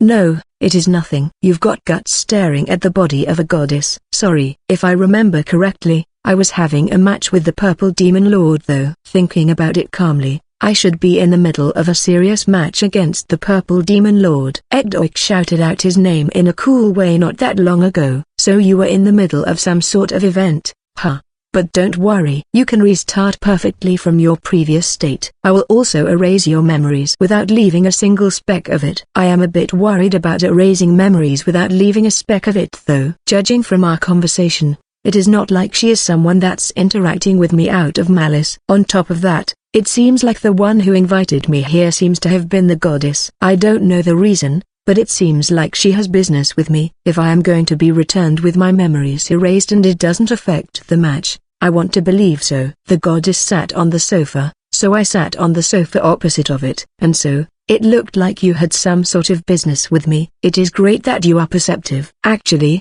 it is exactly because of that perceptiveness that I have to consult you about something. Counsel with a goddess, huh? If you are going to bring me back to my previous world, I will help out with anything within my power. Thank you very much. Actually, I am one of the goddesses that reincarnates the people who have had unnatural deaths. It is a setting I normally read about on Earth regarding Isekai reincarnations. This is my first time meeting one though. Since she said she is going to return me to where I was, it doesn't mean this is about her trying to reincarnate me into an Isekai or something. And so, my guess for what she is going to consult me about. Is it regarding one of the Isekai reincarnators? You really are perceptive. Scary even. It would be troubling if you were to get scared. I will listen with a softer mind. Proceeding with the topic. There's actually a certain Isekai reincarnator and he is an incredibly unperceptive guy. Is there nothing that can be done? That's a pretty sad thing to call and seek counsel for from another worlder. You don't get me. He is fatally unperceptive. How much? To the point where he can't do the act of getting a hint. That's impressive. A person like that. Never mind. I have someone within my acquaintances who is like that. There's someone as dense in your Isekai. No, it was an acquaintance of mine on Earth. A neighbor living in the same complex as me. I have prepared lunch. Goddess Sama. A single man opened a door that showed up from who knows where and entered. Or more like. It is this guy. Long time no see. This is unexpected. It has been a while since I have met with my neighbor, one of the few relationships of mine that had nothing to do with profit. To think the neighbor would reincarnate in an Isekai and cause trouble to a goddess. Well, he was a pretty dense dude after all. So you died too? No, I didn't die. It was an Isekai transmigration. Wait, you died? I died somehow. What does somehow even mean? Here, saying this, my neighbor showed off a technique where a screen appeared in midair like those of SF movies. It seems like he has completely adapted to the fantasy world, contrary to me. For now, let's check what he is showing me. This arrangement of the rooms is nostalgic. You really did die somehow. My neighbor was living his life like normal and suddenly collapsed as if he ran out of batteries. It didn't look like he was in pain and there's no signs of this being from an outside force. Can you even die that easily? Didn't you learn something about this from the goddess? Actually, I have no idea. Even in the gathering of gods, it has been made a topic of discussion, saying it is even more of a mystery than the last theorem of Fermat. It is on that level. It doesn't seem like she is lying. Well, there's no reason to kill my neighbor after all. But there's coincidences like this one. There's no coincidence that surpasses the miracle of meeting a goddess though. If we went by serious calculations, you and him meeting is even more of a miracle. So-called Fumo, it seems like the neighbor has completely taken a liking to the goddess. Now that I think about it, she might match every single point in the types he likes that he told me about before. Speaking of which, he would often talk about a neighbor of his. So it was you. Goddess. I am curious about what he said. I told her about not forgetting your origins and stuff like that. Neighbor. Speaking of which, I did talk about that when we went out drinking. This person has a good memory, you see. Goddess. Rather than a good memory, it is more like it hasn't even been a few months since then. This person has been reincarnating for several centuries now, you know? Goddess. What? The goddess brings out a single book without saying anything. It seems to be a book regarding my neighbor. Let's see. It seems like my neighbor reincarnated as the ribcage of a hero at first. What's even a ribcage of a hero? A choice that you wouldn't need to wait in line for, right? Neighbor. Obviously. In the end, he couldn't be satisfied with that reincarnation and died with regrets again, so he reincarnated again, and he is currently repeating that over and over. Goddess. An Isekai reincarnation is not just a one-time thing. Let's see. Next was a hermit crab, a door of the Demon Lord Castle, right, the dirt in front of the dungeon, the minute needle of a clock. You are looking down on Isekai reincarnation too much. Nicely said. Goddess. Or shucks. Neighbor. Doesn't seem like it went nicely. If what's written in this book is true, he has already reincarnated in an Isekai more than 10 times. This is insanity. Even if this could be categorized as fantasy, he has already gone into the path of comedy. But being satisfied with such an outrageous Isekai reincarnation is asking for too much. No matter how you think about it, a hermit crab is You are having a decently spectacular adventure. I have to prove that humans can pull it off when they try. Neighbor. Say that after you have reincarnated as an actual human. It is true that, depending on your way of thinking, it is not impossible to get out of a situation no matter how gruesome of an environment it is. That said, it is certainly impressive that he can work this hard despite the way too gruesome an environment. I wouldn't be able to imitate him, wouldn't want to, and there's no way in hell I would take it. I will go check on the miso soup for a bit. Neighbor. My neighbor said this and faded out. I am now alone with the goddess. My sympathies. Thank you for understanding my feelings of wanting to complain every now and then with an ongoing relationship like this. Goddess. But it is not a coincidence that you called me, right? Yeah, you could say that. I was searching for a person that had a connection with him, and I found you, another worlder. I have investigated you. Goddess. So she knows about me. Can't really say I feel good about having my past pried in. I have also confirmed your actions in that parallel world. You apparently excel at comprehending others, but you have some really nasty eyes. Goddess. Leave me be. That's just how it works. Try it out for a bit. I am curious. Goddess. Your eyes really are scary. Even the eyes of a dead fish shine brighter than this. Goddess. Thanks for the aggravating comparison. But if someone looked at me with eyes like that, wouldn't it be completely obvious that you are being antagonistic towards them? Goddess. I never did the act of observation face to face on Earth after all. By the way, you are surrounded by a lot of women in the Isekai. It doesn't seem like you have put a hand on them though. Goddess. They are not one-night stands with prostitutes. If I put a hand on them, the relationship ends up lasting for long. It is just natural to treat them, not as objects, but as people like a gentleman, right? Most of the girls see you favorably, so you could answer their feelings, you know? Goddess. They may like me, but it is not love. Suddenly falling in love is rarer. Accepting goodwill is also an important step. Goddess. That's in part because I am a coward when it comes to personal relationships. Are you feeling resistance coming from a monogamous world to a harem world? Goddess. Harem, you say? I don't really feel any resistance towards having relationships with several women as long as I am not tied down by the laws of the world. And yet, you are a wimp. Goddess. I feel like I would be paying in installments if I were to accept one. You definitely would, but isn't that fine? Goddess, I have the trauma of an ex-girlfriend on Earth getting caught up in a crime. I obviously wouldn't want to tell Elias and the others about stuff like that. They would try to squeeze out every bit of information they can. After all, you had quite the muddy life. Judging from your state, it doesn't seem like there will be much progress. Goddess, the people in the Isekai are all people I can spend my time comfortably with. After all, I want to treasure them. It seems like you have lingering regrets on Earth though. Goddess, it has become an even more convenient world, so it is hard to throw it away in terms of its worth. Also, I am instinctively trying to escape to that world for self-preservation. This is the conclusion I reached after calmly analyzing myself though. So you are a coward. Goddess, yup, I am a coward. Now then, I would like some sort of advice regarding him. Goddess, it is impossible to fix that denseness of his. That's a trait of his in its own way. Of course, it is not like I didn't notice my neighbor's bad habit. When I was hanging out with him, I thought this guy was bad news, but shrugged it off with oh well, who cares? What a useless guy. Goddess, don't say that. You both are unseemly, so aren't you a match made in heaven? My relationship with him is not of that sort. Goddess, I am not talking about a romantic relationship. I am talking about your demand as a goddess. An imperfect goddess fits him just perfectly, right? Are you saying I am imperfect?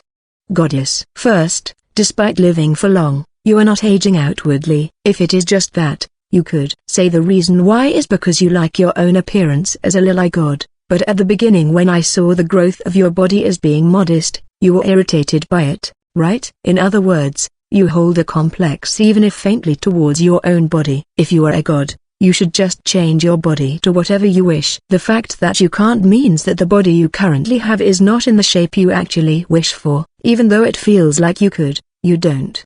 The chances of you being faulty mentally are high. What should I call this if not imperfect? So this is that specialty of yours, comprehension?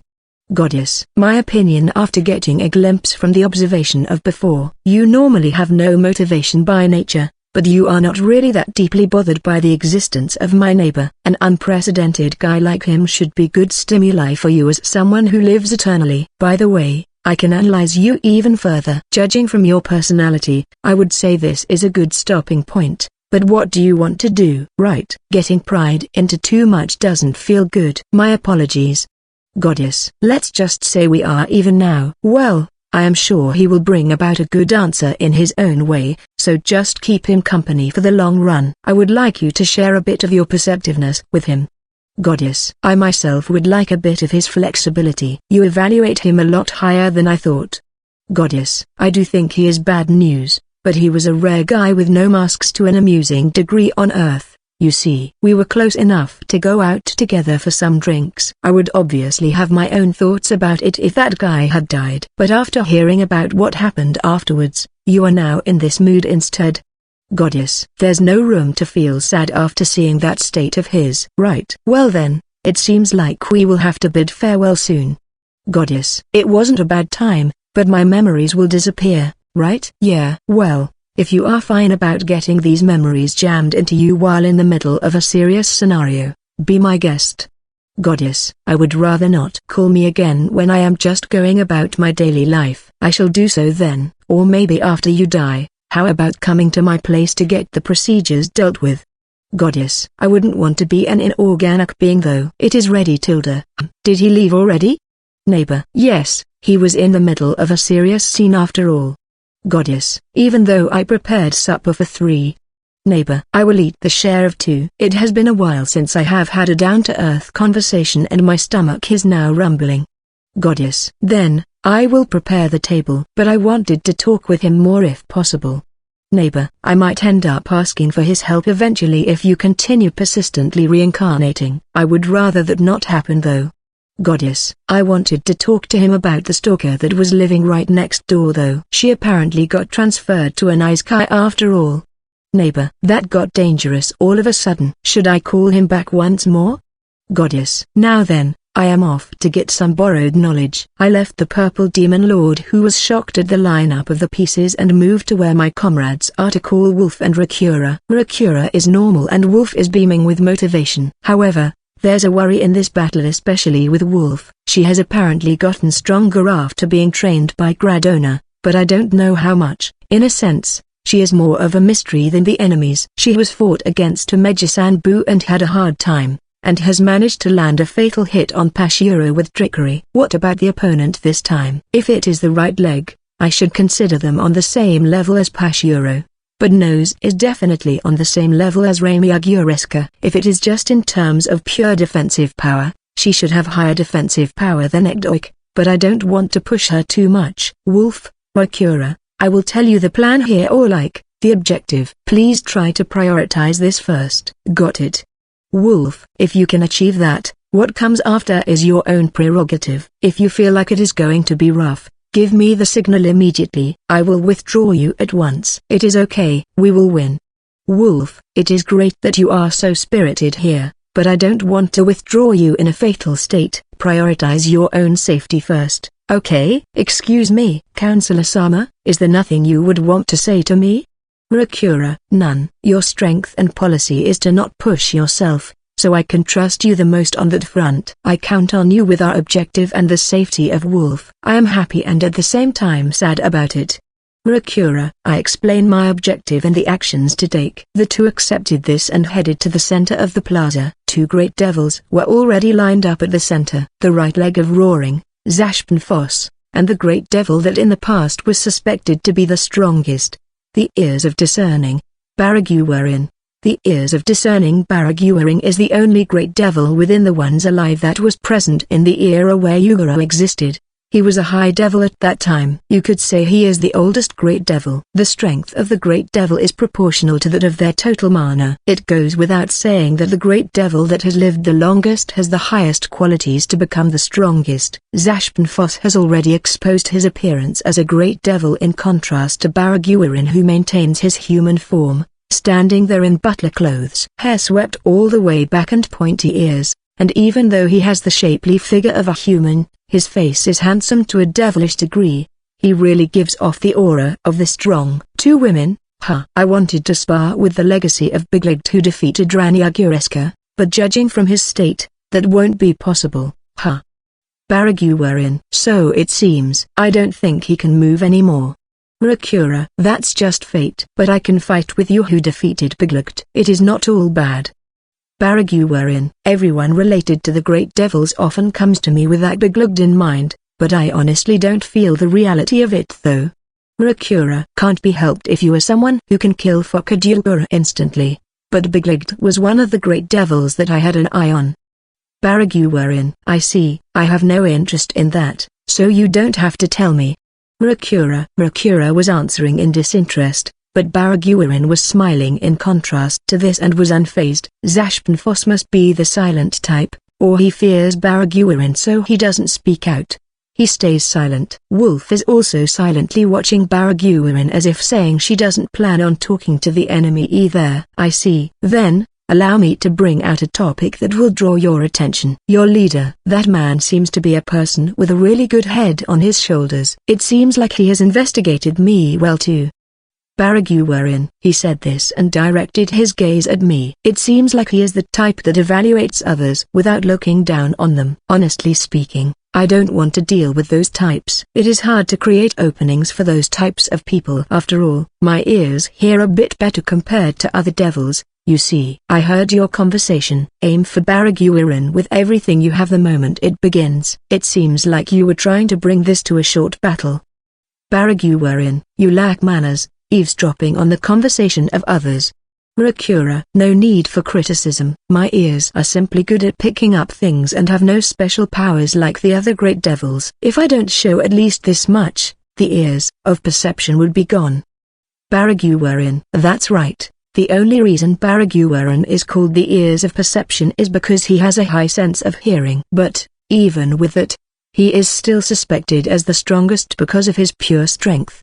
He has been enhanced even further by the Purple Demon Lord and has become a plain spec monster. It is not only that. That man also gave you another instruction. The instruction was, buy as much time as you can, right? Baraguarin. I move my gaze to the parchment in my hands. It matches what's written at the corner of the parchment. Seriously, What kind of ears does he have? That's impressive. You can even understand human writing. Rakura, it is unnecessary knowledge if I am simply making devils obey, but you will grow wariness towards the humans slightly if you live for long. Obtaining as much information about me as possible and conquer me swiftly if possible. If it is not, avoid me. I don't know the logic yet, but if he has the ability to perfectly read the position of my lord's pieces, that should be possible for him too. Baraguwarin, I will simply do what I have been told. Rakura, I don't mind that. I have exposed your trickeries. Let's have some fun. Baraguwarin, then, let's begin. Diuvalieri appears in between them and urges the beginning of the battle. Both of them get ready. I could feel the air getting dry. I put on the superhuman glasses and prepare myself to watch over them. I have put Mix on standby by my side so she can cut in at any moment. After confirming each other were prepared, the signal to begin was thrown. Ready. Fight. Diuvalieri, the one who made a move first as the signal was given, was Wolf. She charges forward by making full use of the mana emission. What lied ahead was Zashpenfoss. It is just as my finger shows. What? The great devils were caught by surprise, and that showed in their faces. It was already too late to react to it. Rakura set a barrier between both of them. Even if they try to destroy it or get in, it would take some time. I direct my gaze at the parchment one time. It is true that I wrote by as much time as possible at the time when I spoke with Rakura and the others, but I have already considered the possibility of Baraguin picking that up with his ears of perception. That's why I showed them a parchment that had defeat the right leg immediately written beforehand and had them act to fast here. The rush speed of Wolf is far faster than I imagined. It is a speed that wouldn't lose to Ramiagureska. With this, we can get the first hit in. If Zashpenfoss tries to avoid or defend, Rakura can follow up the attack. If they can defeat one immediately, Baraguin will have to fight too, and we will be able to draw out even more certain informer. Looks like we have been caught off guard. Impressive. But that's not enough. Baraguin, I was concentrating full on with the superhuman glasses. I somehow caught the rush of Wolf within my vision. But, even with it, I couldn't see it. The movements of Baraguin, who had destroyed the barrier of Rakura in front of Zashpenfoss and had shown up. The man who is a merchant of Taizu, lives in the rich district, and manages a splendid company, Ban, was looking after an old friend of his, the Holy Fist Gradona, an outstanding warrior that carved his name in the annals of history by hunting many uniques. That said, he is currently a drunk old geezer that has also injured his waist and is in bed. Ban, give me booze. Gradona, listen here. You are injured, so can you please stay put? Ban talked with a slightly casual tone compared to his usual gentle one as he leaped to sigh at the pathetic appearance of Gradona. There's a large amount of compresses at the waist of the Holy Fist while he is laid down half naked in the bed. He could only be baffled by how pathetic he looked. Shut up. I just can't function without drinking. Gradona, I'm impressed. You can take that attitude after injuring your waist in the training of your new disciple. Ban. He always never listened even if told. So Ban judged that it would be better to just have him drink booze and sleep. Thus he prepared the alcohol and gave it to Gradona. All right, the pain will fly away with this. Gradona, right now he is in a lot of trouble. You could help him out as the Holy Fist, you know. Ban. I am not needed anymore. Having little wool with them is enough. Gradona, you seem to evaluate her awfully high. Ban has also placed hopes on the growth of Wolf in the beginning when he taught her the basics of mana emission. Even when he compared the memories of the past footage left by the hero Yugura located in Kuama, the hero index, her talent is remarkable. Everyone knows how high her talent is. That's why he thought her being under the tutelage of the Holy Fist was just a natural development. Gradona chugged down the alcohol in one go and then burped loudly. Ban made a displeased look as he brought out the next bottle. You know, I have shown achievements to a degree where I can leave my name in history. The reason for that is because I had more talent than the others. Gradona, makes sense. Ban, of course, I worked hard too. I didn't grow complacent of my own talent, made it blossom completely, and achieved what I did. Gradona, I know. Ban. But it is only at this age that I learned for the first time that I had no talent. The only thing I could do was leave my name in history. Compared to the monster that is the legendary Yugura, I am just an ordinary bum. Gradona. What do you mean, Ban? Little Wol has surpassed me a long time ago. Even at my prime. Gradona. I couldn't even understand what happened. What I could confirm was that Baragum blocked the trajectory of Wolf when she was trying to do a surprise attack. But what I witnessed after that made it so that I got confused instead. What did you do, young girl? Baragum showed a shocked face. His position has not changed at all. That goes the same for Akira's position. Her mouth is open in surprise. What's different is the position of Wolf and Zashpenfoss. Zashpenfoss has already died. His head has been ripped off his body. Wolf is holding that head in her hands. You were in the way, so I went around you.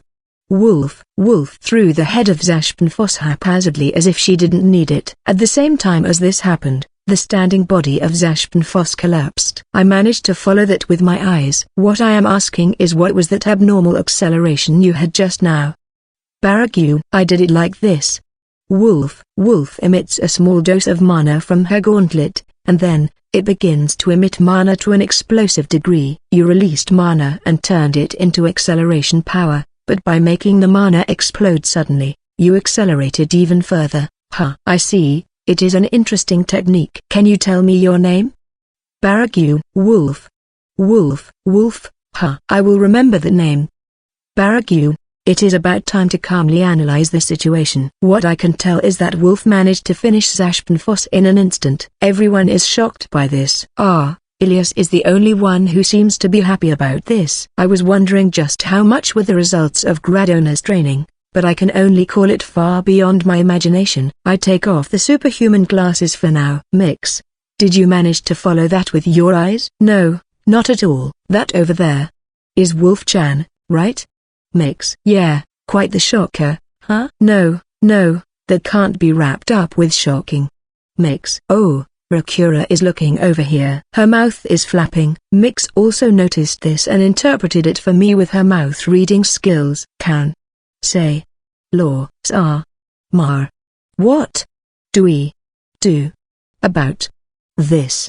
Is what she said. I would like to know. Don't go popping out information others don't know one after the other, including the true eye of blindness. That said, judging from the movement just now, the specs of Wolf are beyond my imagination. There's no better chance than this to draw out the information of Baragum. Mix. I will leave things to Wolf here. But if you see them get pushed back even one bit, you can withdraw them at once. I will entrust the decision to you. Have Rakura observe for now. You understood? I will tell Rakura that. What are you going to do, Mr. Friend? Mix. My choices have increased after all. I will rebuild my plan a bit. It is a happy miscalculation. But a miscalculation is a miscalculation. It would be dangerous to use my plan with the miscalculation in place while I am having a serious match with the Purple Demon Lord. I have to adjust it. I don't know if the superhuman glasses will be of use, but I put them on again for now and watch over Wolf. When my lord was deemed as an enemy by Hero Yura and showed up, I was a bit perceptive at that time, so I abandoned my lord and ran away. And then, I grew to a great devil before anyone. It is because I was ahead of everyone else that I am now standing here.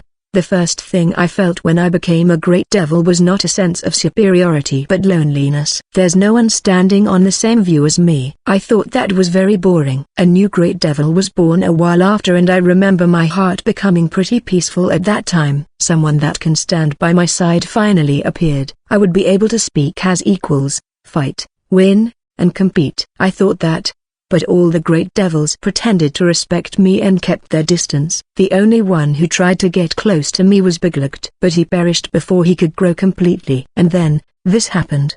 The moment I obtained excessive power from my lord, I honestly felt a sigh leak out from me. My life in the Nether was already boring as it was. What should I do with even more power than that? But Diuvileri, who bowed his loyalty, had power beyond mine. I really looked forward to that. When things were wrapped up here, I wanted to challenge him to a battle since he is someone who has surpassed where I stand. I was even prepared to cook up a plan in order to betray my lord for the sake of that. But a happy miscalculation came at this point in time. The existence of the demi-human in front of me, Wolf. I heard that she is someone not even worth attention, but what a lie that turned out to be. She can kill me. If I don't face this with my all, there's no doubt I will be the one dead. It was just an instant, but she reacted to my move. Moreover, she ignored me and achieved her mission. What determination! It really makes my heart race. Now, please enthrall me. My name is Ears of Perception. Baragu. If you manage to defeat me, hold it with pride. Baragu, here I come. Wolf. She rushes forward again. There's mana being released from the equipment at both hands and legs. Those are most likely supplementing her speed, but those are just preliminary motions. If she enters the necessary range. See, her mana exploded and she suddenly accelerated. There. Baragu. I predicted her movements that were about to disappear from my vision and unleash my fist. I felt something from it, but it was too light. I moved my head and eyes to confirm the situation. That's when I noticed my body was floating in the air. I don't know what she did here, but she killed the momentum of my fist and utilized it to punch me. Interesting. Baragu. There's no hindrances for me just from being thrown into the air. I just have to release a kick that surpasses that speed. The moment my kick was close to landing, she disappeared from my vision again. Where is she? If she is nowhere within my vision, she should be somewhere outside of it. But where? I sharpened my senses. There she is. She has gone around to my back. She got to my back when I was in midair, so that means she jumped. She won't be able to move properly in the air.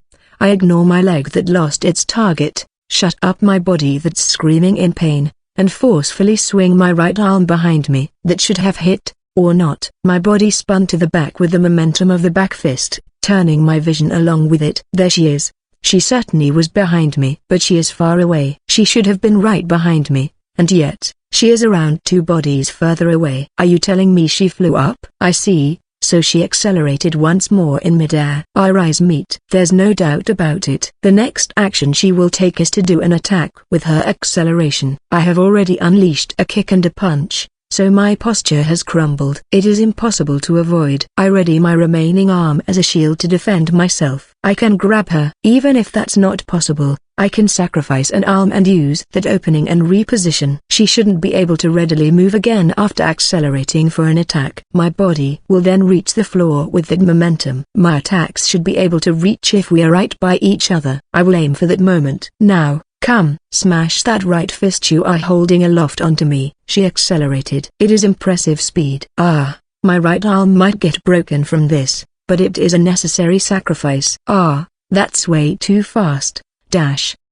Wolf charged in and there seemed to be an exchange for an instant there, but I couldn't follow it with my eyes and I only managed to see the result. Wolf swung her right fist onto the ground, piercing the ground deeply, and cracks ran through the ground. I can't see the head of Baragu. It is not a surreal thing like it being buried on the ground. His head has been blown up. I can see traces of him raising his arm to offer the last bits of resistance, but he landed on the ground powerlessly not long after. The great devil that was suspected to be the strongest reached his end unceremoniously. Wolf came running towards me with an incredibly nice smile after winning. And drenched in blood. Quite the bizarre sight, but still cute. I did it. Wolf, you really did. Mix.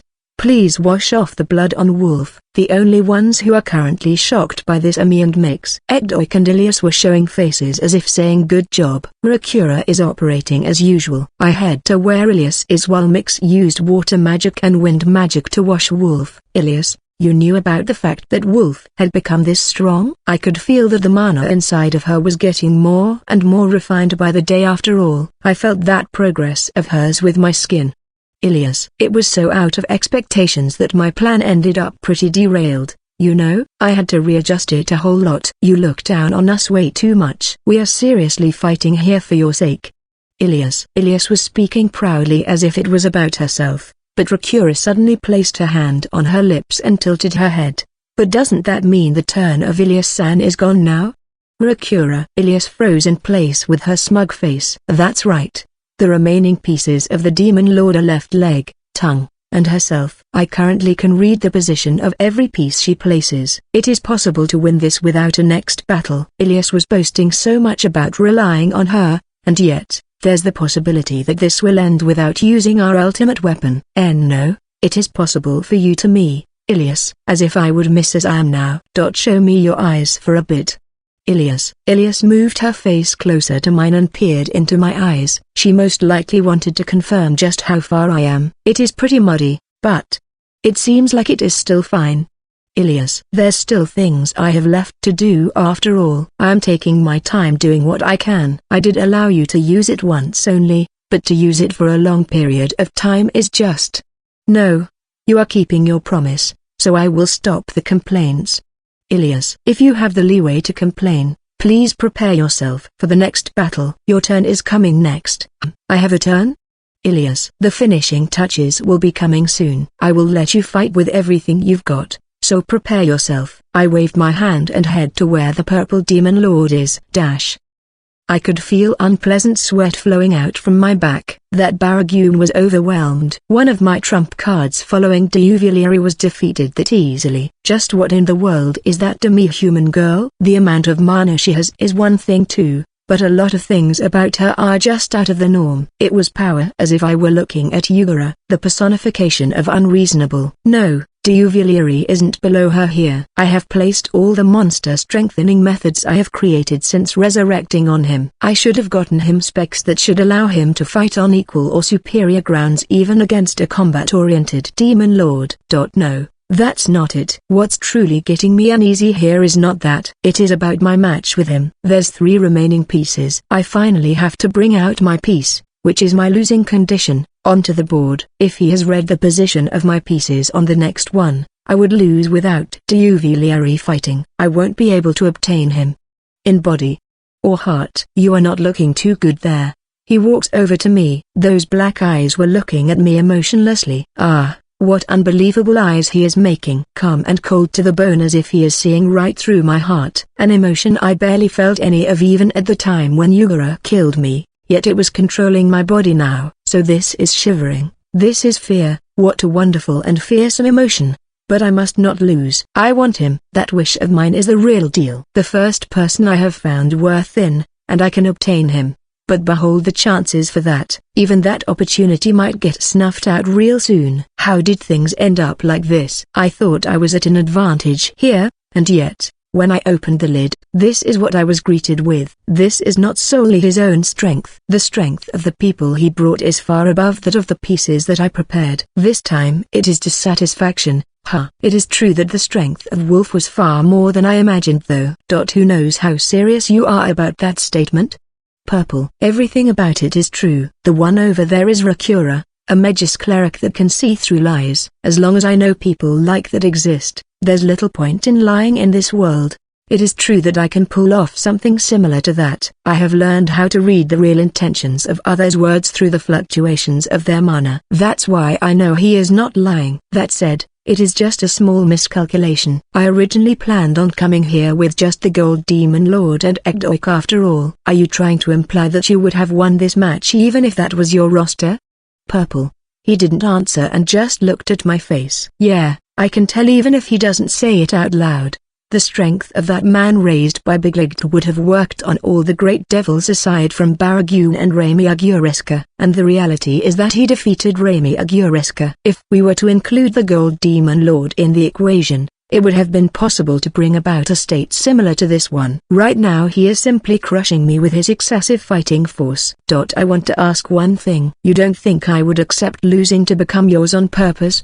Purple. You can just ask your own heart. You are a woman that loves seizing rather than being seized. That's why you would advance as long as you have the desire, leading to this situation where you are thinking about a way to do this. That's right. I don't think it would be bad to become his. But to win what I want, to grasp it with my own hands. I can't give up on that opportunity he prepared for me. Becoming his wouldn't be enough. I want to make him mine. I want everything. He silently averted his gaze and faced Duvalieri. Duvalieri, I would like to talk with you personally before we set the pieces. Duvalieri is not speaking. He must be observing his state. It is because I have told him over and over not to speak unnecessarily. It is okay to speak. Purple. Yes. So, state your business. Duvalieri. Depending on the result of the next set, the Purple Demon Lord will lose. You have faintly felt that, right? The match isn't over yet. Duvalieri. That's right. It isn't over. But you are the guys at a disadvantage. That's why I want to bring out an additional proposal for you specifically. Me? Duvalieri. My proposal is that I will have all of my pieces face your piece. Of course, excluding my piece. What did he say just now? He hasn't lost a single piece as of now. He has 6 pieces remaining. And yet, he is saying he will make them all face him? That's the same as declaring he will be reading the position of my pieces for 6 rounds straight. So, what's the price? Duvalieri. If I grant you that, I want you to come to my side regardless of wins or losses. That's the condition I am laying out. Are you messing around? Duvalieri. I am not. It is not that bad of a proposal, right? Regardless of whether you win or lose, you will still be able to stay by the side of the Purple Demon Lord. That's Duvalieri. I don't mind you not accepting. I will just win as it is and you will become free. However, part of my objective is to incapacitate the Purple Demon Lord in society, so I have no intention of leaving someone who won't join my side be by her side. You can just rampage all you want after that and perish. Duvalieri directed his gaze at me. He is seeking my opinion here. What should I do here? If we are given 6 chances, should I accept it? But, even so, there's no need to check on the Purple Demon Lord. I am currently speaking to you personally. I can't think of anyone aside from my lord to protect, even if that's something my lord has ordered. Duvalieri, I am not really telling you to make me your number 1. You can just promise me you will obey me while at it. You think I will keep that? Duvalieri, no matter where it rolls, you breaking your promise would still end up insulting the resolve of the Purple Demon Lord who bet everything here. A verbal promise is enough as long as your loyalty is not a lie, that is. Fine. If you manage to follow through, I pledge I will prioritize you after my lord. Duvalieri. Duvalieri showed slight conflict, but he accepted his proposal. Devils. No, monsters as a whole are beings that are hostile to humans by nature. The great devil Duvalieri, who is an epitome of them, has promised to serve under a human. No, he set it up so that would be the case. You have a good servant. Is there a point to this? Purple. Duvalieri has been freed from being your possession since the previous match after all. Even if he abides by you, for me, he is a dangerous dude regardless. You could call it the insurance of a coward. That means you will be increasing the chances of you losing by 6 times, you know? Purple. No problem.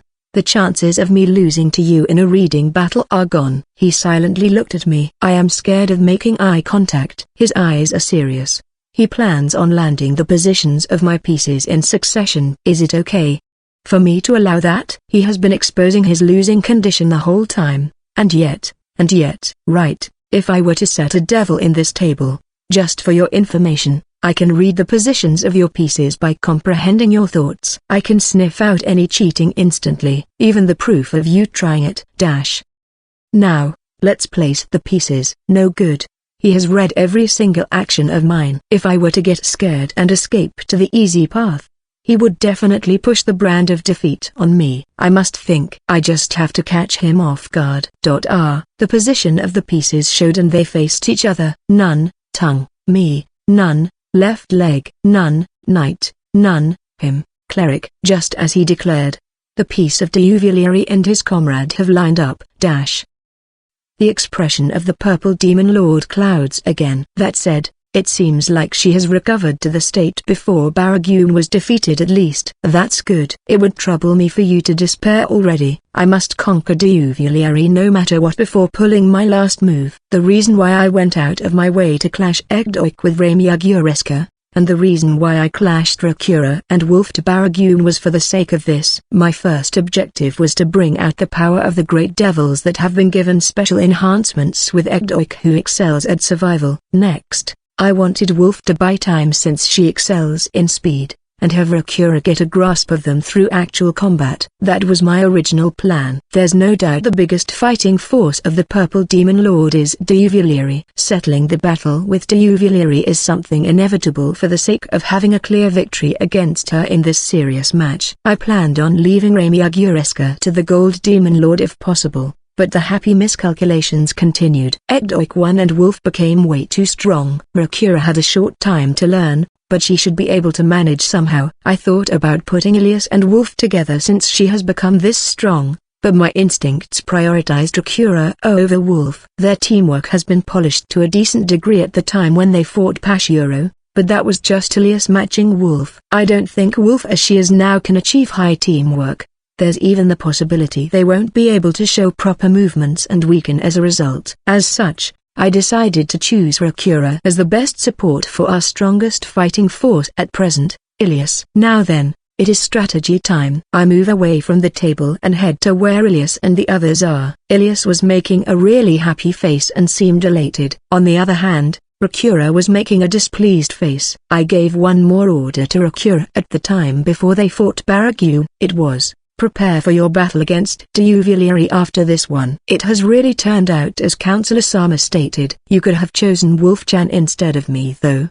Rakura. It is hard for Ilias and Wolf to attack at the same time. If I added a Wolf, I would have to take out Ilias. I planned on having you participate regardless. You know? That's great to hear. If I didn't have a moment to shine, I don't know what kind of reprimands I would get from His Majesty after all. Ilias. Do your best, Ilias. Wolf. Of course. Ilias. If it looks like it will get bad, I will withdraw you, okay? When that happens, I will put in Wolf and the Gold Demon Lord. No need. I will settle things. Ilias. Ilias is full of confidence, even though Yox, who should be on her same level, lost completely. Just how confident is she? There's the case of Wolf, so I can't really say much here. And so, don't you have words of encouragement now that I am heading off to battle? Ilias. None. Ilias. Don't make a dissatisfied expression, even though you said a lot of stuff to the others. Ilias. I don't need to go out of my way to tell you since it should have already been transmitted to you. Fumo. Not bad, but there are times when I would like them spoken out loud, you know? Ilias. How many times have I spoken embarrassing stuff over and over in just today alone? This is why a sport festival type night is just, but well, increasing morale is also the role of the brain. What should I tell her? Words that would rouse a knight. I can't really think of anything, so for now. You are my sword, so don't go breaking easily. Not bad. Alright. I am heading off. Ilias. Looks like the effects were enough. That's great. Seeing that, Rakura looked at me with a face as if she wanted something too. Counselor Sama, I would like you to tell me something too. Rakura. You are my... What are you to me? Aren't you cruel? Rakura. If we were lovers, I would have hugged you or something, but that would be embarrassing, right? Well, that's true. Rakura. I can tell you if you have anything you would want me to say. Then, whisper. Rakura. That's fine with you? But if the normally unmotivated Rakura gets roused by this, I am not against it. I coughed and placed a hand on Rakura's shoulder. Do your everything as you please, Rakura. Sounds a bit off. Rakura. No, I am happy you said it. Now then, I'm off. Rakura. Ilias and Rakura head to the center respectively. At that place, there's already the last great devil, the left leg of running, Tenswas Paragon, and the strongest great devil of the purple demon lord, tongue of control, Diuvilieri. Tenswas Paragon has already changed into his monster form. Diuvilieri is still in his butler clothes. When they are in their monster form, their strength certainly increases, but their speed and flexibility lowers. Also, according to Egdoik's analysis, the quality of their mana strengthening is also bad. The human form is a perfected form in a way too. I don't know how much of it I can follow with my eyes, but I equip the superhuman glasses and have Mix and Wolf on standby by my side for the signal to start. Let's consider the moment this gold coin lands on the ground as the start. Ready? Diuvilieri. Of course. Ilias. Diuvilieri confirmed the answer of Ilias and flipped the coin right above him. The only ones who are looking straight at the gold coin high up are the people spectating from afar. The ones about to fight are already in a fighting stance, sword drawn and looking at their opponent. And then, the sound of the gold coin hitting the ground echoed in the plaza. Everyone showed movements respectively. It went above the limit of the superhuman glasses' dynamic vision. What I witnessed next was a torrent of dazzling light. Lord Ragudo and I were at the office, ready for any eventualities. A black cube suddenly appeared in the sector where the purple demon lord was staying in, and we have discovered that the walls are actually made up of an amalgamation of astounding amounts of devils. We obviously couldn't just ignore the mass of devils. The knights were evacuating the residents in the vicinity. Fortunately, the people really close to that area have already been evacuated beforehand, so we will most likely be able to avoid any immediate harm. All the devils that were occupying the mountain leading to the Black Wolfkin village are an issue that's okay to ignore. Depending on the development, there's a possibility for them to attack the citizens. I understand the meaning of the current situation since I was the one who kindled him. He must be having his match against the Purple Demon Lord. This was originally a match that should have been performed further in the future. The fact that he is doing this so late in the night must mean that he plans on wrapping things up in one go. There's no doubt this will expose the nation to danger, but he is taking the best action in his own way. In that case, I have no choice but to believe in him and wait. Megis has obviously already noticed this and is assisting in encircling the area. Marito, it seems like they left some hands in the capital. Their search party is already out of the country, so we can't call them their full force. Ragudo, just waiting is frustrating. Marito, communication with Mix has been cut off too. He must have met up with him. We have already dispatched the elites that we can. We managed to help them out a bit, so we have no choice but to give up here. Only thing left is to prepare ourselves for what comes next. Ragudo, we have confirmed that Lady Ratzel and the others are missing through the reports of the knights. Lady Ratzel must have gone to help him without hesitation if she made contact with him. That goes the same for Cleric Rakura and the Gold Demon Lord. As for Lady Ratzel, it reminds me of her recent movements. Lord Ragudo, how's the condition of Lady Ratzel recently? Marito, to be blunt, I simply taught her how to use my techniques. Ragudo, I know well how tough the training of Lord Ragudo is. You wouldn't lose to your average enemy if you are trained by him. So we can't expect much from less than 1 month of training, huh? Marito. Your Majesty, you know about the girl called Wolf by his side, right? Ragudo. Yeah, the cluster of talent, right?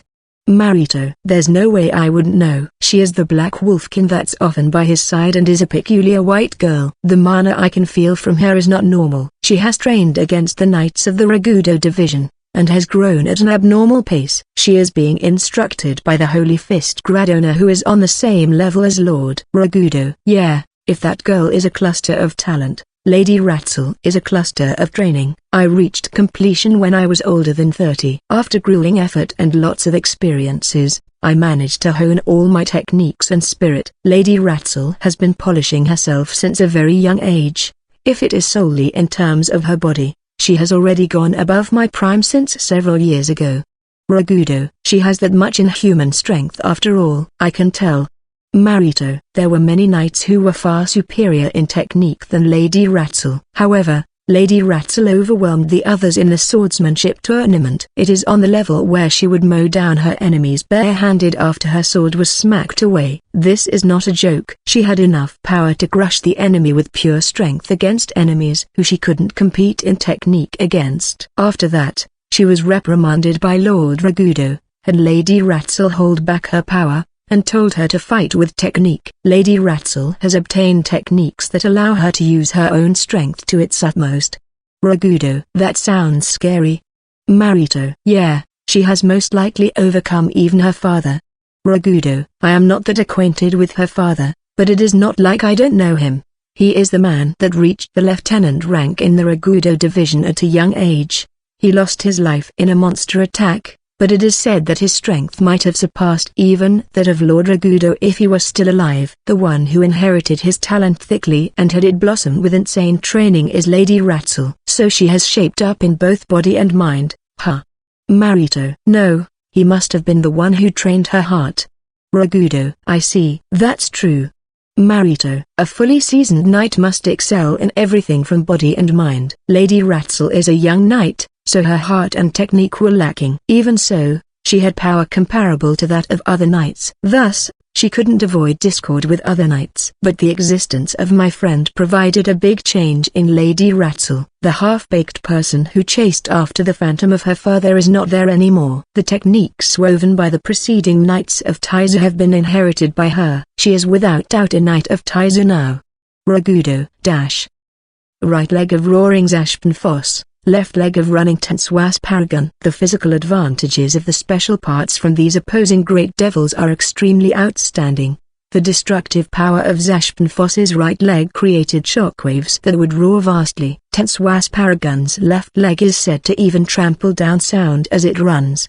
But the two of them couldn't show their true power. No, Tenswas Paragon decided to avoid the first attack by using his left leg. But he couldn't avoid it. The massive torrent of mana that was unleashed from the swung sword of the female knight in front of him, Ilias Ratzel, swallowed me and Tenswas Paragon in an instant. By the time he recognized it as an attack, it was already too late, and Tenswas Paragon received a direct hit from it while taking insufficient evasive actions. As for me, the moment I perceived it was impossible to avoid, I deployed barriers and concentrated on defense, but most of the barriers melted. Of course, Tenswas Paragon had gotten a direct hit from it and scattered into pieces of meat far away. You are tough beyond expectations, but it really gotta be like that.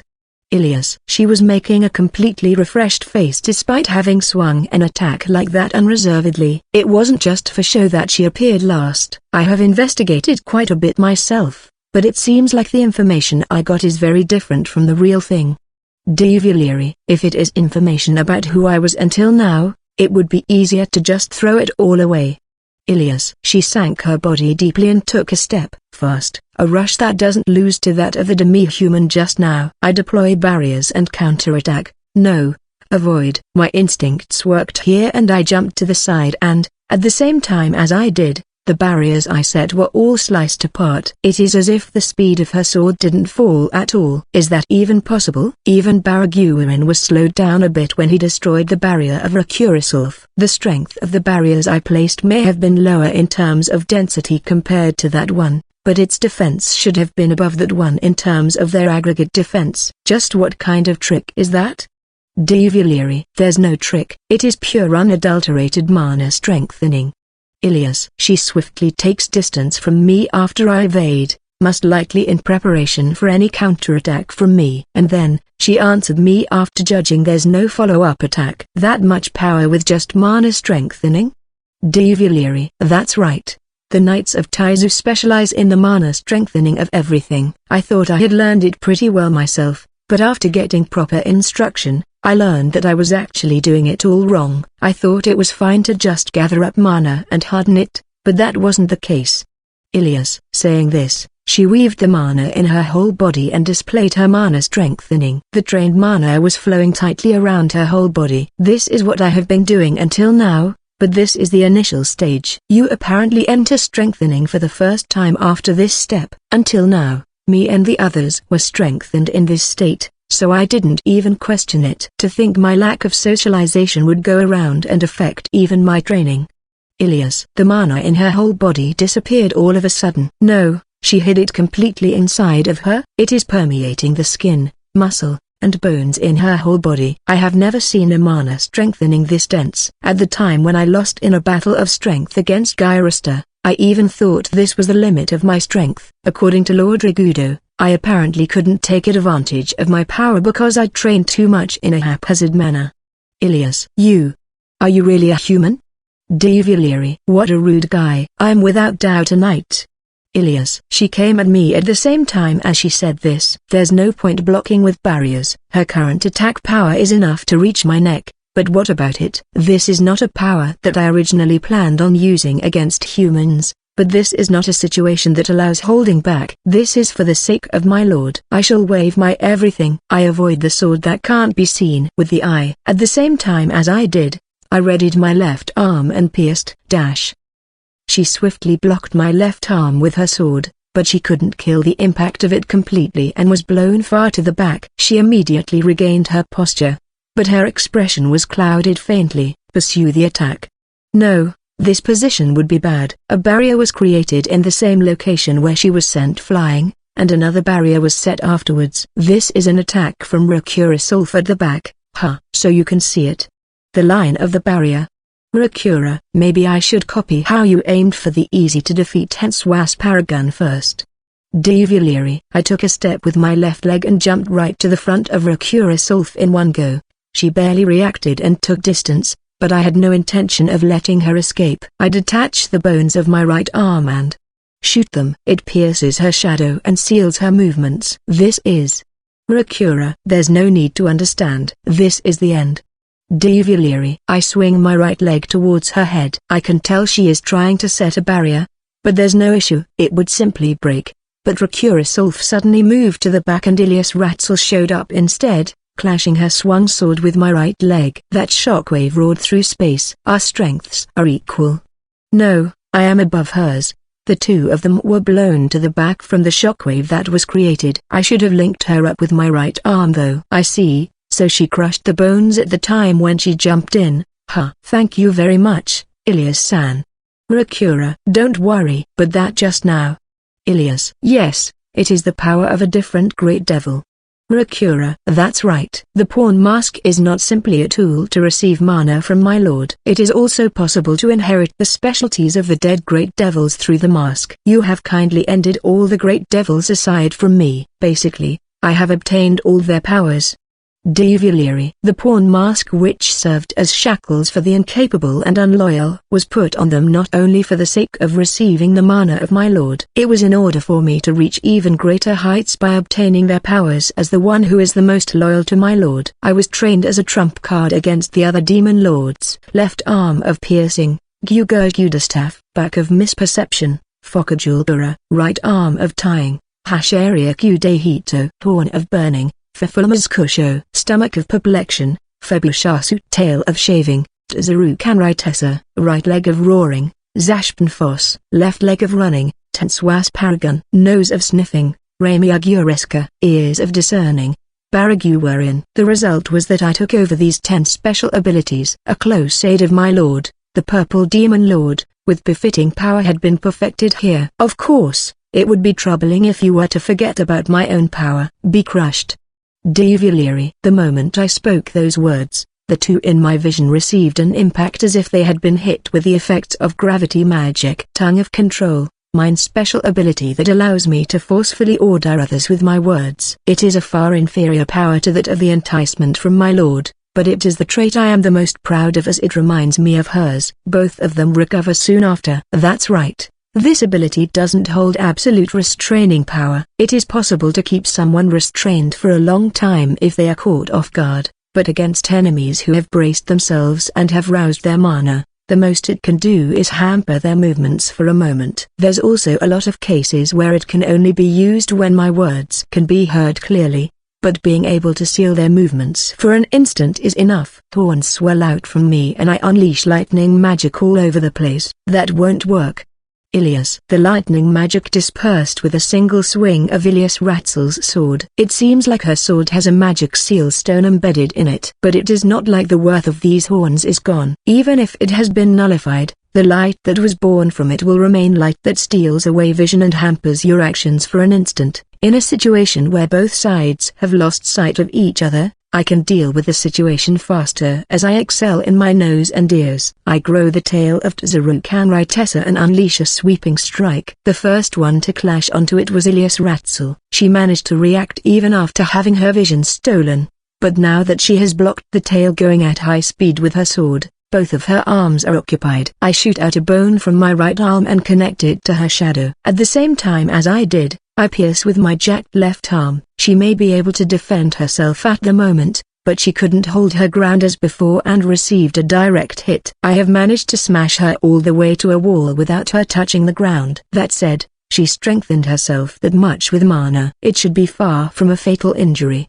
In that case, I will finish Rakura Solf who remains in front of me within that time frame. The moment I put strength to my right leg, my nose detected danger. I pushed the tip of my tail on the ground and spring my body away. The moment I did that, my footing was sliced apart in uncountable blocks. She permeated her mana underground and sliced apart the ground the moment I stepped in. So she aimed to crush my posture. She made preparations for a counterattack in the time her comrade was receiving the attack. This is also an opponent I can't lower my guard against. Moreover, she doesn't have excessive mana strengthening, and her physical strength is also questionable. If her frailty comes from relying on defending with barriers, the fight would be settled in an instant. I collected mana on my horns and smashed lightning magic onto her from the sky, but it was nullified. So she passed on a magic seal stone at one short instant, I put strength into my tail to head to the ground swiftly in that opening where they have lost sight of me with the light of the lightning.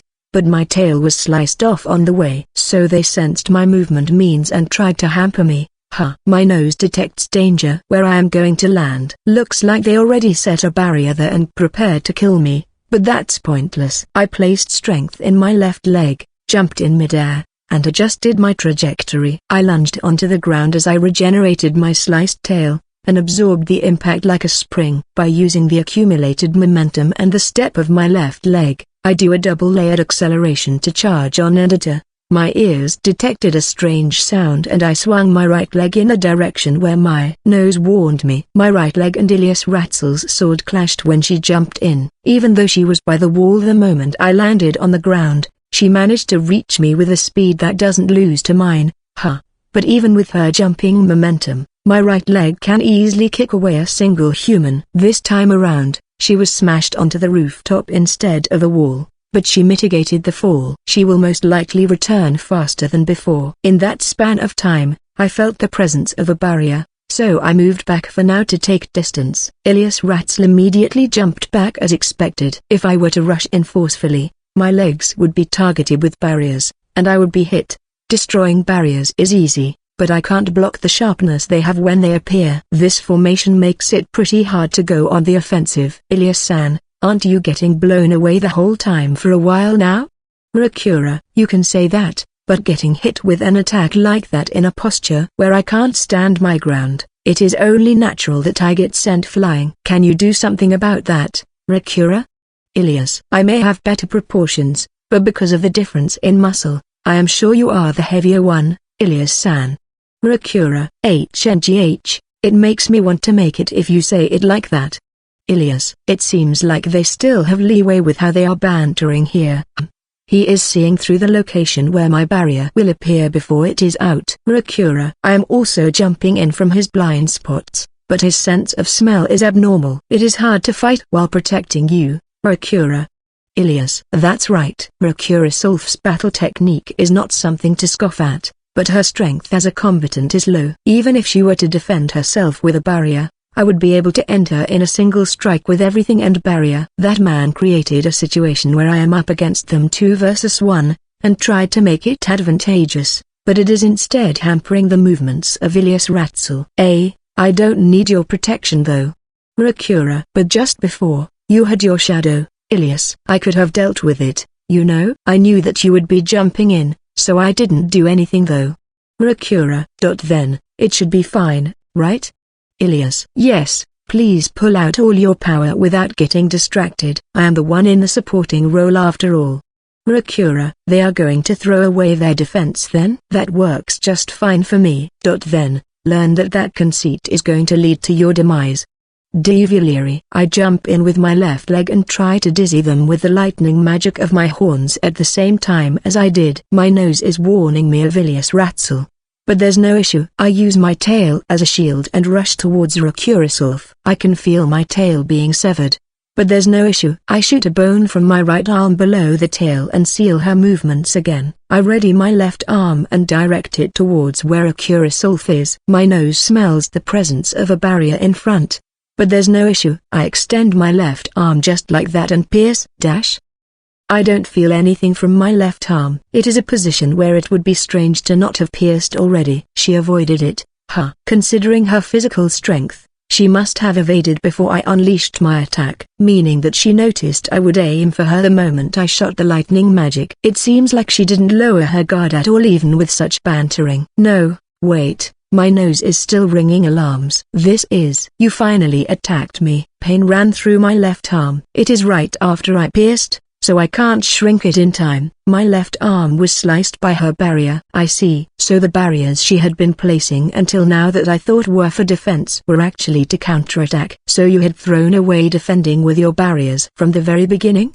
Devileri. I regenerated my left arm, but with the part completely severed, I will have to expend a lot of mana to heal it. If we include the regeneration of my tail, it would mean that I have been severely countered here. It was broken easily before, so I gave up on defense from the start. Rakura, even though you would turn into pieces of flesh with one attack, you are one brave woman. Devileri. I have good eyes, you see. But with how you immediately regenerate, it feels as if it is fruitless. Ilias-san, there will be no end to this if you don't follow up, you know? Rakura, follow up on an attack against you and then match your counter? You really are unreasonable. Ilias. Then, I will attack, so can you please follow up, Ilias-san? Rakura. You say it as if it is nothing, but I will leave it to you. Ilias. To think they would build up their plan right in front of their enemy. There should be a limit to boldness. But I can't feel them bluffing here. I won't lower my guard. I concentrate my senses to my nose. The precision of Remy Aguresca's nose has reached wondrous levels. It is possible to react to things that are beyond the limits of your own perception, as long as you are not losing in physical strength and are outstanding in your reaction speed. You won't lose. My nose is feeling danger. She has a barrier set around her, but she is trying to do something aside from that. I prepare my left leg and tail so that I can react immediately when something happens. Now, how will you, dash? My instincts are detecting the highest level of danger, but my nose and everything else can't detect anything. My instincts alone are telling me that this position is bad, that I will die. I duck instinctively. I evacuated my head as soon as possible. And at the same time as I did, both of my legs and right arm were severed. The tail that I was too late to lower was also severed. This is an attack from barriers, but my nose didn't detect it. By the time I directed my gaze, Ilias Ratzel was already coming at me. No, most importantly, my eyes were nailed at Rakura Solf, who is further back from her. Is that even possible? Just what logic was behind that? Because that's the eyes of blindness from Bigelogt.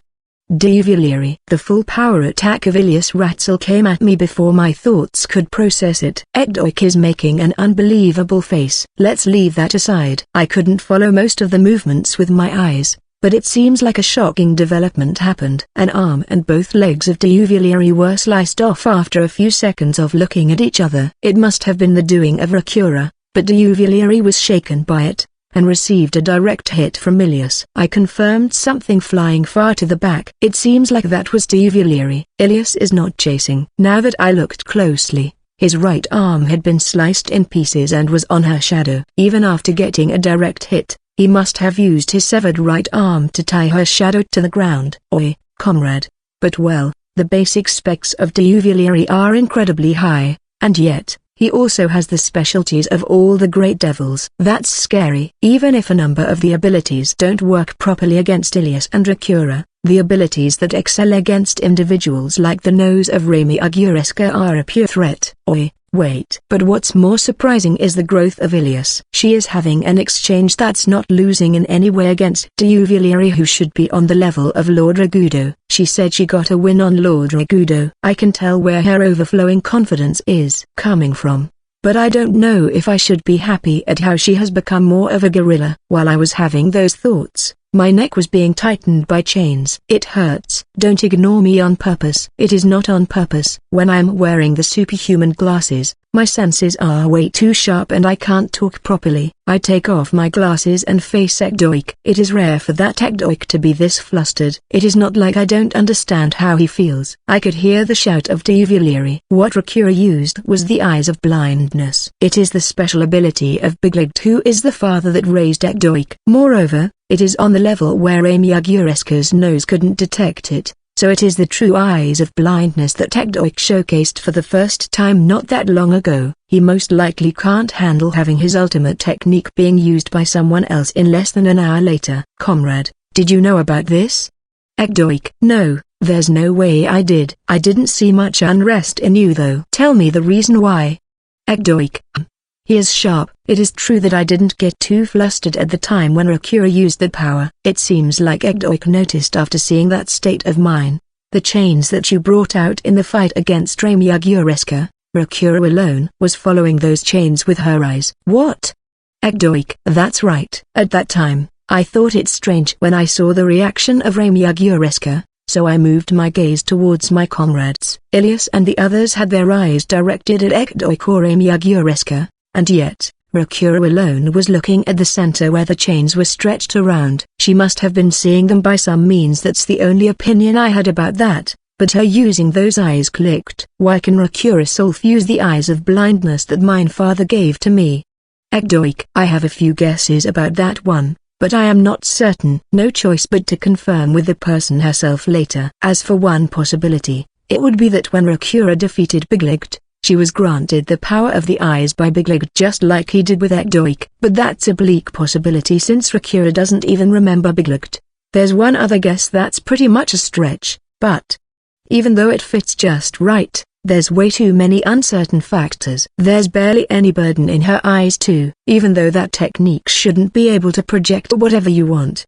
Egdoik. What you are the most familiar with are chains. As for Akura, it would be her barrier magic, right? Maybe the burden is lessened because they are immaterial. Rakura's way of using it is more practical compared to Egdoik who had the veins in his eyes pop. That said, Egdoik's chains must have been sturdier and have more applications to them. You could say it is cost and return. What should I do?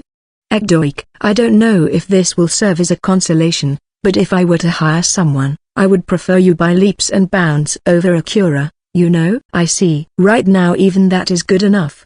Egdoik. Rakura is the type of person that can bluntly say she can't do something, especially when her life is at stake, more so when it is against Duvalieri who she has seen the strength of before. And yet, that Rakura has silently joined the arena. I can understand that that's because she has thought of a way to win. That method of hers dealt psychic damage onto Egdoik, but I will take care of him later, so do your best, Rakura. There's no follow-up attack. At the time when I took the sword of Ilias Ratzel with my left arm, I unleashed my severed right arm to her shadow. Rakura Solf must have noticed that too. She didn't advance on her own. Moreover, I managed to buy distance with the impact of the attack. I will fix my posture first. I do a quick regeneration of all of my limbs including my crushed left arm. The burden of having lost my limbs was big.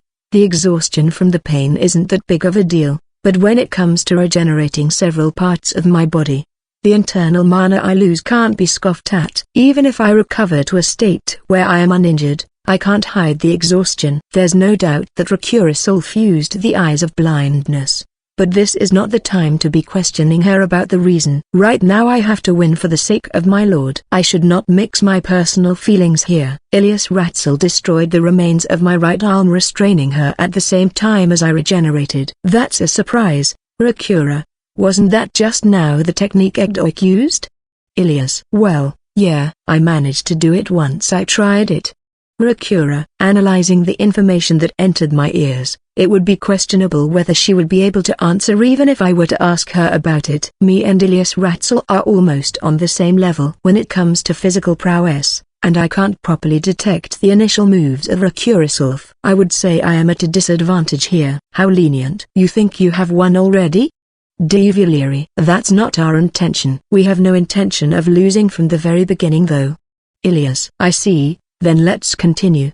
Duvalieri. I place strength in my left leg and run. What I should do at present is to throw away the choice of waiting. As long as I don't know when and where the barrier will be placed, I will end up having parts of me severed if I am at a place where a barrier appears. The power of the true eyes of blindness is a real threat. You can't see it, can't smell it, and can't hear it. Even if you can feel it with touch, it is already too late by that time. But it is not like it is completely flawless. Ramiaguresca had already seen room to overcome this. My nose can smell danger. I can tell when normal barriers are placed. It is something to be wary of.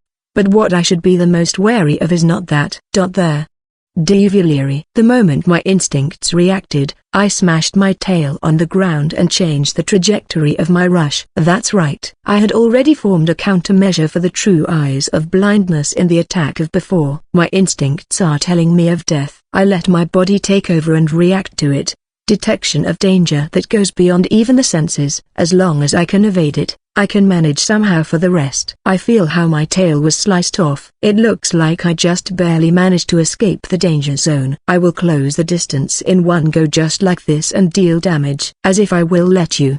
Ilias Ratzel also chased after me with her eyes and blocked my path. I pushed my right arm to the front and condensed my mana in an instant, and then, I made it explode. The broken bones scattered and landed on Ilias Ratzel. It won't be a decisive blow, but it should have plenty enough effect as a smokescreen and to stagger her. I unleash lightning magic without delay and take away their vision further. My instincts tell me of danger again. She set a barrier in that one brief moment. But it is impossible to create a barrier for attack at this moment when her vision has been taken away. If you are going to forcefully activate it, Ilyas Ratzel, who is trying to clash with me, should be within its attack range. I regenerated my tail again, had it divided in two, set them on the ground, and adjusted my position slightly. With this, Ilyas Ratzel and Rakurasolf will be right in front of me. I placed all of my strength and pierced the two of them in one strike. With this, Devileary, but I don't feel anything. There's no way. The two of them should have certainly been pierced after my vision came back from the light of the lightning magic. No, this is the traditional eyes of blindness? Devileary. That's right. Rakura. My left arm flies in the air. Ilyas Ratzel had suddenly appeared in my vision and sliced my left arm. To think she could use even the original illusions. No, why didn't I include the possibility she could? Too shallow. Ilyas. You don't look down on me. Devileary. The moment I tried to smash my right leg onto Ilyas Ratzel, my tail was sliced off, so this time it is the true one. If she uses both alternately, I can't tell what to be wary of anymore. How's this? Ilyas. The sword of Ilyas Ratzel slashed my body deeply from the base of my neck all the way to my abdomen. A massive mana torrent is dealing deep damage onto me. That's when my consciousness. What's this? When were these memories? I remember now. Of course I do. A little before my lord was defeated by Yugura, at the time before I became a great devil, when I had an appearance no different from that of other devils. The appearance of my lord is no different from before. She would give orders to us who had begun to obtain a will, and showed absolute control. Even if I couldn't join the very front lines, I always felt her greatness. I was lacking even within the devils. My growth speed was remarkably lower than the other devils. That's why I began to be aware of the others being even lower than me and was a bit proud of myself. One day, I want to fight for the sake of our Creator. Even if I can't put it in words, my instincts, my soul was feeling that. But my lord was defeated by Yugura. The remaining devils scattered and escaped. That was the same for me. I ran away from Yugura out of fear of death. I abandoned my lord and ran for self-preservation. I felt ashamed at my own lack of strength, but it is because of that I am alive, which relieved me. I was angered at my pathetic self for being so adhered to life, and that created meaning in my life. That personage will definitely appear in front of me. When that happens, I will become a worthy pawn for her. I will become a being that protects her. That in itself is the reason I was born as a devil. I continued gathering strength in order to become as close to her as possible, to be able to stand by her side. I continued living for centuries with those feelings alone, and by the time I noticed, I had become one of the great devils. That's why, when there was the call of my lord, my heart shook, and I leaked out a voice of admiration. The time has finally come. The day has come to serve my lord by her side and protect her. And this is how I end up. The memories of the past help me retain my fading consciousness. What am I doing right now? What kind of pathetic sight am I exposing myself with? Even though that personage has wagered herself, I will just be expending my life for nothing. I poured my remaining mana and regenerated my wounds. The sword is still lodged around my abdomen. In that case, I will regenerate it just like that and seize the sword with my body. My name is Tongue of Control, Devileary, the close aid of mine lord, the purple demon lord. Devileary. I extend the bones of my right arm that are grabbing the sword to its maximum, stab it to the ground, and connect it. I have sealed her sword completely. Now, if I can just pierce her with my left arm while she is at a close range that can't be avoided. Good spirit. I am one of the Knights of the Chivalric Order of Taizu, member of the Raguda Division, Ilyas Ratzel, but highly esteemed resolve, grit. I will face them all head-on and crush them. Ilyas Ratzel takes one more step to the front. I have already sealed her sword. I won't let her draw it so easily. No, wait, why? Why has she let go of her sword? The sword that Ilyas Ratzel should have been holding with both hands had now let go of the sword, and she has moved her hand to her waist. What showed up in both of her hands within my vision was a scabbard. And then, that iron scabbard sliced my head high in the sky. Even when slicing his body deeply, he doesn't die. I decided that I really do have to aim for his head, so I let go of my sword and lop off the head of Diuvilieri with everything I had using the scabbard of my sword. With a sword, I would slice him with mana imbued and that would be the end of it. That wouldn't be enough to settle the battle against him when he has his regeneration. Thus, I switched to physical means. That single hit from my scabbard imbued with mana made my scabbard warp slightly. It is certain that the impact along with my mana resonated in him. Most of the great devils until now have perished when their heads were destroyed. This should have been effective. Don't look down on me. What? Ilias. Diuvilieri retreated and supported his body with his right leg, and kicked the ground just like that. He has only used his right leg until now against his enemies. What's his attack method? His right arm and left arm have been severed. Left leg. No, this is his head. The headbutt of Diuvilieri landed at the same time I reacted to this. My consciousness was on the verge of flying away. Speaking of which, this might be the first time in my life getting hit with a headbutt. I staggered to the back. The impact of the headbutt shook my brain. My opponent is struggling desperately with his life on the line. What if my nose has broken because of it? My scabbard. I let go of it because of the headbutt just now.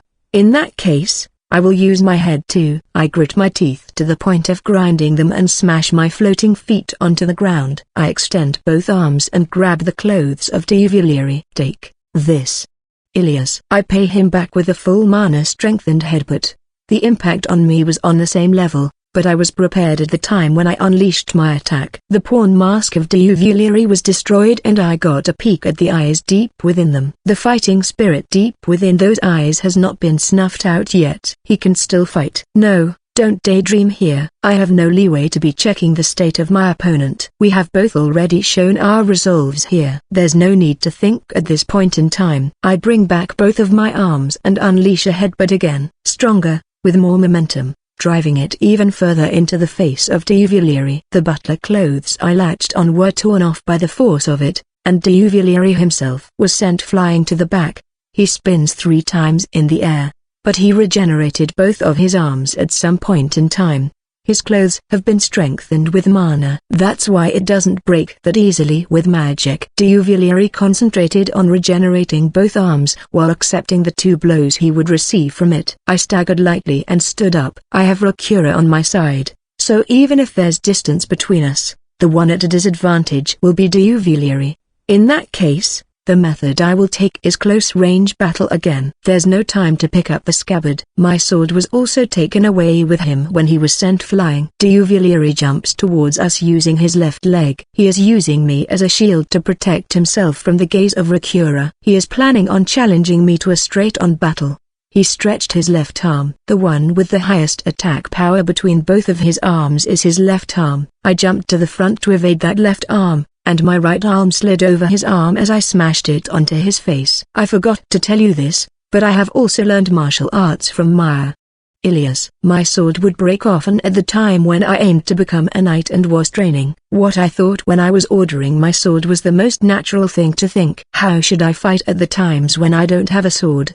When I don't have a weapon? The one who answered that question as if natural was Maya, the Archbishop of the Ugara Church, the mauler of everything. Maya. She taught me how to fight barehanded. You can predict the movements of living beings to a certain degree from their form. There are exceptions, but it is effective against most living beings. Diuvilieri is humanoid. His movements may be superhuman, but he is still human. His gaze, the pulses in all the parts of his body, they would tell me the next move he will unleash.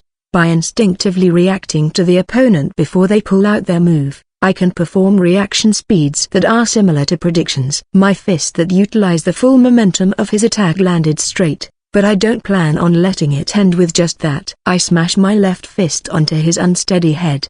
He immediately went for a counterattack with his right fist, but I brought out my forehead to the front, and took it on with my face before he extended his arm completely. I used that force to smash my right fist onto him, which I had prepared for my next move. I would evade or at times kill the impact as I steadily land blows. When I felt that he would defend with his arm, I would switch my attacks to the open torso, make him lower his arm, and once again concentrate on his face. Diuvilieri was not losing out here and continued trying to fight back. but they were far from effective blows. Great devils may excel in fighting with their special abilities, but they lack technique when it comes to fisticuffs. Even if the punch I received just now on my face is strong enough to pierce an iron plate, it doesn't matter to me. It doesn't deal much damage. As someone who has perfected her mana strengthening, he tried to smash me with a shockwave of mana, but his technique is way too coarse to be able to land a mana shockwave onto my mana strengthened head. It may look like an exchange of blows from the outside,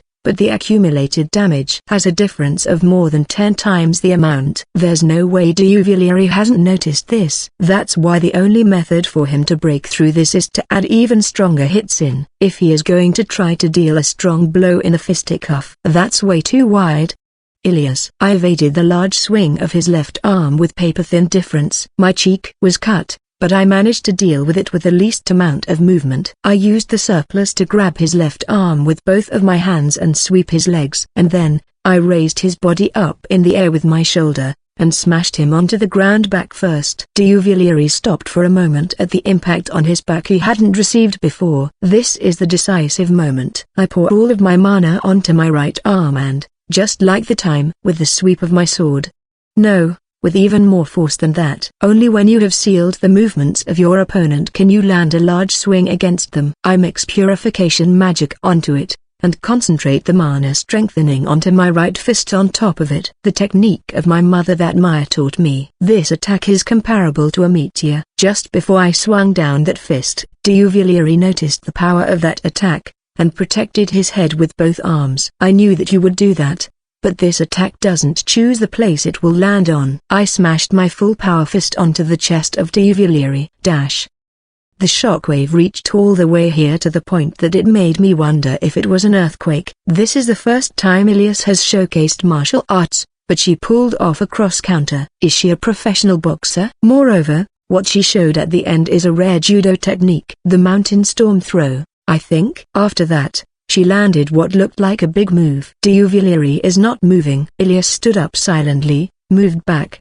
and retrieved her sword. And then, she directed her gaze at me for an instant. It seems like she understands what I am trying to do here. Well, she didn't hold back though. I head towards the purple demon lord who is dumbstruck here. That's it. I withdraw both Ilias and Rakura. Purple. Diuvelieri hasn't begun disappearing, so he must still be alive. Therefore, the battle isn't over. That's why I am withdrawing them. I said this and placed the pieces of Ilias and Rakura on a corner of the table. What are you? Purple. You were listening to what we were talking about before, right? This is for the sake of fulfilling the promise of Diuvelieri. The pieces I have left are, Mix, Egdoik, Gold Demon Lord, Wolf, and me. In order to fulfill my promise, I will have to win this reading between each other 4 times more. These 4 times will be your last chance. Such a thing. What's the point of doing such a thing?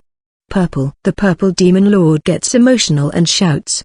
Her trump card, Diuvelieri, is not dead but can't fight anymore. Anyone from our side would be able to win against him right now. But it is a bit too soon to despair. There's a point. This is a match between you and me. We both had strong pieces, but the ones who should actually be competing here are both of us. In order to win in the true meaning of the word, I myself have to win against you. You. And me.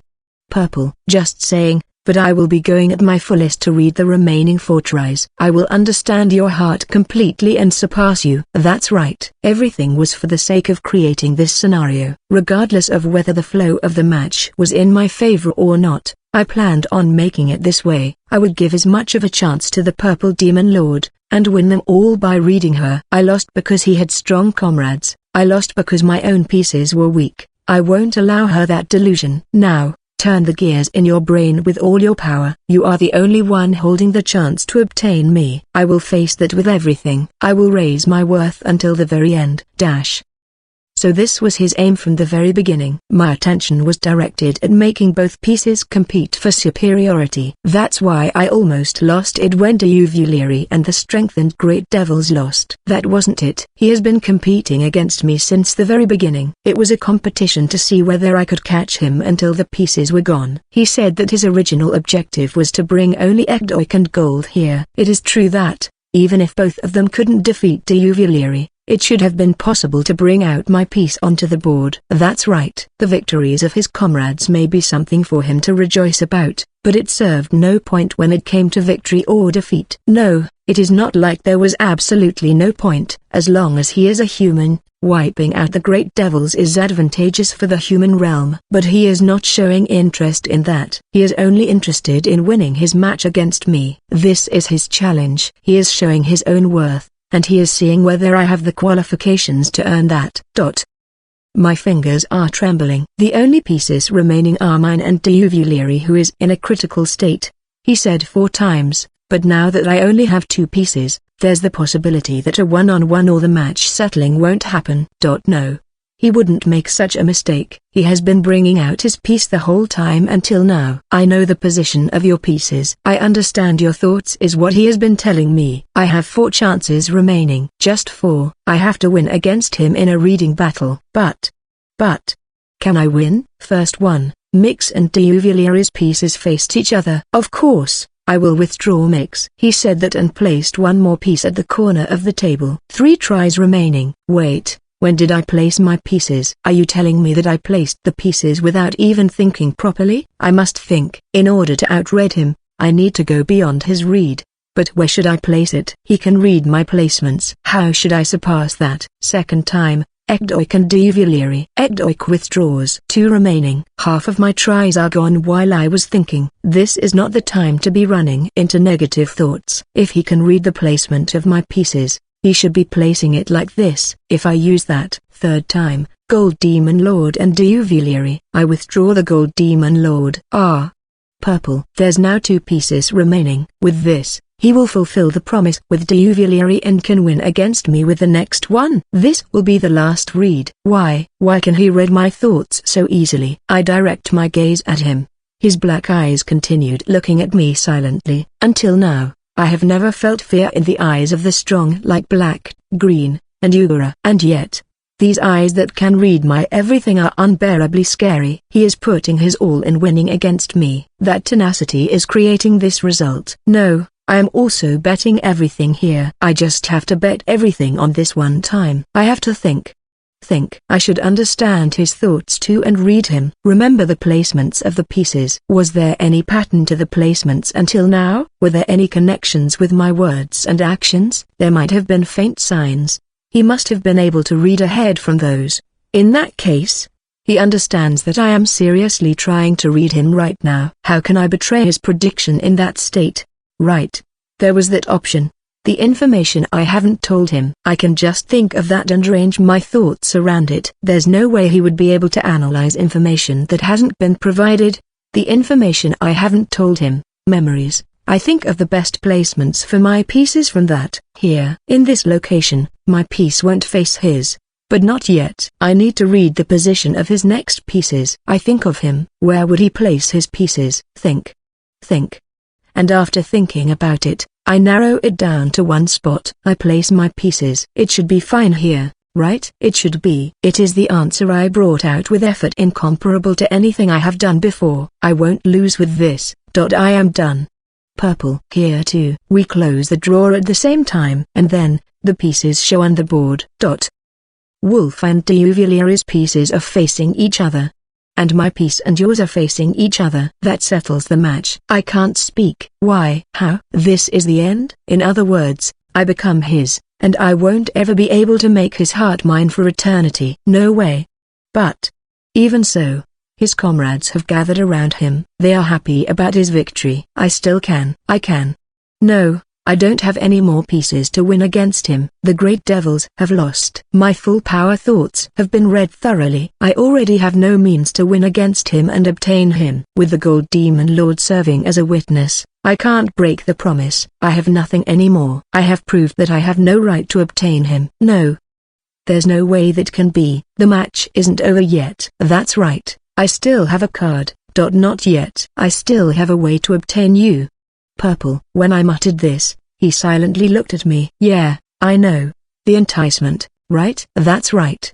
The last and the most powerful ability I have is a Demon Lord. I promised to him that I wouldn't use the enticement in my match against him. If I use it, I would easily obtain him, and that would lower his worth. I agreed to that. But he has just proved his worth. Even the fact that someone as meager as me doesn't match him. You may be too much for me, but I still want you despite that. Purple. You are putting me way too high on a pedestal though. But can I ask you something first? What is it?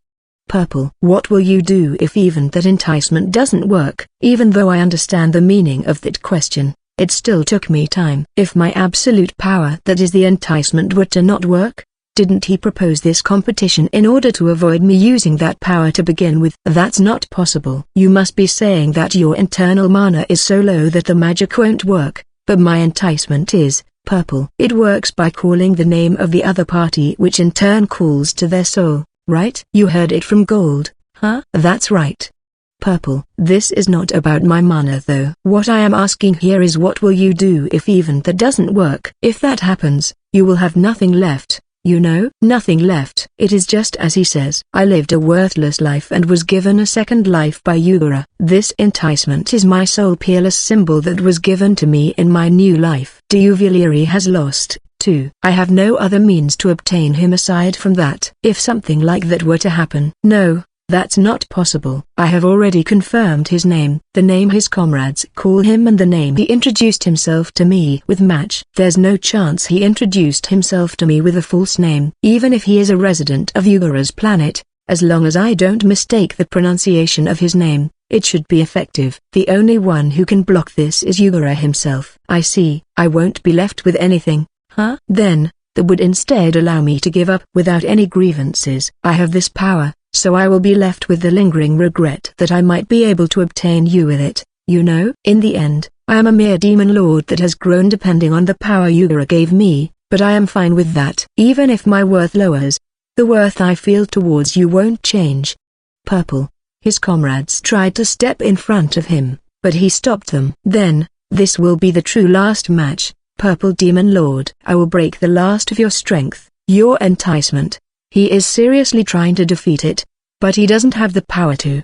His eyes are not muddied anymore. They are the eyes overflowing with resolve that he showed to me at the time when he challenged me. Ah, that's right. I want to continue being reflected in those eyes of his. The first time I wished for something I desired from the bottom of my heart. To obtain him. To obtain his heart. I can't obtain his heart anymore. That's a very painful reality I must swallow. But, even so, it is better than not being able to obtain him. It is far, far better. Yeah. Then, I will do as you wish. Purple. I take a deep breath. This ability is one that I have used countless times. I just have to be a bit conscious of it. With just that, the person that gets their name called will become my loyal pawn. My resolve shook for a moment there, but I still spoke those words. Satya Kairu, become mine. Purple. I used the enticement on him. Brief silence. Ilias and the others are looking behind me in worry. The Purple Demon Lord certainly did speak my name. But too bad. I won't become yours. That statement destroyed her everything.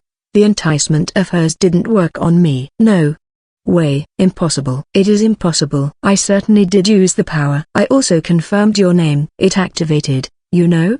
Purple. The Purple Demon Lord got confused and panicked. She wouldn't give up on most things. So in order to make her give up on me, I had to win against her in all the methods she could take. That's why I set the Purple Demon Lord to a psychological battle, and needed to make my playing field against her even. My worry was that Ilias might put a stop to my comprehension act. If I had gone full power like usual in my comprehension, she might have stopped me. If I had done that, I would have been able to do the same thing as now, but with a bit of luck, I managed to proceed with things without being put to a stop by Ilias. It was close to playing a mentalist here, but there's no way I would be able to read the placements of the pieces 9 times in a row. Actually, I noticed the first time we placed the pieces. When the Purple Demon Lord sets her pieces, her chest would jiggle in that direction. No, that wasn't out of lust, okay? I sharpened my senses to gain as much information as possible, and ended up noticing that other points would be that when you place your palm gently inside the drawer, you can faintly tell the vibrations of when you place the pieces. She is not a professional in competitions or anything. There are many other means aside from reading your opponent's moves. Me mastering entertainment mahjong on Earth wasn't just for show. I noticed those points,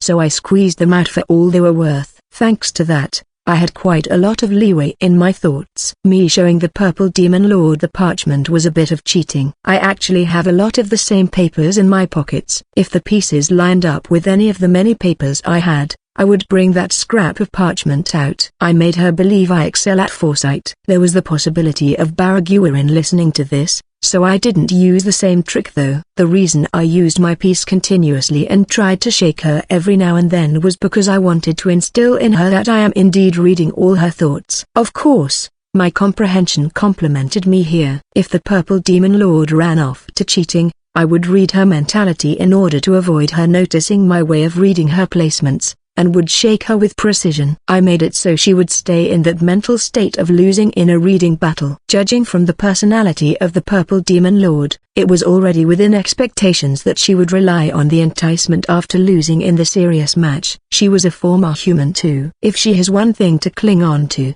I thought she definitely would stretch her hand onto it. If this were Ilias, she would have given up obediently, but I knew that her greed would win against her sportsmanship. With all of those defeated, the purple demon lord would be completely pinned. That's when Ilias showed up from the side. I believed you because you told me to, but it seems like you really did defeat it, huh? Ilias, you could say that. What in the world did you do? The purple demon lord certainly called your name there. Ilias.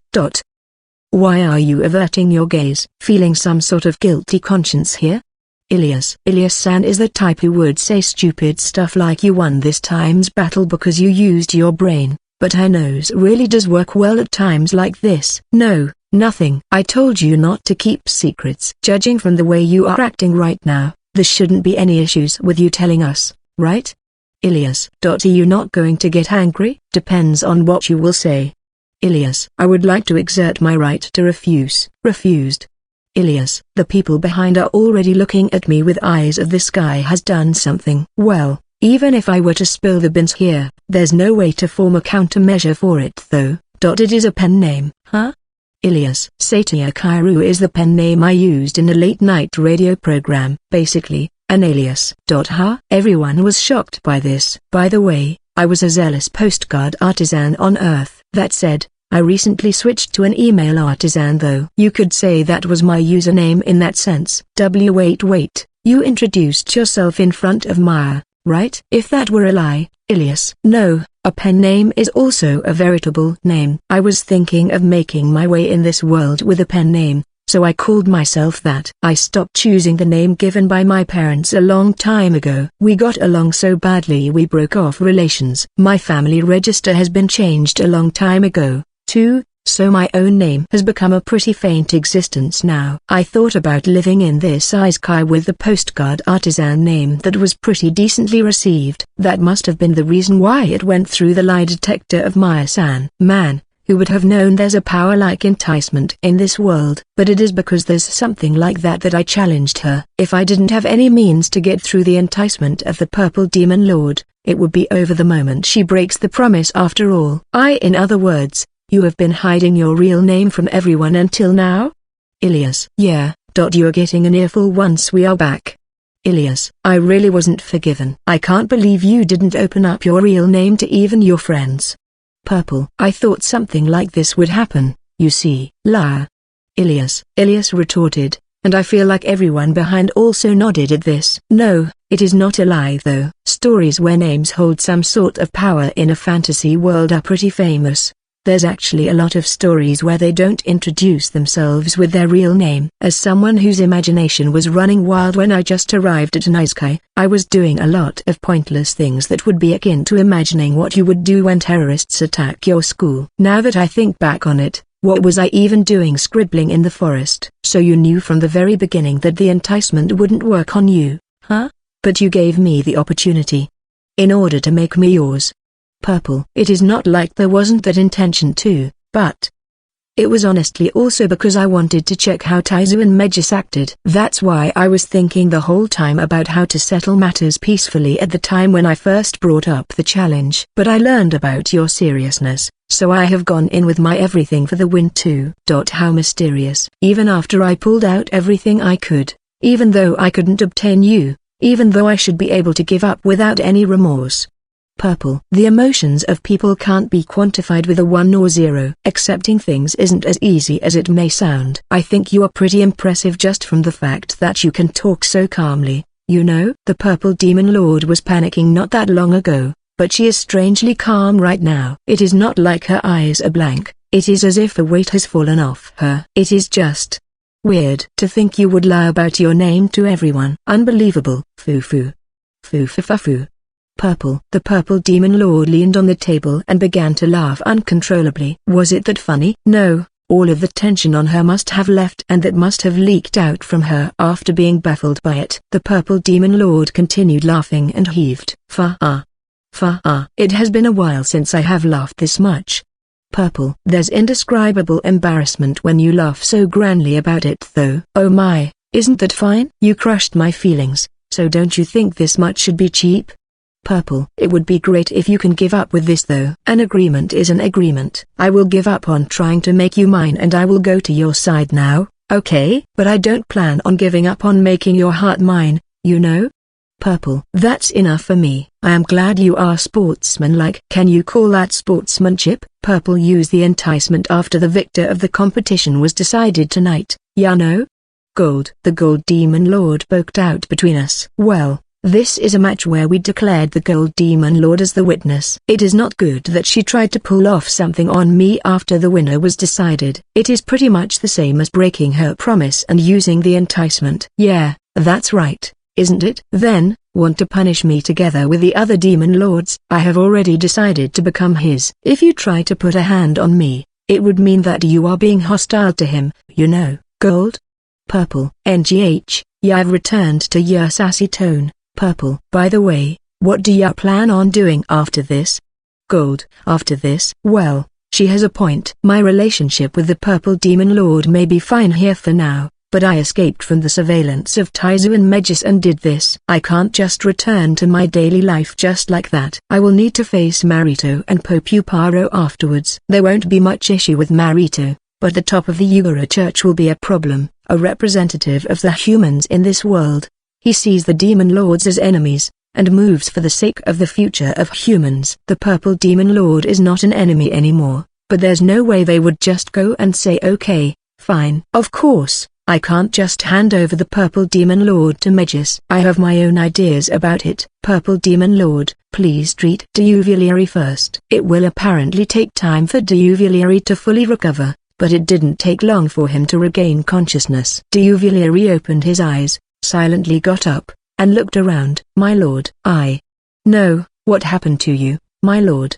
Diuvilieri. The match was set. I lost. Purple. My deepest apologies. Diuvilieri lowered his head deeply. His body was trembling faintly. I could try to guess his mental state, but it would be better to not do something so unrefined. I don't mind. It doesn't seem like it will turn into that bad of a situation, right? Purple. The purple demon lord said this as she looked at me. If you look at me with those I believe in you eyes, I have no choice but to work hard. Diuvilieri, I will have you move on the developments from here on. Please listen regardless of if you agree or not. All right. Diuvilieri listened to me while he was being treated, and then, he showed a shocked expression at me. Seriously? Diuvilieri. Any complaints? No, I don't, but what's in there for you? Diuvilieri. It is true that humans are creatures that move for their own benefit, but what benefits them and what's a loss for them depends on the person. I say this as I stretch my hand out. The loyalty of Diuvilieri was different from the other great devils. He didn't yield to the power of the purple demon lord and didn't get complacent with the power he got. He dedicated himself to obeying the purple demon lord. Is Diuvilieri an outlier amongst great devils? No, considering the system between demon lords and monsters. Is this the correct way of being? Having her lose an important ally for her wouldn't be living safely. As you can see, I am frail. You are the only one who can protect the purple demon lord. Was the promise fulfilled? Diuvilieri. The matter of the pieces? Of course. Diuvilieri heard this and grabbed my hand without hesitation. I accept. Protecting the body and heart of my lord is my reason of being, my objective in life. Diuvilieri. Yeah, counting on you. The purple demon lord dismantles the construction made from lesser devils. The devils scattered from the capital of Taizu again. The cityscape of Taizu could be seen again, but the state of the surroundings has understandably changed. That's natural if such a big construction was made all of a sudden. We were surrounded by knights and mages, holy knights. The one at the front is Yox, who was severely injured the other day. What a tough guy. There's Lord Lino on the side of Taizu. If we are talking about a knight captain commanding many knights, it would of course be Lord Lino who would be moving. We get encircled by the holy knights who closed in. Lord Lino is watching over us at a slightly distanced location. Can you explain the situation? Yox, the showdown between me and the purple demon lord has been set. I won. Yox directs his gaze at the back, to the purple demon lord and Duvalieri. Can you explain the reason as to why you shook off our eyes and acted on your own whim? Yox, were there eyes on me? I don't remember being told I would have surveillance on me though. There's no way you wouldn't notice. Don't play the fool. Yox, to be honest, I didn't notice until after I escaped from the castle. So you really didn't notice? Yox, I am confident I am weaker than even Villager A, even if you boast to me about that. Yox puts a hand on his head. He has a hard head, but it is actually decently fun to talk to him. I would like to go meet Marito and the Pope Sama to report to them. Can I go? Are you telling me that that demon lord will be accompanying you? Yox, it is not only Yox. I can feel tension from the other holy knights and clerics to a displeasing degree. We are talking about the great devil that defeated Yox and the most infamous demon lord in the world after all. Of course, I can't allow that. There's no assurance you haven't become the lackey of the purple demon lord. In the first place, there's no way we can allow someone with the power of enticement to meet the Pope Sama. Yox, you are not the one to decide that. Yox, send a messenger to the castle already and get the answer from them. I don't like being made to wait, so we will be heading there on foot in the meantime though. Fine. Yox, and so, we headed to the Taizu castle with holy knights encircling us. When we arrived at the castle gates, Popuparo, Marito, and Lord Ragudo were already waiting outside. The one who spoke was Popuparo. Looks like you haven't been subjugated by the enticement. Uparo, I am impressed that you can tell. I have memorized with scrutiny the minute details of your mental state and mana wavelengths. I can tell immediately if you are under the influence of something. Uparo, he must be able to do an even more detailed analysis than Rakura and the others. Looks like him being the top of Magus isn't just for show. We did get results. Let's hear them. Uparo, about the great devils, all of them aside from Duvalieri have perished. The remaining devils have been moved away from settlements by the order of the Purple Demon Lord. I see, that's certainly a big result. But what do you plan on doing about the two at your back? Uparo, the Purple Demon Lord and Duvalieri have become our allies. Do you understand what you are saying? Uparo, yes, I have made the symbols of fear and resentment for the people of this world into my allies. Popuparo looks straight at me. There's no anger or surprise. He was simply looking seriously at me. Does that mean you will become the enemy of humanity? Uparo, I have no intention of that. Then, there's one thing I have to say to you. Entrust their custody to Magus. Uparo, I can't do that. We of the Yugara Church view the demon lords as sworn enemies. You protecting that demon lord means you becoming an enemy of the Yugara Church and Magus. You are not such a fool to not understand that, right? What's your objective? Uparo, to put it bluntly, I have decided to exist as a third force with the Purple Demon Lord as my subordinate. Third force. Uparo, demons lords antagonize humanity, humanity antagonizes demon lords. Our faction will exist in the middle of those two. The holy knights around grow noisy when they hear this. Marito is covering his mouth far in the back. That bastard, don't go laughing. I know that you look at the demon lords favorably, but for us, that's simply an opposing faction. Uparo, if you want to oppose us, feel free to. Are you saying you have no intention of losing?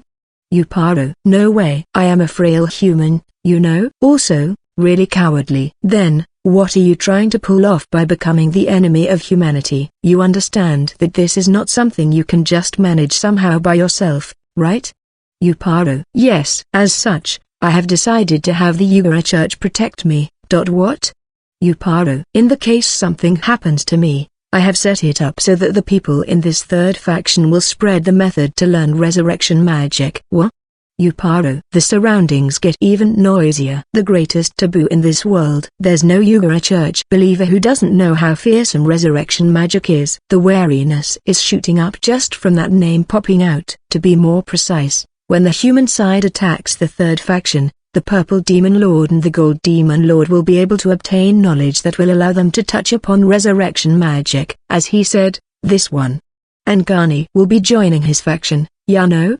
Gold. The Gold Demon Lord pops her head out from behind. Are you insane? If you do that, Yuparo, new demon lords might show up. Most of the immortal ones that existed in the past have come back to life. For humanity who has their hands full dealing with them, more demon lords being added to the equation is the worst kind of development. They wouldn't be able to shrug this off. But there's also the possibility of what you are saying being a bluff. You sneaked out from the castle and retrieved your comrades. You should have gone straight to settle your showdown after that.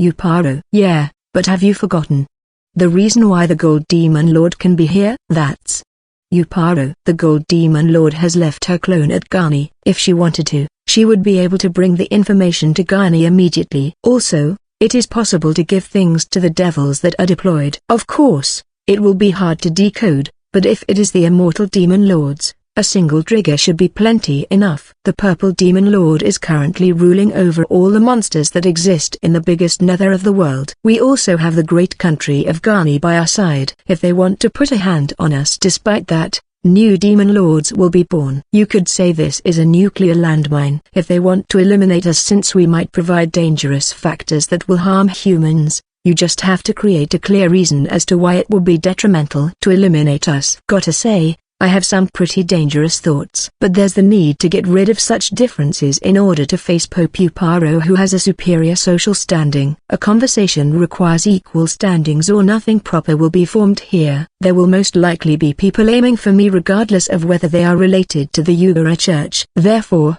Pope-sama, please protect me real good, okay? Do you intend to put the world at risk for the sake of self-preservation?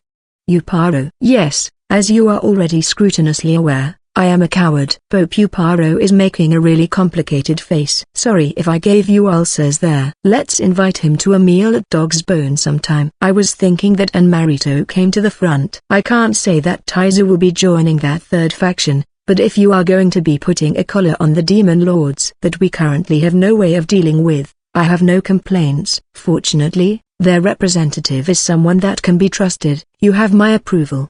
Marito. I am glad to hear that. Pope-sama, it is not like I am asking you to bring out an answer at once, so you can bring it back and think it thoroughly. As if we can allow that. The one who jumped out was Yox. The other holy knights also acted. Well, there shouldn't be that many people who would just say okay, fine to something as outrageous as this. Yox, stop it. Yuparo. No, Pope-sama, if we accept something like this, it would mean that the Yugara Church approves of the existence of the demon lords in the world. Yox. Accepting this proposal would be like saying that some of the demon lords would not be enemies of humanity. It would go against the teachings of the Yugara Church. A zealous believer of the Yugara Church wouldn't be able to accept this. That said, the one who is going all haywire here is Yox. Pope Yuparo is wavering here. That's because he prioritizes the peace of humanity rather than the teachings of the Yugara Church. He understands that those teachings are not absolute after learning that Yugara created the demon lords. But the teachings of the Yugara Church have seeped to the very marrows of Yox's heart. The one who moved in this tension that could be cut with a knife was, I won't forgive anyone who brings harm to my lord. Several bones are shot towards the shadows of the holy knights around. Diuvilieri transformed his right arm and used his right arm of tying. That restraining power wouldn't allow your regular person to move even an inch. Yox. My lord, the Purple Demon Lord Sama, has promised to not act against the humans. However, if sparks fly their way to my lord, he has told me there's no need to think of them as humans. Diuvilieri, Ilias, Mix, and Wolf can't move here since they are from the Taizu side. Rakura, who is from the Magus side, is out of the question. Ekdoik is in a critical state, and the Gold Demon Lord is not suitable against many enemies at once. The only one who has the freedom to rampage here is Diuvilieri. Was Wolf on the side of Taizu? Ilias is providing the house, so she must be, Yup. Yox's aura weakened after confirming that Duvalieri is currently in good health. Yox, please give up at least for today. Duvalieri can put up a good fight against the Magus Holy Knights even when injured. And what if I... Yox, stop it already. Yox, are you so hard-headed that you can't understand the meaning of fighting here? Uparo. Pope Uparo grabs the shoulder of Yox. All of the bones stabbed on the ground were destroyed at the same time as he did. The same as the barrier technique of Rakura. Huh. The Pope's armor must be skilled too. Magus currently can't even subjugate the Purple Demon Lord. He has promised to keep her in place. As long as that's being fulfilled, roughing up the situation will only create fruitless strife. The ones who die here wouldn't be dying as martyrs but dying a dog's death. Uparo. I can tell that the fighting spirit of the ones around was leaving at the threatening words of Pope Uparo. Pope Uparo and the Holy Knight Order began leaving the place. He then turned at the end and spoke to me with an unchanging gaze. We are no longer allowed to ignore you regardless of what influence you will provide to the world. I will pray that you won't become a threat to humanity. Uparo. That's my intention. That's how the long night ended. The morning sun was rising by the time I noticed. The problems keep piling up though. Looks like I will be able to take a breather for now. What are you saying? I told you you were getting an earful. Ilias. Never mind. I woke up at a weird time. It is evening. I am sleepy. I returned home once the sun went up and I was reprimanded until noon. There's way too much of a difference between the stamina of the Knight Ilias and the weak earthling. Once I was finally freed, I went to sleep peacefully and woke up in the evening. My throat is parched, so I went to the first floor to get water, and there were the residents of the Ilias house lounging about. Shizu tilde, good late morning? Wolf, good morning, Wolf. I slept at noon, so you could say I woke up early, you know? Counselor Sama, getting into weird daily habits is bad for your body, you know? Rakura, say that to Ilias. It is your own fault. Even though I told you no secrets, you have been hiding this whole time that you were using a false name. Ilias. Ilias-san is still in a bad mood. You could say it can't be helped. As long as there's the power of enticement, I can't tell them my real name. Even if I were to tell Ilias secretly, if the Purple Demon Lord learned that and used the enticement to get her to tell her, she would be able to get my name out. She may have given up on making me her own, but the desire welling up again if there's a chance dangling in front of you is a natural instinct of the living. As I explained yesterday, it is not like I was hiding it. In the first place, I used several names depending on the occasion. In this world, I am going as Satya Kairu, you know? Have you thought about the feelings of the people who have been calling you with a fake name until now? Ilias. I did feel bad about that, so I accepted the reprimands obediently. In the first place, there's no one within you guys who calls me Satya Kairu anyways. Speaking of which, it is mostly just when you introduce yourself. Ilias. Now that you mention it, that's true. Even when I heard your name, calling you Counselor Sama felt more appropriate. Rakura. It is easier for Wolf to call you Shizu, too. Wolf. I also only call him as Sir. Gold. Yeah. There's a technique like that. A method to make it so you maintain a distance where you make others not call you by name. On Earth, I was living in a way so that I wouldn't stand out. It was a lifestyle where I would avoid even being called by name. After all, I would think up a variety of things and learn the method to maintain a distance where they would want to call me by a nickname. Garajit calls you lad, Maya calls you boy, His Majesty calls you with a simple you. Mix goes with Mr. Friend. Could it be that you have been doing that with everyone? Ilias. Yup, you say. Such an advanced technique. Ilias. It is simpler for me than swinging a sword though. The trick is to make them feel better when they call me by a nickname. There will still be people who will call me by my name, but I would feign as if I didn't notice on those occasions and would only react to nicknames. Small adjustments like that to instill it in them. For people who it doesn't work even after going that far, I would just give up and take distance. There's also a variety of other methods, but let's omit it. When I drank water and sat on a chair in the living room, the Gold Demon Lord sat on top of me. It was so smooth it didn't feel off, but I have to retort. Don't sit on top of someone as if it were the most natural thing in the world. Isn't that fine? I contributed to this time's matter, ya know? Gold. She smacks my face with her tail as if telling me to stroke her tail already. so fluffy. You are going to tell me to give you a different reward afterwards anyways. I'm telling ya to be thankful. Ya worked the king of a country to the bone after all. Gold. KK. I take out a comb from my pocket and begin to brush her tail. Huh. You came prepared. Being stroked is nice, but this isn't bad either. Gold. I thought it would serve just nicely at breaks, so I bought it. I had the time to buy stuff for myself when I went around the city with the purple demon lord after all. That said, I am a minimalist that almost never buys anything for myself, so I made their choice of buying stuff for others or to use on others. Or more like, Gold Demon Lord, the issue has been resolved already, so aren't you gonna go back to Ghani? I am doing work after all. It is just a matter of whether I leave my real body here or in Ghani. Gold. I feel like it is about time Ludfane-san or someone around there would notice something is off though. She is someone I barely interact with aside from work. She looks good, so I give her preferential treatment though. Gold. So she is not liked even though she seems to be your close aide. I do acknowledge her skills though. I am hiding the fact that I am a demon lord, so I have no choice but to keep my distance from her. Gold. She says it indifferently, but for the Gold Demon Lord, Ludfane-san is the closest person she knows in Ghani. She should at least have the desire to form a friendship with her. If you say that, Marito is going to tell you to leave with a smile, you know? HMPH, if that young gun tells me what to do, I will stay even if just to spite him. By the way, what do ya plan on doing about Purple? Gold. The Purple Demon Lord has returned to her lodging for now. Once Teuveleri has been treated, even if she were to be targeted in the capital, there shouldn't be that many dangers. Marito has posted knights on surveillance around just in case. There might be eventualities from the Magus side and the information has begun leaking to the knights in the country, so there's no assurance there won't be daredevils trying to be unnecessarily heroic here. Have to consult with Marito first. It will enter the ears of the knights in the capital and the Yugara church sooner or later. There's the choice of leaving the country together at worst.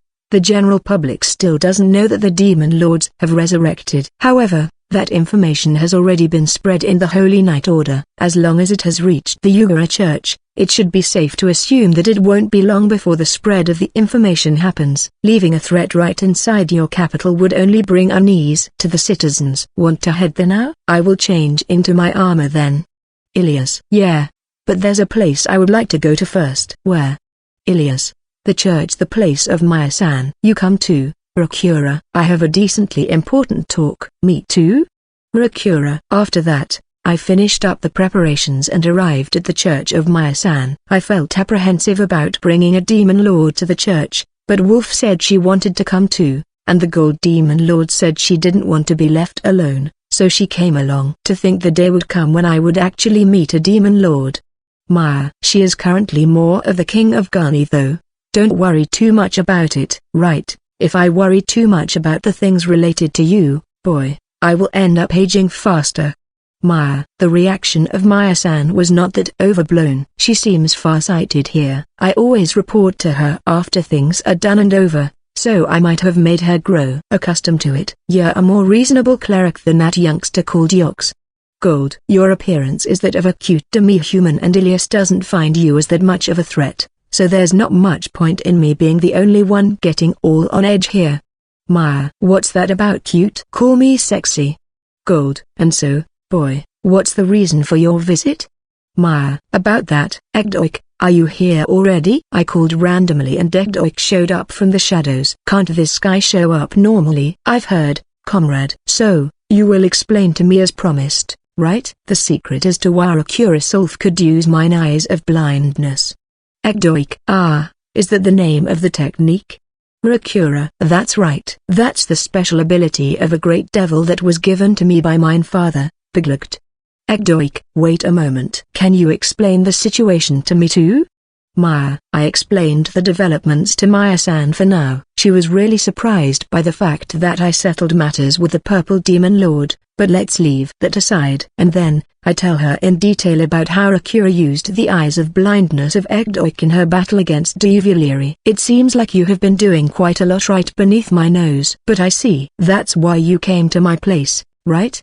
Maya. If my guess is correct, I thought you should be able to explain the details of it too. Right. Your guess is correct. Also, You were lucky. I just got the backing of it a few days ago.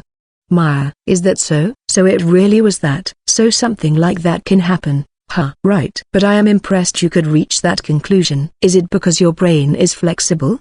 Maya. No, you told me before. I can't see where this is going. Explain in a way that I can understand.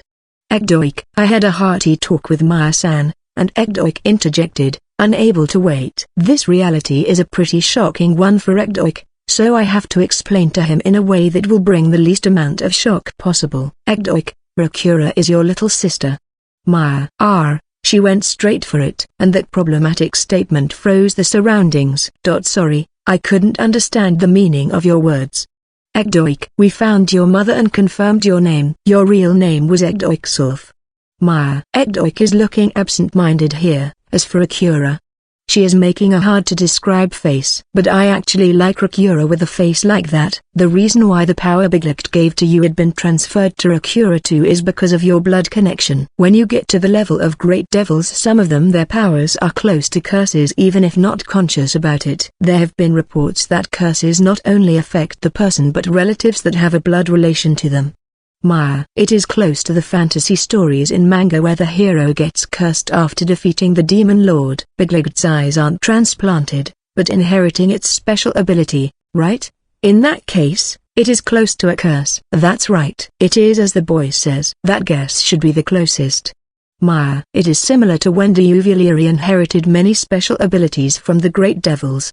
If it is possible to pass on abilities through the pawn mask, it should be possible to pass on abilities from other means. When Rakura defeated Biglicht, she must have been cursed in some way, and a change happened when she made contact with Ekdoik. This is a possibility, but probably not even Biglicht knows the details here.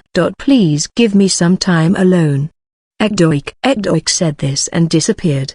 The matter of how she could use the eyes of blindness must have been shocking. But the most shocking thing must have been that the killer of his father was his actual little sister. What are your thoughts about this, Rakura? It just doesn't feel real. But I did feel like I couldn't handle Ekdoik-san in a different manner from others, so being told he is actually my brother is instead making the pieces fit. Rakura. Ekdoik and Rakura are close to polar opposites. Ekdoik diligently works for the sake of his objective. Rakura is fine as long as she can live comfortably. You could say they have a good balance as siblings. The difference would be the color of their hair, I guess, even the way they skillfully use their magic. No, they are slightly different. That said, Rakura's background is getting even more complicated now. She defeated Biglicht without even noticing he was there. Biglicht attacked her mother's village and kidnapped her brother. On top of that, that brother of hers was raised to become a killing machine that would direct his fangs at humanity. Moreover, Ekdoik and Rakura ended up being given the ability of a great devil. But you have no memory of it, right? None. Rakura. Wonder what will happen with Ekdoik from here on. There's a lot to think about when it comes to being separated when we were very young, but it is hard to give my opinion here. Rakura. Right. That said, Ekdoik is a person with no hidden masks. Can't really say anything there. He is not a brother I can get pampered by after all. I am happy just getting pampered by Counselor Sama though. Rakura. I don't think I am pampering you though. You can just stay as you are if you think so. Rakura. I think I am a lot stricter with her compared to Wolf though. But you have reported it to her mother, right? Yes, I had acquaintances of mine in Mejisact. And it seems like she was really happy about it. She was plenty aware that she didn't have the right to meet them, but she was apparently happy enough with just hearing that Ekdoik and Rakura are alive. Maya. One of them was stolen by a great devil, and the other one she couldn't raise properly as a refugee, so she ended up entrusting her to someone else. You could say she is a failure as a mother, but it is not like she gave them away because she wanted to. If there's an opportunity to go to Megis, I would like to have them at least see each other in person. By the way, do I have to call Ekdoik-san brother? Rakura. I think you can just go with what you like. There's not that much of a difference in age, and you are both adults. Ekdoik is most likely finding it harder now to call you by full name though. That's great news. Rakura. After that, we headed to Marito's place. Rakura and the Gold Demon Lord said they are going shopping. So we separated. The compatibility of Marito and the Gold Demon Lord goes without saying, And it seems like Rakura also can't handle Marito well. She apparently feels like running away from people with an aura peculiar to those in high positions. When Rakura said this, the Gold Demon Lord looked at her as if she really wanted to say something, but she left together with her. It certainly would be difficult to leave a Demon Lord inside the capital. There's already the issue that there's the Gold Demon Lord though. Marito, I would like to have her leave by some means. I don't hate the personality of the Purple Demon Lord, but for the Yugara Church, she is the second most feared Demon Lord. The number one is obviously the Black Demon Lord that declared war on the humans first. But if we exclude that one, the most feared Demon Lord as of present is the Purple Demon Lord. In terms of strength, the Scarlet Demon Lord and Green Demon Lord are higher, but in terms of control, the Purple Demon Lord has more influence. It would end up like that if she were to bring in normal people to her side with her enticement. In that case, I really would have to leave Taizu. No need. Or more like, it would trouble me if you do. I think Popuparo thinks the same. Marito, you would want to keep an extremely dangerous individual where your eyes can reach. That's right. Marito, I am allied with 2 Demon Lords and could reach resurrection magic as a resident of the same planet as Yugara. They would rather observe me closely rather than have me going to some unknown place. Even if you tell me that, if we were to make the Purple Demon Lord leave somewhere, she might end up sulking and pull off something crazy. I can't really say that's not possible, which says a lot about the jealousy of a woman. Marito, rather than this being about women, it is more like her displeasure will accumulate if the Gold Demon Lord can stay in the country as she pleases but she has to leave. She is careful when she has to be, but daring when she wants to be. That's the Purple Demon Lord. I would also like to keep her as close as possible. Maybe we can make a villa from the lairs of the bandits. Ah, that's a good idea. If I remember correctly, Ekdoik has reclaimed those parts, so it should work just fine. Marito, Ekdoik, huh? What's the matter? Marito, I tell Marito about what happened not that long ago. Man, that's a shock. They're siblings that don't resemble each other that much, huh? Marito, damn right. It is the biggest wonder of the century. You join in so casually, Anbu-kun. Right now the ones in this room are Marito, Ilias, and Wolf. It is the perfect lineup to join in on the conversation. Shizu, the voice of a stranger just rang. Wolf, this is the first time we talk like this, isn't it? Nice to meet you, Wolf-san. I am a somewhat invisible person. Anbu-kun, ooh, you don't even smell. Wolf, I bathe often after all. Anbu-kun, is that the issue? I don't think that's it. Wolf is surprised, but she doesn't seem to be on guard. Ilias is a bit tense in contrast. That said, Lady Ratzel, Wolf-san, you two have become strong to a degree where I can't believe you are the same people. Anbu-kun, yes, I have become stronger. Wolf, I certainly have become stronger, but I feel a bit embarrassed by the fact that I didn't properly learn techniques until now. Ilias, but you are pretty close to the peak as mortals. Anbu-kun, Ilias and Wolf have obtained strength that doesn't lose to that of Lord Ragudo. In that case, hasn't their strength closed in onto Anbu-kun quite a bit? Ilias, would you be able to put up a fight against Anbu-kun as you are now? No chance. Ilias, no chance, huh? I can tell exactly because I jumped drastically in strength, but the bodyguard of His Majesty is somehow different. He has strength that differs from just clashing blades. Ilias, being able to tell that much is already great progress. How about you, Wolf-san? I would like to try for a bit. Wolf, I see, then let's play a bit here. Anbu-kun, oi, this is someone else's room, you know? Marito, no issues, Your Majesty. Please get ready, Wolf-san. Anbu-kun. The voice of Anbu-kun couldn't be heard anymore after that. Wolf got ready as told and concentrated on her surroundings. But Wolf suddenly spun in place and was smashed to the ground. It is as if she is being pinned by an invisible person. Wolf couldn't react at all because of how sudden the development was. Alright, with this, you have died once. Anbu-kun. He must have released Wolf at once. She hurriedly jumped back up. Her carefree face of just before was gone and turned into a battle-ready face. That was a one-and-done deal. I don't have a personality suitable for training or coaching someone after all. Anbu-kun. Okay. Wolf looked saddened by this. She felt his strength with her skin and learned about someone far beyond her. Looks like the stealth of Anbu-kun is far more heinous than I imagined. It may sound weird coming from me, but it was a good pickup. Marito. Of course, it is in a realm where it wouldn't be strange for all of the luck in your life to have been used in that instance, Your Majesty. Anbu-kun, you would go that far? By the way, who would be stronger between the colorless demon lord and Anbu-kun? Right. He didn't seem like someone who specializes in direct combat, so if it is in that front, I would be above, but if everything goes, we would be evenly matched or I might be slightly below. Anbu-kun, so you are modest in that front. The colorless demon lord is strong after all. Anbu-kun. Speaking of which, this descendant of the hero said that the colorless demon lord would get up if he were to fight seriously. I can tell that they have some sort of connection, but he even knows his strength. As someone who has met him directly, I feel like, even if Ilias and Wolf were to fight him together, they wouldn't be able to come close to him. How to say it? It is as if he is living in a different realm. What do you think about Ilias and Wolf fighting against the colorless demon lord together? The colorless demon lord without doubt. I would say they would put up a good fight against the scarlet demon lord if the both of them gang up on him. Anbu-kun. I have heard the black demon lord, green demon lord, and scarlet demon lord excel in direct combat. Even when Ilias and Wolf have gotten this strong, they are still only at the level where they can somehow manage against the Scarlet Demon Lord who is low in hierarchy.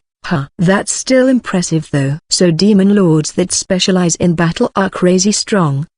Of course. Purple and Gold, who have become your allies, and not demon lords suitable for combat after all. Make sure you don't get too ahead of yourselves. Anbu-kun. I am really curious about the specs of Yugura who managed to defeat them all by himself. If it is just solely in terms of mana, Wolf apparently doesn't lose to him. But there really must be something fundamental missing. It is not like I think I am at the top of the world now that I have two demon lords on my side. It is enough for me to just think about a way to live safely. Let's just say they are not under me but more like I made them my comrades. But you are conquering the demon lords in a different fashion from Yugura, so your achievements are splendid. You need to have confidence on that front. Excessive modesty will be a burden on others. Anbu-kun. Choose between lowering me or propping me up. Both. Anbu-kun. I see, both. Makes sense. Be confident, but don't let it get to your head. I don't hate taking a comfortable position. I will keep it in mind. After that, we talked about the new base of the Purple Demon Lord, and once we wrapped it up to a certain degree, the talk ended. What's left is to talk to the person herself. I just hope it wraps up peacefully though. Yes, there's no issue, you know? Purple. I headed to the Purple Demon Lord, and when I told her about making a villa at one of the former bandit lairs, she agreed. My bodyguard Ilias is on standby outside. She is apparently trying to trust the Purple Demon Lord. The Purple Demon Lord is still a threat when you look at it objectively, but maybe something transmitted to Ilias you accepted pretty easily. In exchange, I will be bringing Gold with me too, okay? I can't forgive Gold being the only one under the same roof as you, dear. Purple, that's something for you to negotiate with her about. Right now she is staying in the room of Wolf and Rakura on shifts, but it would be better for her to stay in the same place as the Purple Demon Lord. It will mainly make Marito happier. Judging from the personality of the Gold Demon Lord, she is most likely going to be coming to hang out almost every day. That said, why are you holding my hand? The Purple Demon Lord has been sitting by my side, but she for some reason is sandwiching my hand with both of her hands. Her hands are slightly cold, but it feels as if her palms are slowly sucking the heat from my hand. Also, she is so close. And smells good. This much should be fine, right? You are not losing anything. Purple. That's true, but this scent. Is it that? Yes, the one from the book you found, you know? Purple. What I found for the Purple Demon Lord was a beginner guide to a perfumer. It is a job where you mix a variety of scents to create a unique one, but it gives off a classy impression even as a hobby. However, rather than this being a scent that women would prefer, it is more like a scent that would make a man be conscious of a woman. It smells good, right? Adjusting the strength of the scent is a lot harder than I thought, you know? Purple. How's the Uvilieri doing? You purposely diverted that one, didn't you? But I will take that as it giving you a good enough impression to compel you to do that, okay? Purple. She gives me a lot more of an optimistic impression compared to before. Being optimistic is a good thing though. Yup. What would have happened if I had lost? Let's stop imagining it. The external wounds of Deuvillery weren't an issue. But the damage to the inside was more serious than I thought, I guess. Thinking back on it calmly, that night is just ridiculous, isn't she? Purple. I won't deny it. That white demi-human, that goes for her too? There was no such individual in the past. You know, I think she doesn't lose to Black and Yuguru if it is just in mana amount alone.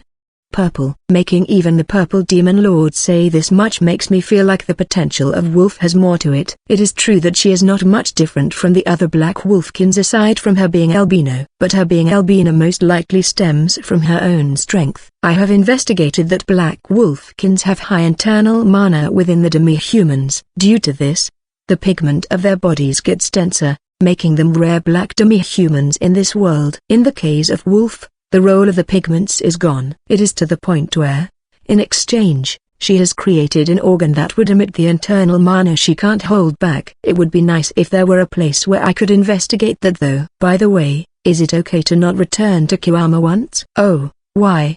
Purple. Your previous base was Kiwama, right? You came together with the merchant Tort-san. Aren't your personal things mostly in Kiwama? If I remember correctly, she came here to sightsee. Shouldn't a lot of her personal possessions be in Kiwama then? Ah, that? I have already told the devils to transport it, and they are on their way with them, so there's no issues, you know? Purple. How convenient. I don't want to think what the total of it will be though. The Purple Demon Lord has lost all the great devils aside from Deuvillery, but he has inherited all their special abilities and became even stronger. Also, most of the devils are alive. She can easily ready a unique monster simply by equipping a pawn mask to a high devil. You could say her threat has barely been lost. We might have even done her a favor cleaning up the great devils that have obtained too much of an ego and were getting too avaricious, reducing the risks of her getting betrayed. The monsters newly born from the Magus Nether are gathering to me, you know. I have no attachments to that land at all, so it is okay to do as they please with it though. Purple. No need to tell me. The Yugara Church will be doing as they please regardless. This matter is pretty beneficial for mages. Until now, they have been fighting off the devils that attacked at irregular intervals, and would do purification work of the nether in those opportunities, restoring the land of mages. This will remove the risks of attacks from devils happening, and they will be able to do purification work at a higher frequency. This is a chance in a lifetime to recover a whole ton of territory in one go. It is until the stance of the Purple Demon Lord changes, but that's plenty enough. You could say this is a mouth-watering condition to maintain the third faction. This is nice.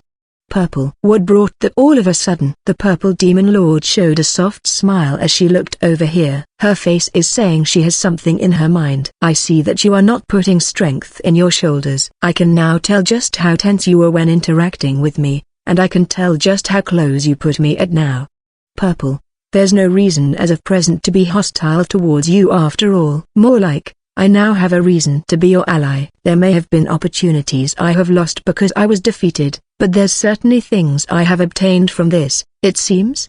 Purple. The Purple Demon Lord has learned to interact with others normally, accepted it, and has become more human. What she currently feels worth in are things that many humans have acquired normally. But it is great to be able to properly taste these common things and turn them into food for growth. But this serious stance is a bit ticklish. Oh my, you got tense again? Purple. I am a man, you see. I have times when I get embarrassed. Foo-foo, that's great to know. Purple. It is so tough since I feel like we might end up crossing the line. Counselor Sama is running here and there in order to deal with the aftermath of the matter with the Purple Demon Lord. The church seems to be super busy too. Maya-san said she won't be able to prepare any work I can do from the near future. It is not like I am unemployed now, but it is more like a sudden vacation. But this feels lonely in its own right. Fortunately, King Marito gave us some cash for this time's achievements, so I am enjoying my time walking alone. I was thinking about buying some booze, but booze really does taste better when someone else treats me to it. Even if there's a lot of things I would like others to buy for me, there's little I would like to buy myself. In other words, I can't even use up all the money and am wandering around without much of an objective in mind. I should have invited Wolf-chan or Gold-chan. Rakura. That said, there will be more opportunities to hang out together once things calm down, so I should enjoy my alone time. Never mind. Let's invite Sarah-chan. Just when I had decided on what to do, I detected a strange manner. This is telling me to follow, I guess? Rakura. I honestly would like to ignore it, but it would trouble me if he were to come to our house. I sigh as I go to where I was called. When I arrived at an unpopulated back alley, the person that called me showed up there. What's your business, Ekdoik-san? Rakura. So you have come, Rakura-sa, Rakura. Ekdoik. Looks like he is feeling apprehensive about calling me with my full name now that he knows he is also a sylph. That's great. Being called by my full name felt like it was so focused on me, it was displeasing. If you call me like that, the knights and clerics will notice, you know? Rakura. It is a small change like hiding a green parchment inside a forest. Only very few would be able to notice. Ekdoik. It is true that it is small, but I don't have a measure of anyone but myself, so I can't really say here. The reason why I called you was because I wanted to make clear the relationship between us from here on. I will restrain myself from trying to raise your reputation from here on. Ekdoik. I see. Rakura. That's great. I honestly wasn't good at dealing with him talking my ears off in a loud voice, so this is great to hear. All the great devils that mocked Biglight have died. There will also come change in the Magus Nether soon. You could say recovering the honor of mine father in the Nether is already enough. Comrade will be enough to raise your reputation in the future anyways. Ekdoik. If it is someone like Counselor Sama with the ability to pace himself, I don't have much of a complaint there. I feel like my evaluation is a bit too high, but the reward isn't bad. Speaking of which, I would like to eat the homemade meals of Counselor Sama quickly. We are talking about Counselor Sama here. He most likely remembers the promise, but maybe I should pester him about it a bit. And so, what will you be doing from here on, Ekdoik-san? Rakura. I have decided to live for the sake of my new objective.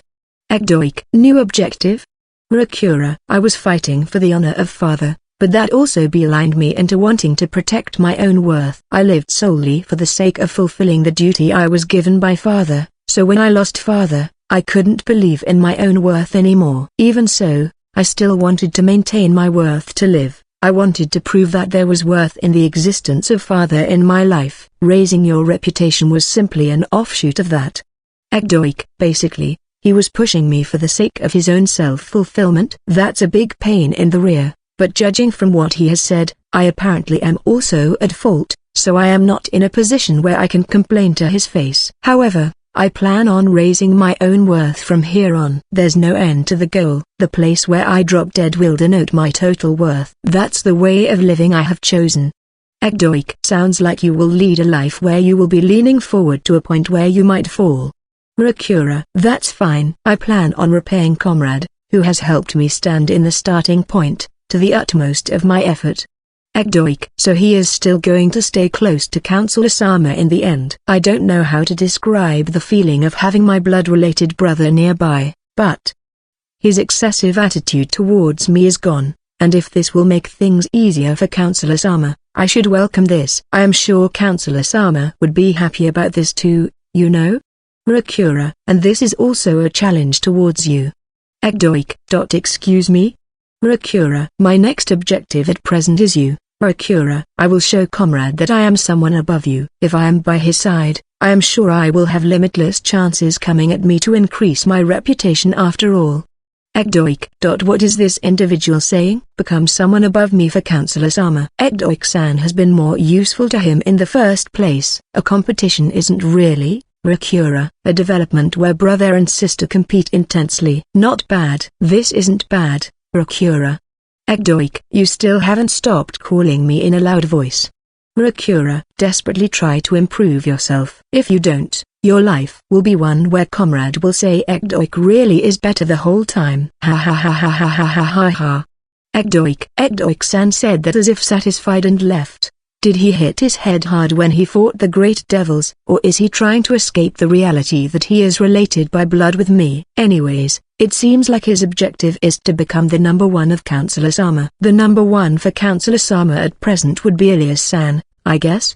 He is also really soft on Wolf-chan, but when it comes to someone he can trust, There's also King Marito. I am not thinking about pushing myself to become his number one. It may get harder to stay by his side if he gets in a romantic relationship with one of the girls, but I feel like with the personality of Counselor Sama, when he accepts one girl, he will end up accepting other girls as if paying back in installments. There's the option of riding on that opportunity when it comes. I can't become a woman yearned for, but I feel like I would be able to lead a relaxed retired life. Fume.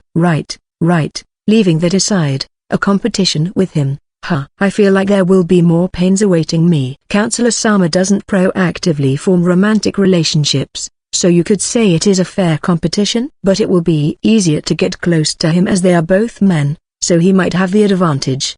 Counselor Sama saying, Ekdoik really is better. You are, that sounds like something he would say, or more like, I feel like he thinks about it normally and says it. And just imagining it feels displeasing for some reason. I might have to work hard. I feel like there's methods to stay by the side of Counselor Sama even in a lazy lifestyle, but I would like to get preferential treatment to a certain degree.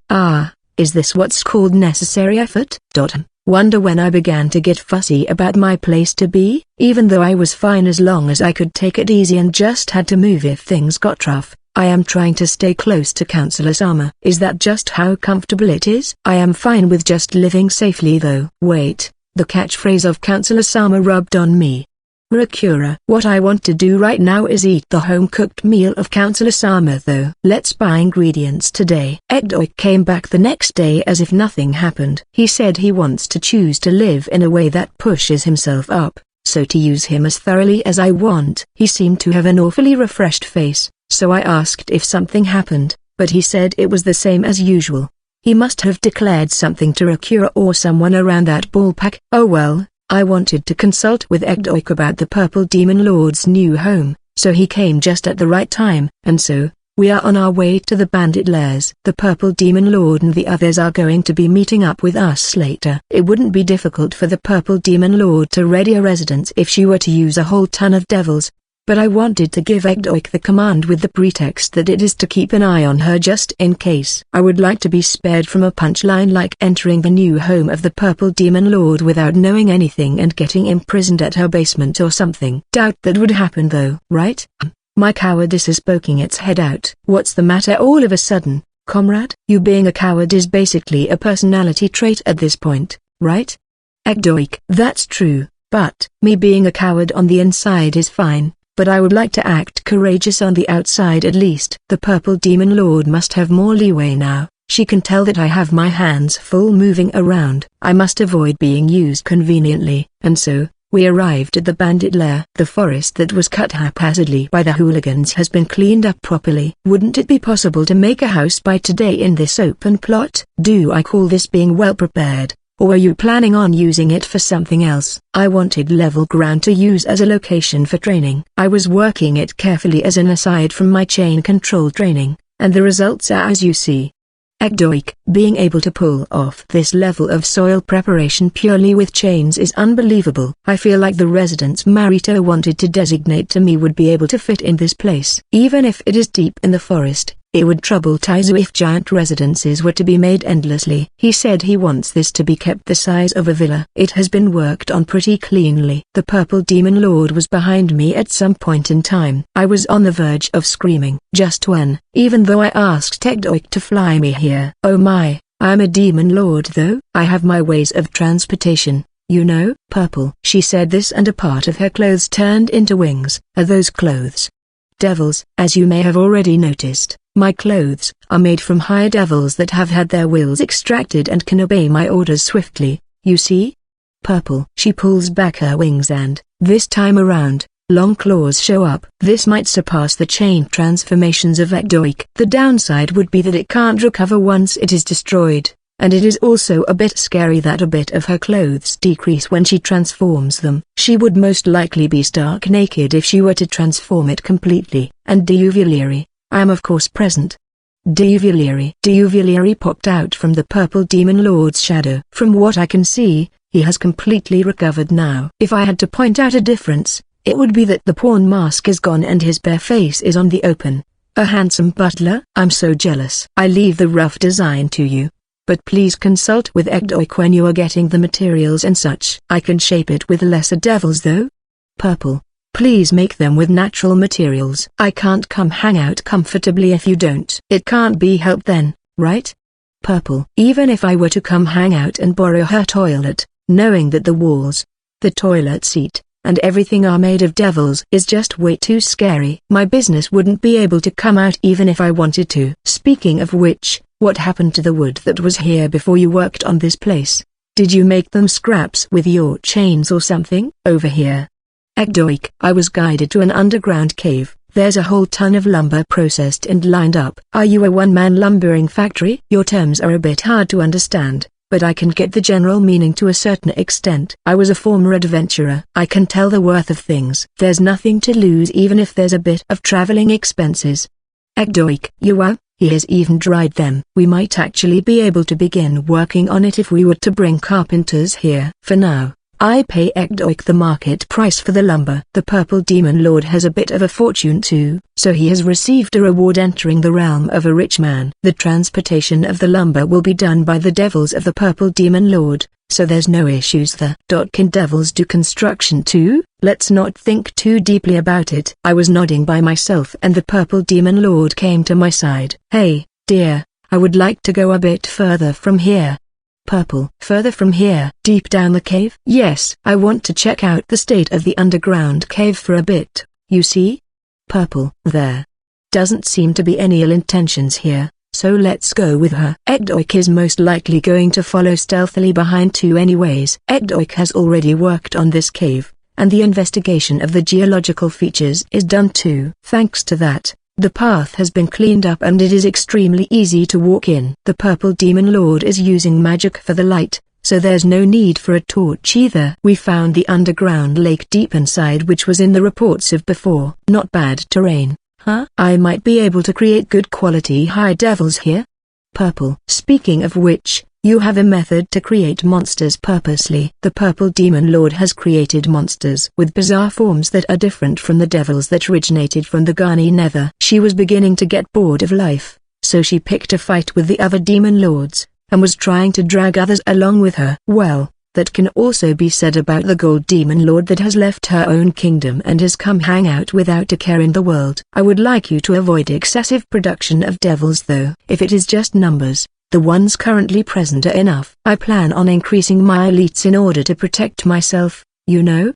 Purple. It is a statement that would make Diuvilieri frown, but rather than having Diuvilieri do all of the protecting alone, it is not bad to have devils who can fill up the openings instead. She has to leave the fighting to Diuvilieri as her only great devil, so it should be possible to compartmentalize the work. The Purple Demon Lord silently sunk an awfully big light source inside the water. When she did, the water surface peacefully swaying reflected the light, creating a mystifying sight. That's pretty. Yes, a lot.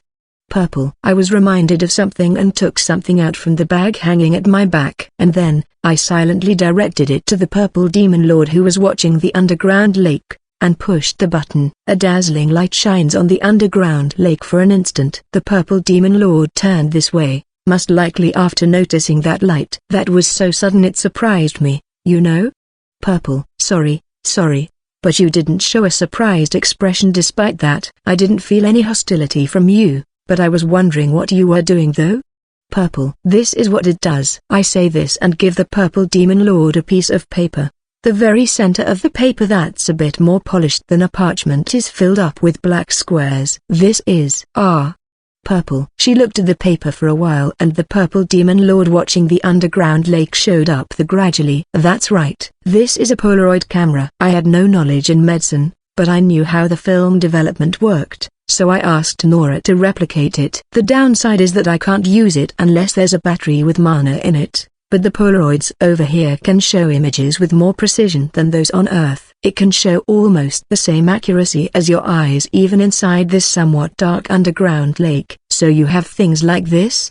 Purple. That was a pretty nice shutter chance after all. It is one of the tools of Earth. So, is it possible to show both me and you?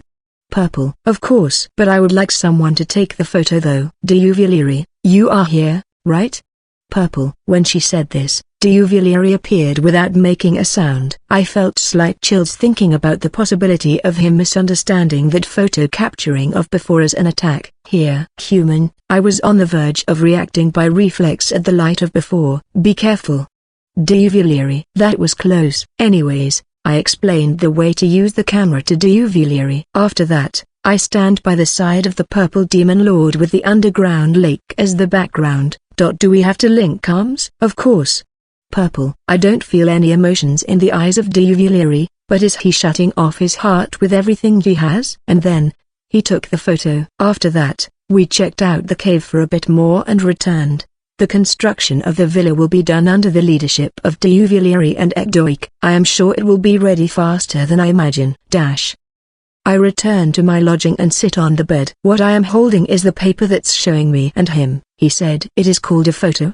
His expression shown here is his usual slightly unfriendly one, but that's his default face. Ah, I can make such a happy face. Huh? I only see my face when I am looking at a mirror. I don't smile unnecessarily when I am looking at a mirror, so I feel like this is my first time seeing my own smile. I am sure this smile is showing some sort of effect on him. My memories with him taking form in this way is a mysterious feeling. He defeated my enticement, and the method was the baffling revelation that he hasn't told his real name to even his comrades. Him being able to read my mind was most likely not out of surplus, but a desperate struggle of his. I completely lost against him, but the reality is that it was a paper-thin defeat. He faced me with his full strength, true to his word, and won. Now that I know this, I am not thinking any more about making him mine. He raised his worth I thought was sufficient to the very limits. There's no prize better than that. I pour mana to the photo and strengthen its resilience. I could bring it around with me just like this, but I would like to put it somewhere I can see it instead. Duvalier. Purple. Here. Duvalier. My loyal retainer appeared with one call. I would like to decorate the living room with this picture. It is too small to decorate on a wall, so can you prepare a frame that can be placed on a makeup shelf? Purple. As you will. Duvalier. Wait. Purple. Yes. Duvalier. I called Duvalier, who was about to leave indifferently, to a stop without thinking too deeply about it. Duvalier was kneeling silently in front of me and wasn't moving. Why did I call Duvalier to a stop? There's no need to even think about it. I will allow no response to the following words I will be directing to you. Purple. You worked really well in this time's incident. Allow me to express my gratitude towards you. Thanks, Duvalier. Purple. Duvalier didn't say anything back and didn't react to it. It is not like I wanted to see his reaction. I simply wanted to tell him this. That's it. You can go now. Purple. Duvalier disappeared into the shadows without making a sound. To think I would thank a devil. I have changed. I understood the feelings of Duvalier at the time when I learned of that man's full efforts. I couldn't just not say anything in that state. My heart couldn't calm down while slighting my loyal retainer that entrusted himself to me when I was earnestly desiring that man. No, it is that it can't calm down now. I have changed in that way. I feel like it would be impossible to return now that I have tasted this sweetness. I don't really mind though. Purple. Thanks for the meal. Thanks for the meal. I prepared the excessive ingredients that Rakura bought and made earth dishes. There's a lot of hassles when using the ingredients of this world, but it was a promise, so it can't be helped. But these people really eat a lot. Just watching the meat fills me up. Shizu, I will wash the dishes. Wolf. Oh, thanks. Then, Counselor Sama, let's drink booze together. Rakura. I don't drink alcohol when I am making others work. I will go out for a bit. Wait, where are you going? Rakura. I moved a lot and made food, so I am going to get some night breeze. I was moving busily the whole time trying to use all those ingredients, so I am a bit tired. My temperature also increased after eating food, so I felt like cooling down. I headed to the doorway, but Ilyas called me. If you are going to go outside, I will too, Ilyas. I am just going to sit outside the door. No need, no need. I see. If I feel like you are going to run away, I will chase after you immediately, so don't go wandering around on your own. Ilyas. Okay. I went outside, and sat down with my back leaning on the door. The night wind is cooling down my body nicely. If there were tobacco in this world, I would have wanted a smoke.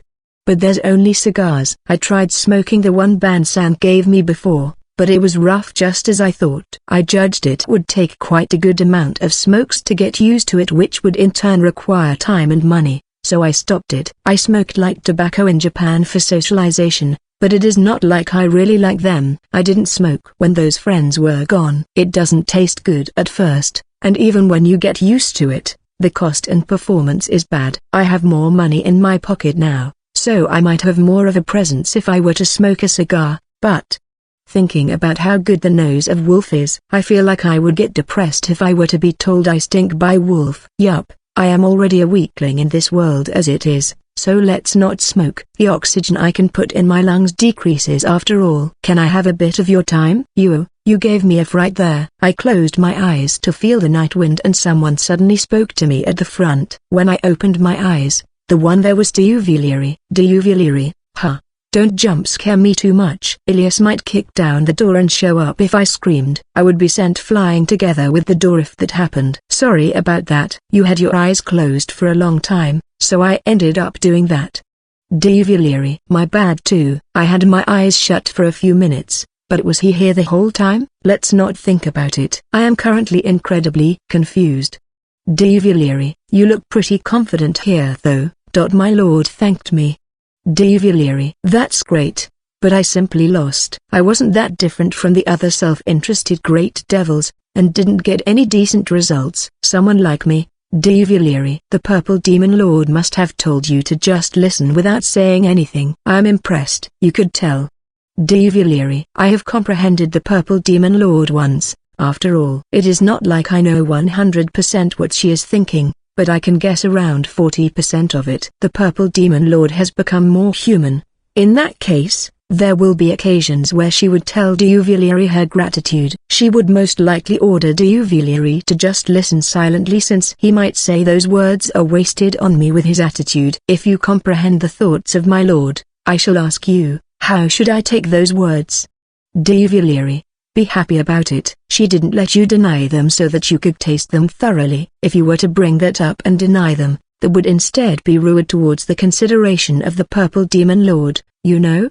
But my results were, Diuvileri. What the purple demon lord was grateful for wasn't about direct results, it was about you showing your loyalty. Your dedication to fight by your own will, not under her orders but for her sake, has certainly become a support for her.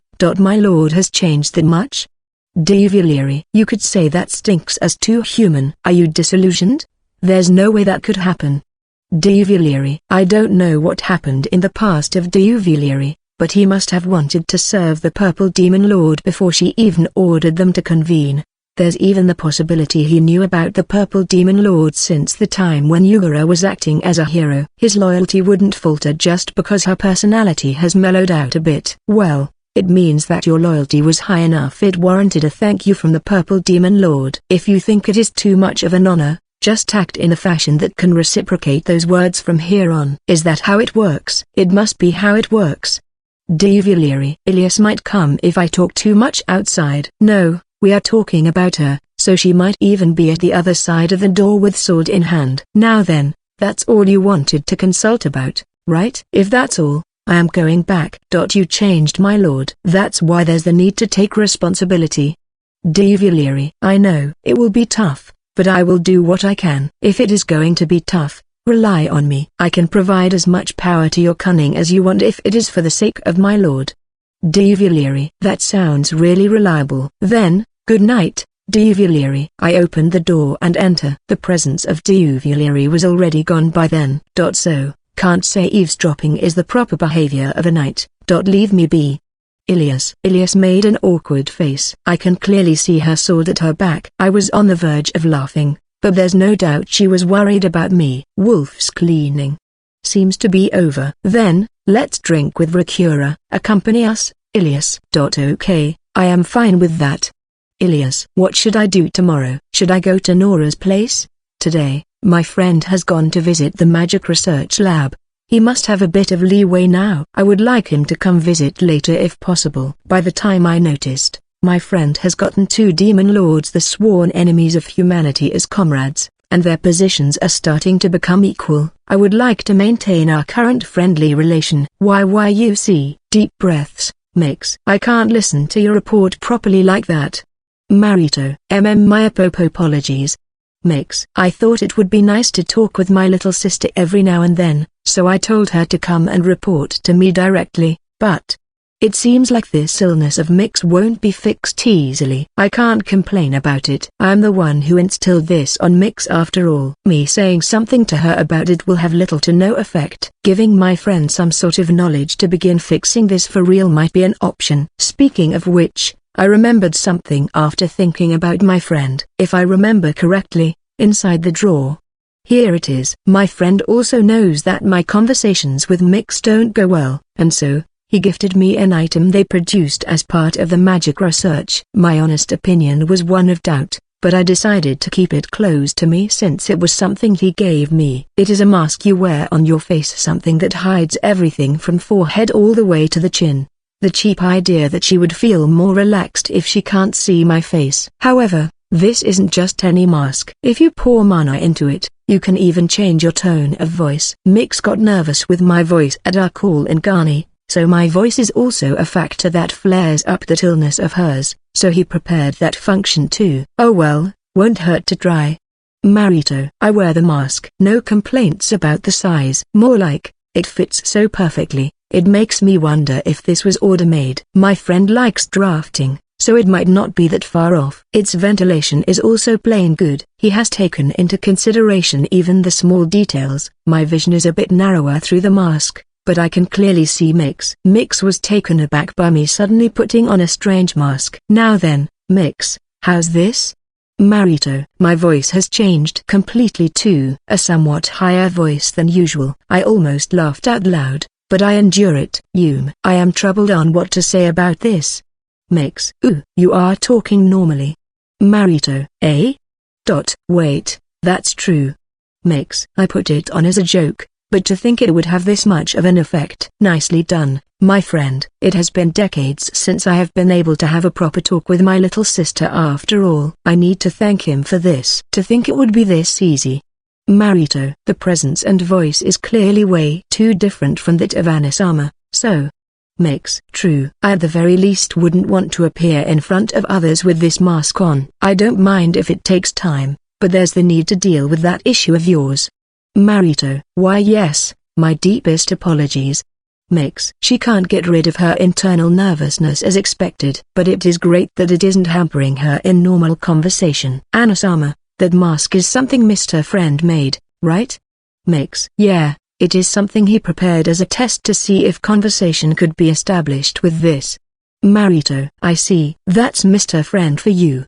Mix. For my friend, this is simply one possibility out of many that showed up, but I wouldn't have even entertained the thought of trying a method like this. I would just have thrown it away from my mind as just being too silly. But I am glad the reality was so simple. Realizing that I didn't test out such a simple thing made me want to sigh at how hard my head is. Let's continue the report like this since we have the chance here.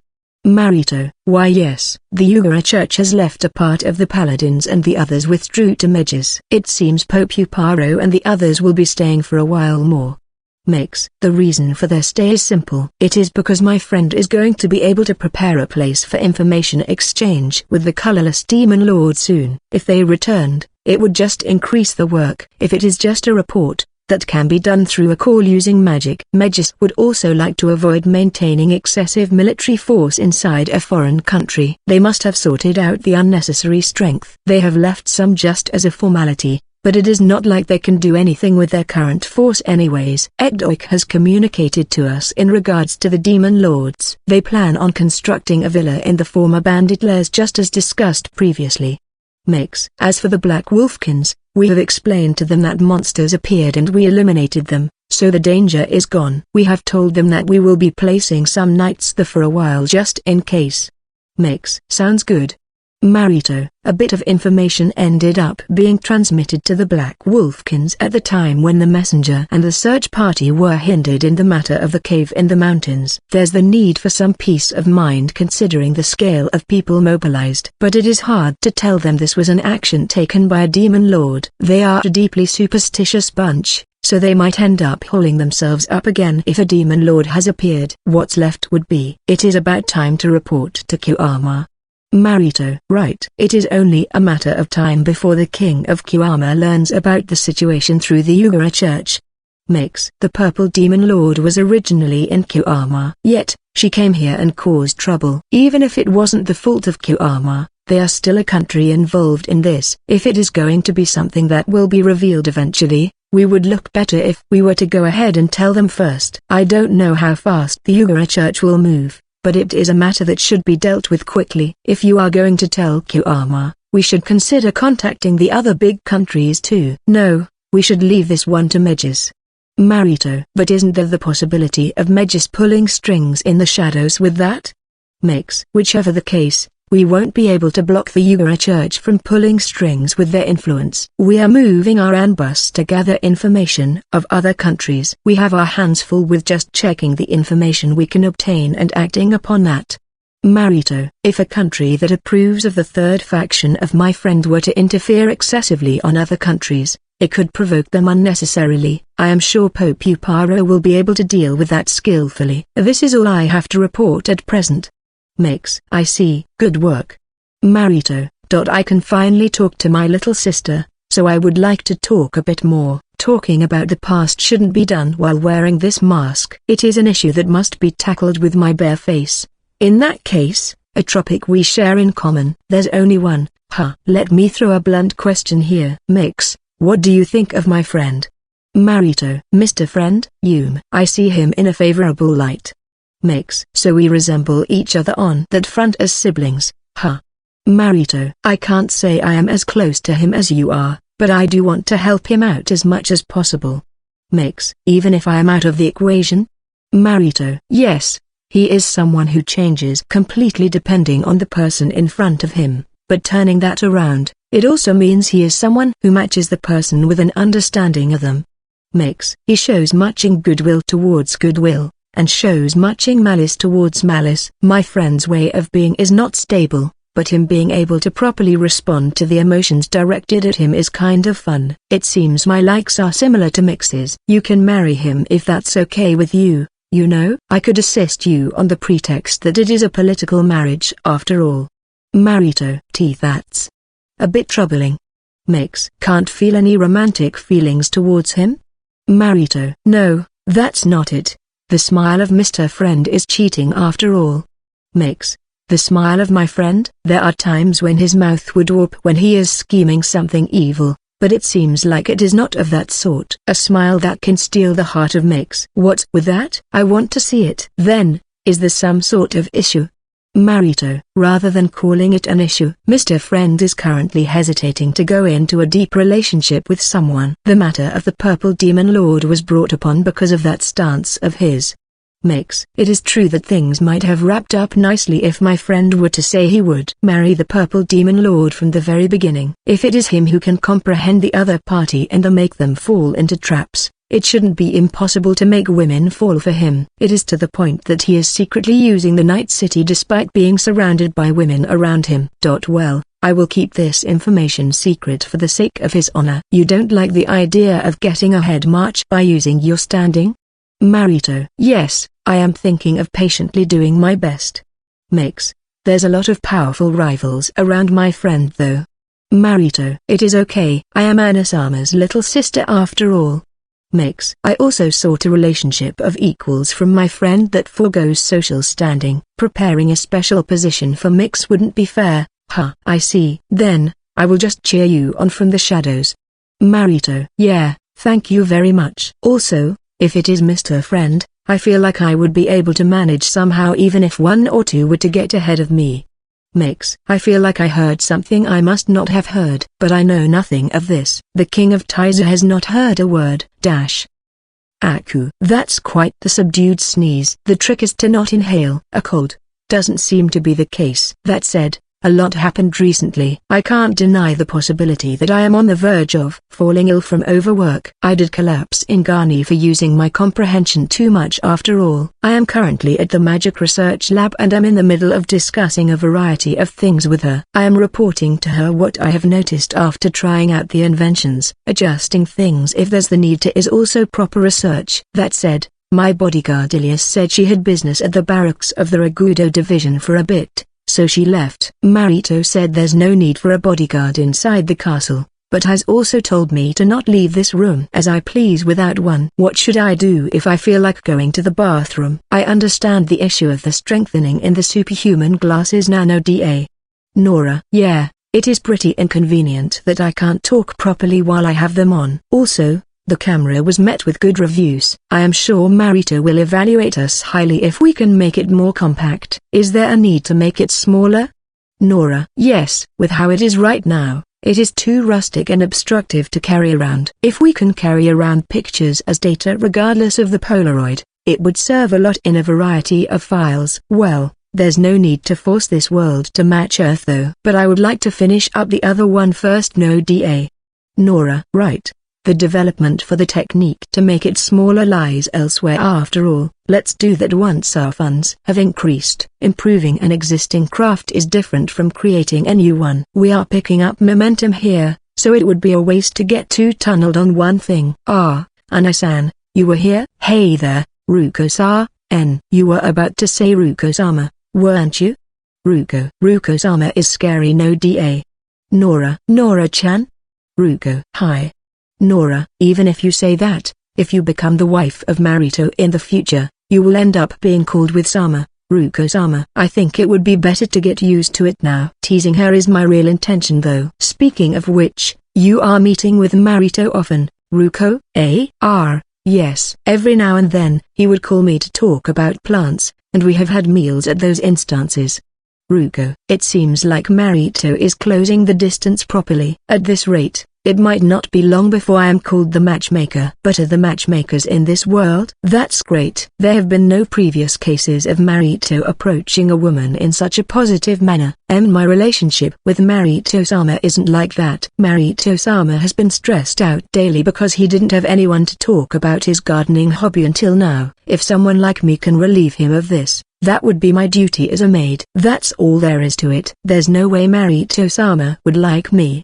Ruko: I see. It can't be helped if Marito has no such intentions. That's how it is. Ruko: that aside, you like Marito, right, Ruko? That's. I do like him. As a maid. And a citizen. Ruko: I feel like the spear might be turned towards me if I tease her too much, so let's keep it moderate. I'm not trying to trouble you here. I am just saying it is a whole lot better than accompanying someone you dislike. That's a matter of course. There's no way I would hate Marito-sama. Ruko: I feel like Marito is purposely maintaining this distance in the relationship. It is scary, so let's not poke at it too much. There's no doubt I will be the one suffering if I lower my guard. Nichan: adults have a lot of troublesome relationships. No DA. Nora: yeah, they do. I grieved the complications of human relationships together with the girl as we spent a laid-back time. Ilias came to pick me up after that, so I decided to head to Marito's room. I have come with no real reason. I am happy that you came without much reason, but being told that straight to my face leaves me with complicated feelings, you know. Marito is looking cheerful. Did something good happen? The mask I gave him before was on top of the desk. The thing I made to do something about the nervous wreck that was Mix. That was useful? Yeah. She gave me a bit of a dubious look, but it has been a while since we have managed to have a proper conversation. Marito: I see. That's great. If that didn't work, I planned on preparing a full-body bear disguise. Wouldn't the others think a bear has appeared inside the castle and attack me? Marito: I can't deny the possibility. I feel like he could debut as a fancy mascot if we didn't think about the reality factor though. The mascot of Taizu. That sounds like an idea. A wolf. No, I don't know if the Black Wolfkins would take it well. Maybe make a chibi of Marito. I can tell that you are currently turning your gears to cook up an evil scheme towards His Majesty, you know? Ilias. I will forget about it. Alright. I was thinking about showing you this as a result of our magic research. Make an imposing face for a bit. This is the first time I have been orally requested to make an imposing face. Marito. He says that but still makes his usual imposing face. The camera flashes there and I show the photo to Marito. Oh, you can draw such an elaborate portrait in an instant? Marito. Rather than drawing, it is more like burning the scenery into paper. Fumo. If it can be made smaller, it would be possible to have the ambus carry it. Marito. Right? Please raise our funds with this. A certain limit has been decided for the funds. In order to prepare more funds, there's the need to discuss this with the cabinet ministers too rather than Marito being the sole deciding factor. The more practical it is, the easier it is for them to accept it. It should be possible to convince them with the camera. I will secretly give this photo of Marito to Ruko later. If you prepare the files, I could bring them to the next Congress. Marito. No issues there. I made the blueprints and instruction manual in a way that's easy to put in files. I have made presentations a number of times on Earth. I am not super good at it, but I have the know-how. That said, the magic research is important, but what you should be prioritizing the most right now is what the third faction will be doing from here on, you know. Marito. Even if you tell me that, it is not like we are going to do anything at present. We are not going to be hostile towards humans, and we don't plan on making the other demon lords into enemies. What we would be doing at most would be to fortify our positions with steady moves. We have the eyes of the other countries on us after all. I certainly would want you to act leniently. Marito. I will create as much profit for Taizu as I can until I get busy. I look forward to that. By the way, I had something to tell you. Marito. Marito silently stood up and walked this way. That's a pretty serious face. What's with the seriousness all of a sudden? Please punch me. Marito. Why? Ilias is making a wonderful face from sheer shock. Of course she would be if His Majesty were to ask to be punched. I punched you before to kindle you, right? That had my personal circumstances mixed in it. Marito. Ah, that? I don't begrudge you for it. Rather, you helped me wake up. So I have only gratitude. Even if you tell me that, I feel bad for punching you. I would like to settle it. Marito. No need. It is true that it hurt to the point where my molar broke though. So it really broke? Marito. 1. Cleanly. Thanks to that, I was basically being encouraged the whole time, and could manage to concentrate on my match with the Purple Demon Lord. It is a bit swollen even now, but it doesn't hurt that much. I wouldn't be able to sleep comfortably after doing that much to you. I really would like you to punch me real good once. Marito. Anbukan won't unsheath his sword, right? It wouldn't be funny if my arm were to be cut off for trying to punch him. No issues. If I were to move just for something like the punch of Friend-san, I basically would have to cut down all the dust floating around too. Anbukan. I got casually dissed there. Then, here I go, Marito. Yeah. Make it a good one. Marito. Ilias is watching in worry, but this is the request of the person himself, so it can't be helped. He wouldn't be that hurt even if I were to go full force anyways, so I will do just that. I put strength in my fist and launched a full power punch onto the cheek of Marito. Ouch. There's the phrase the one who punches is also hurt, but it really hurt as if I punched a rock. In the first place, I punched him with everything I had. Yet he didn't budge an inch. Marito was making a dumbstruck face. Could it be that was your full strength? Marito. That's right. It packed my full power. Seriously. Marito. It was so weak. Marito was baffled by this. I am the one losing things here from punching him. Him getting taken aback and me getting hurt. With this, I don't feel like I got punched though. Can't you punch harder? Marito. If I punch harder than this, the bones in my hand would break. How can this be? It might be better to hit me with that wooden sword. No, it wouldn't change anything. Marito. I was told things wouldn't change even if I used my partner. Aren't the residents of this world too merciless? Alright, Ilias, you punch him for me. Don't ask for the unreasonable. Ilias. Ah, that's an option. Marito. Your Majesty. Ilias said she couldn't punch Marito no matter what and refused with everything she had. In the end, we agreed on me training so that I can one day punch Marito to a level where it hurts him. I feel like it would be impossible for the rest of my life against Marito who is being trained by Lord Ragudo. By the way, it goes without saying that when Anbukan said how about me? We all refused. The Kiwama never, the zone that was ruled by the Blue Demon Lord who got instigated by the Purple Demon Lord in the past. Its size may not reach that of the Magus Nether, but the monsters there are more vicious than any Nether. Undead that don't know fatigue, don't know pain, and don't know emotions. The humans took advantage of the monsters not having intelligence and made a giant weir, blocking their invasion to the human realm.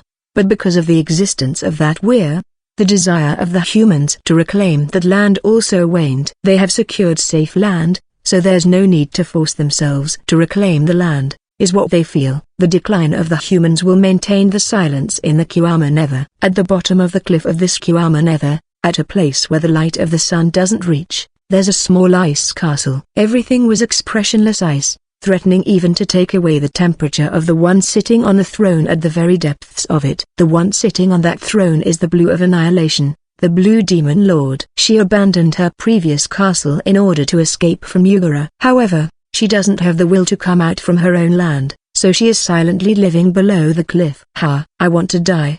Blue. For her, sighing and wishing for death were one and the same. The demon lords wished for that body at the time when they were given their second life. And yet, this Blue Demon Lord alone wished persistently for death after becoming a demon lord. Demon lords are immortal. Learning that such a wish would never come to be, she fell into despair, taking away the light in her eyes. She doesn't think about having near-death experiences with the faint hope that she might die either. She doesn't try to aim for something in order to die. The demon lord that lost her sense of independence was simply staring at nothing. Oh? Aren't you in the very same posture as the last time I met you? You would feel better if you were to move a bit. There was a single boy speaking in a soft tone as he walked towards the Blue Demon Lord sitting on the throne. He was directing a smile filled with confidence as the scarlet necklace swayed. Ray 8, you came again. You seem energetic. I want to die.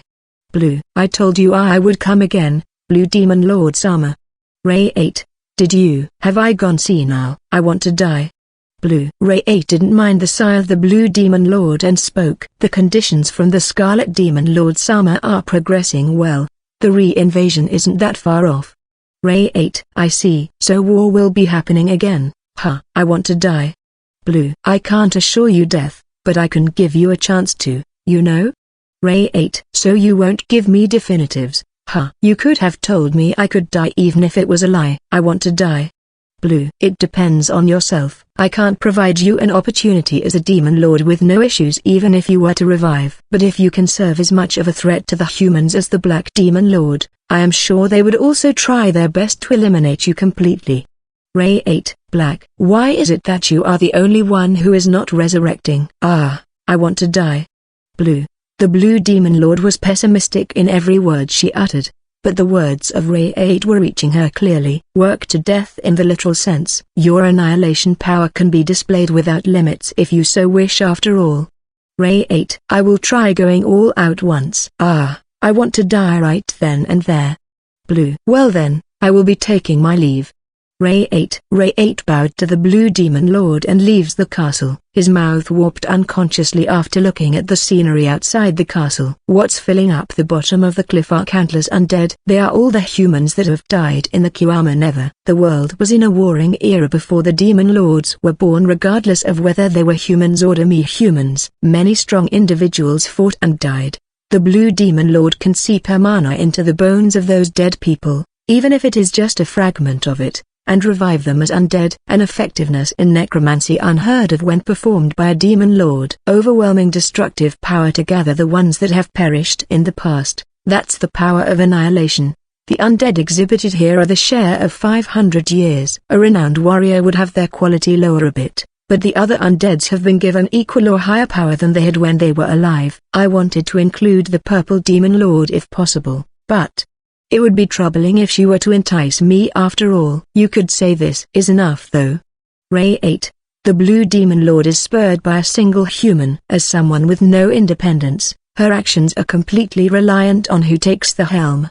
The Blue Demon Lord is just washed along regardless of what lies ahead, while waving about her repulsive power to affect all the ones who have died. Author, with this, the scheming arc reaches its end.